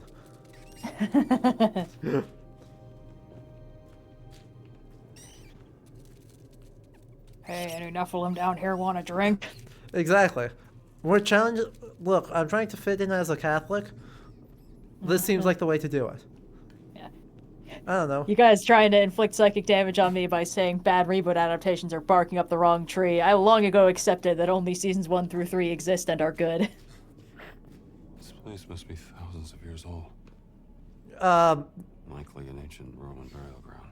Okay. I'll accept it. But the way you say thousands, like, no. Ancient Roman burial ground. Okay, sorry. Hold up. No, I no longer accept it. Oh, what's going on? What's the problem? No. That's like a 2nd century sculpture, I guess. 1st or 2nd century. So, right, I guess almost 2,000 years old. But the forming makes me think it's no earlier than Imperial. So, we're not going to say, like, this is a Republican, or worse yet, a Roman monarchy period. Because that sculpture's not going to fly. Yeah. Cool. When I first saw it, I thought it was a neoclassical sculpture, because it didn't render correctly, and so the face looked too Renaissance. And I was like, no, absolutely yeah, we've not. all been there. Also, that's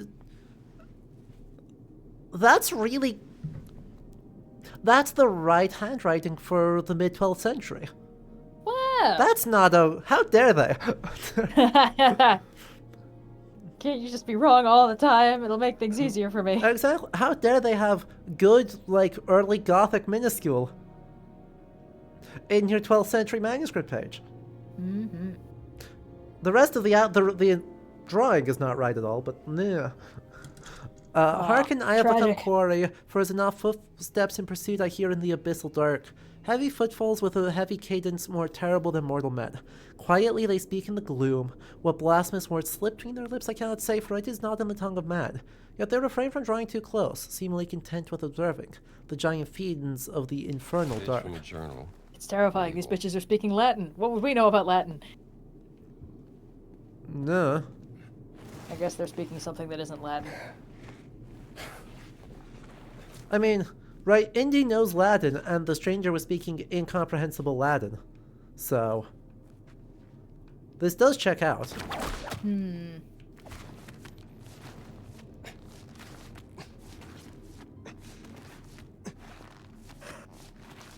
Woo.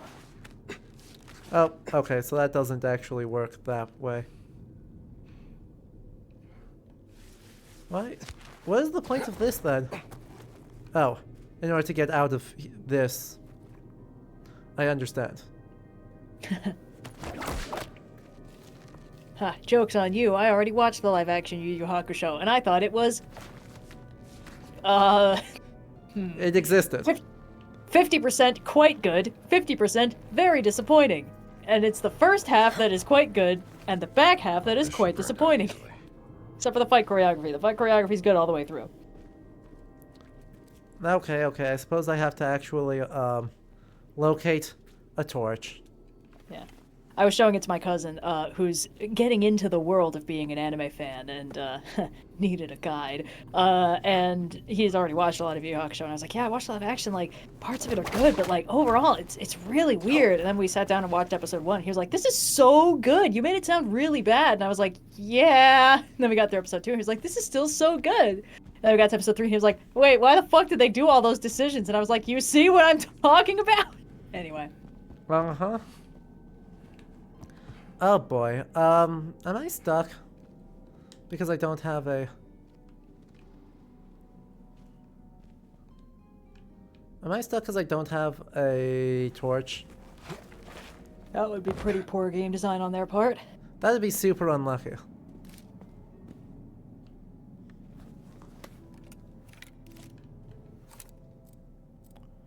What's the Jerusalem cross doing here? The Jerusalem cross, symbolizing the 5 sacred... Not in the Roman site, it's not. I believe you. I love not having context for this. It's just there is no context to be had. The context went missing. Ah. There's just, I dropped into a thing and then there was a Jerusalem cross around and I was like, no. Huh.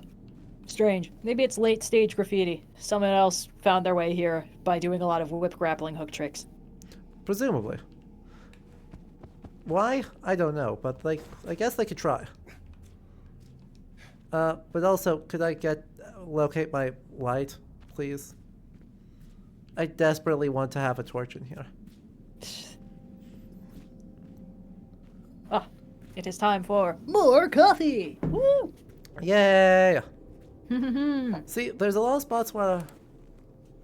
Yeah, I don't have a car. Huh.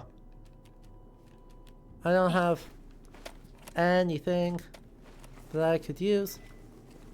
So, that's a problem.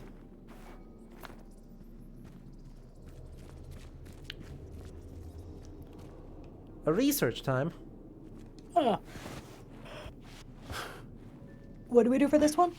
They have to tell us what the heck we're researching. Oh.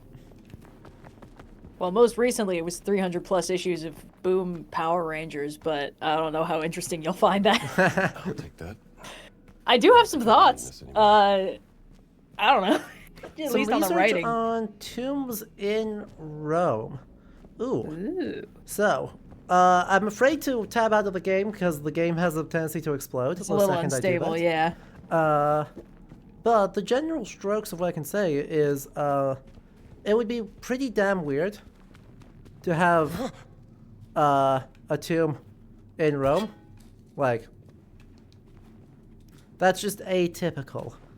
Right, a lot of the tombs would be on the Campus Martius, just outside of the city walls. Or would otherwise be lining some of the other roads that go around into the city. The reason why is, of course, hygiene. Like,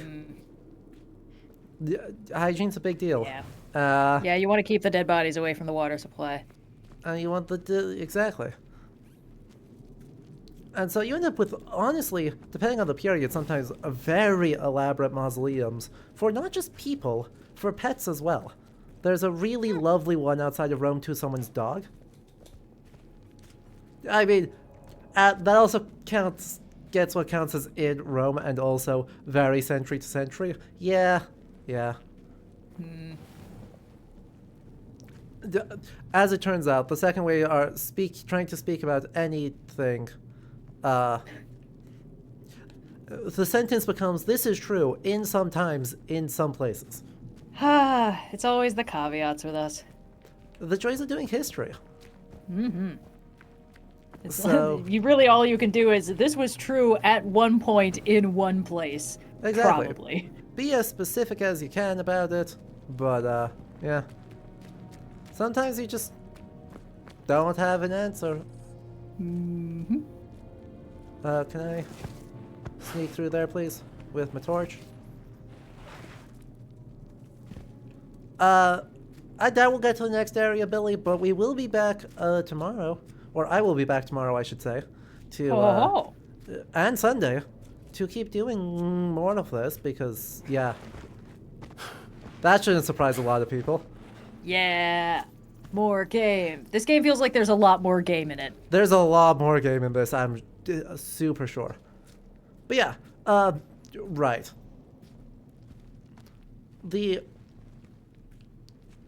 You make a very good point that the Vatican necropolis is kind of an exception there. Let's see if I can last long enough, if it will not crash if I pull this up. Careful. I know. Careful, Doctor.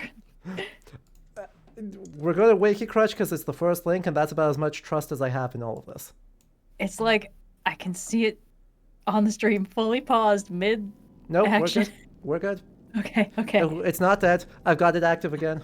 I just can't read what the Vatican necropolis says. Oh, there it is. Wait.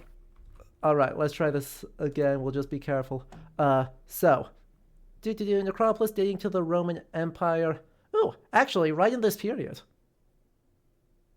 Pius the 11th. So, actually, this is right when that gets uncovered.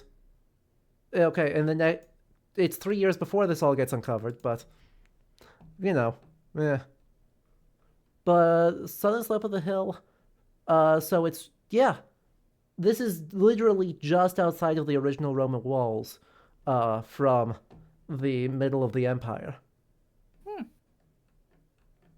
So now it's obviously solidly in the middle of the city, but, back then? Nah. Even in the reign of Caligula, so Julio Claudian, of mid-1st century, like, the city of Rome's just not that big, y'all. Not on the global scale, certainly. Like, it's... No. Kind of... We're back, and we're alive! We're alive!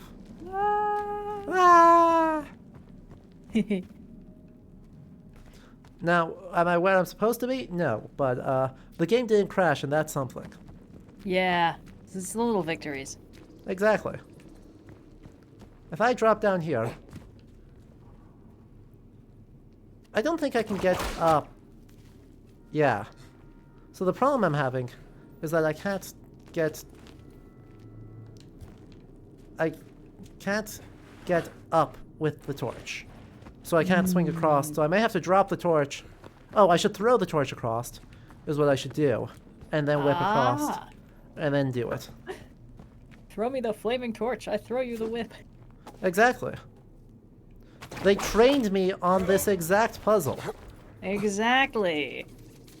I'm using all my skills for this one. Just gotta put my noodle to it. How dare the tutorial tutorialize? Disgusting. Right? Absolutely appalling. Well, we got a secret. And it was telling me I have a camera. Oh, a tomb fresco. Secret found. What tomb fresco does it want me to capture? What? Huh? Huh? It keeps popping up as like, oh yes, take a photo of this tomb fresco. And I'm like, where? I see no oh, here. Fresco of a Roman family. Some kids scratched doodles into it. Aww. 2,000 years ago. Wait, that's so sweet. Look at that tiny boar. Aww. And a guy fighting a bear, I guess. Classic people. Some sort of Hercules? Moment. Could be. Yeah. You're Armanthian bar or Arithmanian? I can't remember. I think it's Armanthian. No.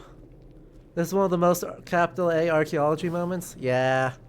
No, that's real good. That's just a really good secret. Oh, I've been crunching on the bones. I'm bad at my job. It's all good. No, I sure am stepping on a lot of crunchy twigs. Those are bones. Not if I never look down. Oops. So, I'm concerned about the bonus skulls, actually. Right? 2 really beautiful articulated, presumably a couple of some variety buried next to each other. And then they have 2 bonus skulls. Just yeah. Extra perfectly dropped in a line with each other. Arguably identical. I have concerns about the bonus skulls. Because those are not... Yeah. Right. One could solve that by saying, oh, those are supposed to be children's skulls, but, that's not what kids... Actually, can you get closer? Like... Yeah? I know you're already a little guy. Can we ratchet it down? Oh, yeah. Oh, yeah. We're full little guy 10 territory. seconds. Perfect. Alright, hold on. I gotta wait for it to catch up. Also, inhumation burial in the middle of a mausoleum, the thing where, importantly, you don't do that. Don't worry about it. Yeah, those are adult skulls. Yeah. Like, that one's so obviously adult. In fact, those are the same adult skull. Yeah, I think they one are. of them still has the jawbone and the other one doesn't, but otherwise they are identical models. Yep. They sure are. Twins! Yay! Yeah! Though I spent even so much twins time in would my not... forensics class talking about skulls. No, of course they wouldn't. It's a joke. Like, obviously they wouldn't lose the same front teeth the same way at the same time to leave the same wear and healing patterns. I can confirm that my wear patterns on my teeth are way worse than my brother's. Yeah, exactly. Ooh. Man, there's so much here.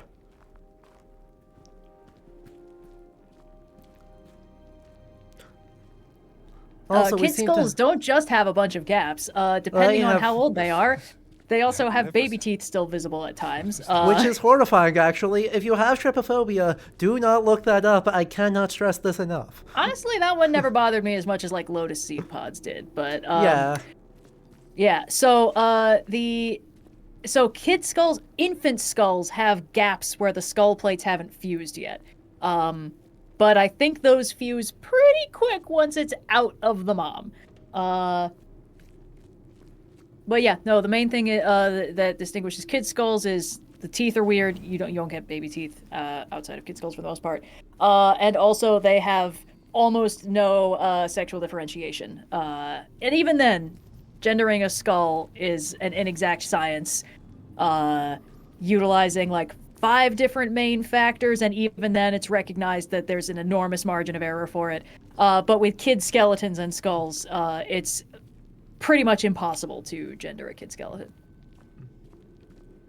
I also know other fun forensic facts. Let me see if I have any that are actually fun that aren't, if you bury a body, it will leave a cavity behind as the body decays. The ground pile on top of it will pile in, which is why graves usually have a little extra mound on top. So you could sometimes identify a body dump by like a suspicious 6-foot-long divot in the grass. Also, if the grass is growing real good, it's because bodies have lots of nitrogen in them. Anyway, what else did we learn? Okay, solidly not Roman. This is as like 11th, 12th century as you can get. Like, this is just the Crusader.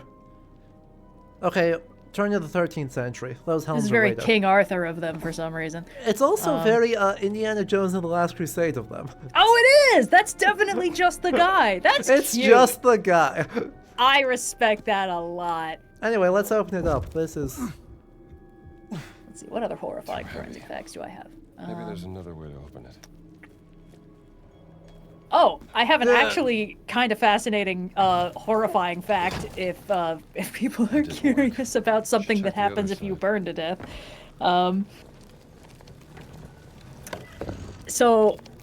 There's, oh man, I hate when they make you stick your hand in like the big stone I hole. really don't enjoy it. It's always bad. So there's this thing called the pugilistic pose, which if you die in a fire, your body will curl up in a certain way because of the way your tendons react to the heat. And it kind of looks like you've got your fists up to protect your face, so it's called the pugilistic pose.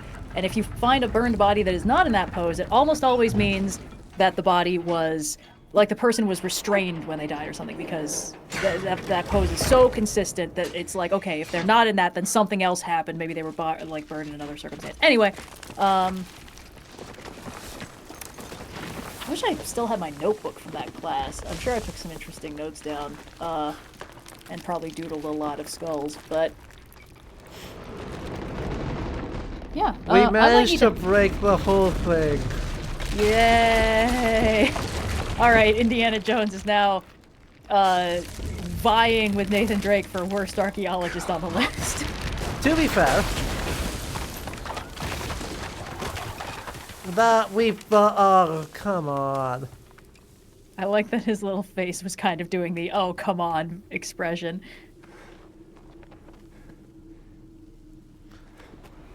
At least he has the dignity to feel bad, but he also did try and solve a puzzle by hey, that's the same skull again. Oh, you can also tell if a skull has lost a tooth before or after it died, because when you lose a tooth, the hole in your jaw doesn't just stay there; the bone smooths over. So if a tooth just disarticulates from a skull, it'll leave a perfect hole. But if you find a skull and it's missing a tooth and the jawbone has smoothed over, that means they lost the tooth in life, and you might find excess wear on the other side of their jaw, showing that they had to overcompensate by chewing on the other side. Sacred monastery. Anyway, I am gonna need to bounce in like 2 minutes when my food gets in this general area, so I'm gonna wind that down nice and slow. I think as soon as we get a save, it's a great spot to call it That sounds like a plan to me. After an action set piece. Yeah.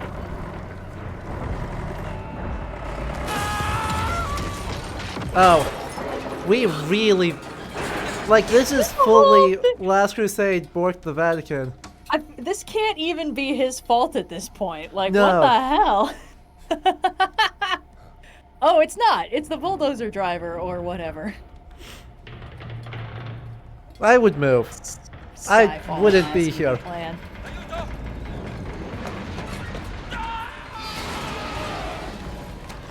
Maybe we should. Maybe we should move. Da da da da da da da da da. And he's getting his ass kicked.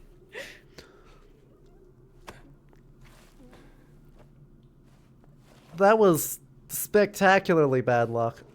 He's fine. How do you even... You know what? I really like how they got the indie body language down pat. Like, he makes it through, but it's never glamorous, and he always kind of has that vibe of like, how the fuck did I pull that one off? Uh-huh. Amazing. And having pulled that off, it's, I think it's time to call that a day. Yeah! I thought that was going to be your shortcut out, but instead it is your shortcut to being stuck in here. Shortcut to being more stuck. Shortcut to nowhere. Fine. Look, at least we haven't had to boat chase a secret monastic order around Venice yet. Woo! You. This is so good. Like, this is... There's a lot of bad Indiana Jones games, and this is already not one of them. That's good, yeah. So, I'm still figuring out the controls. I will still probably be handing people apples at the very end of the game. But that's you look like more like an orange guy to me. Uh-huh.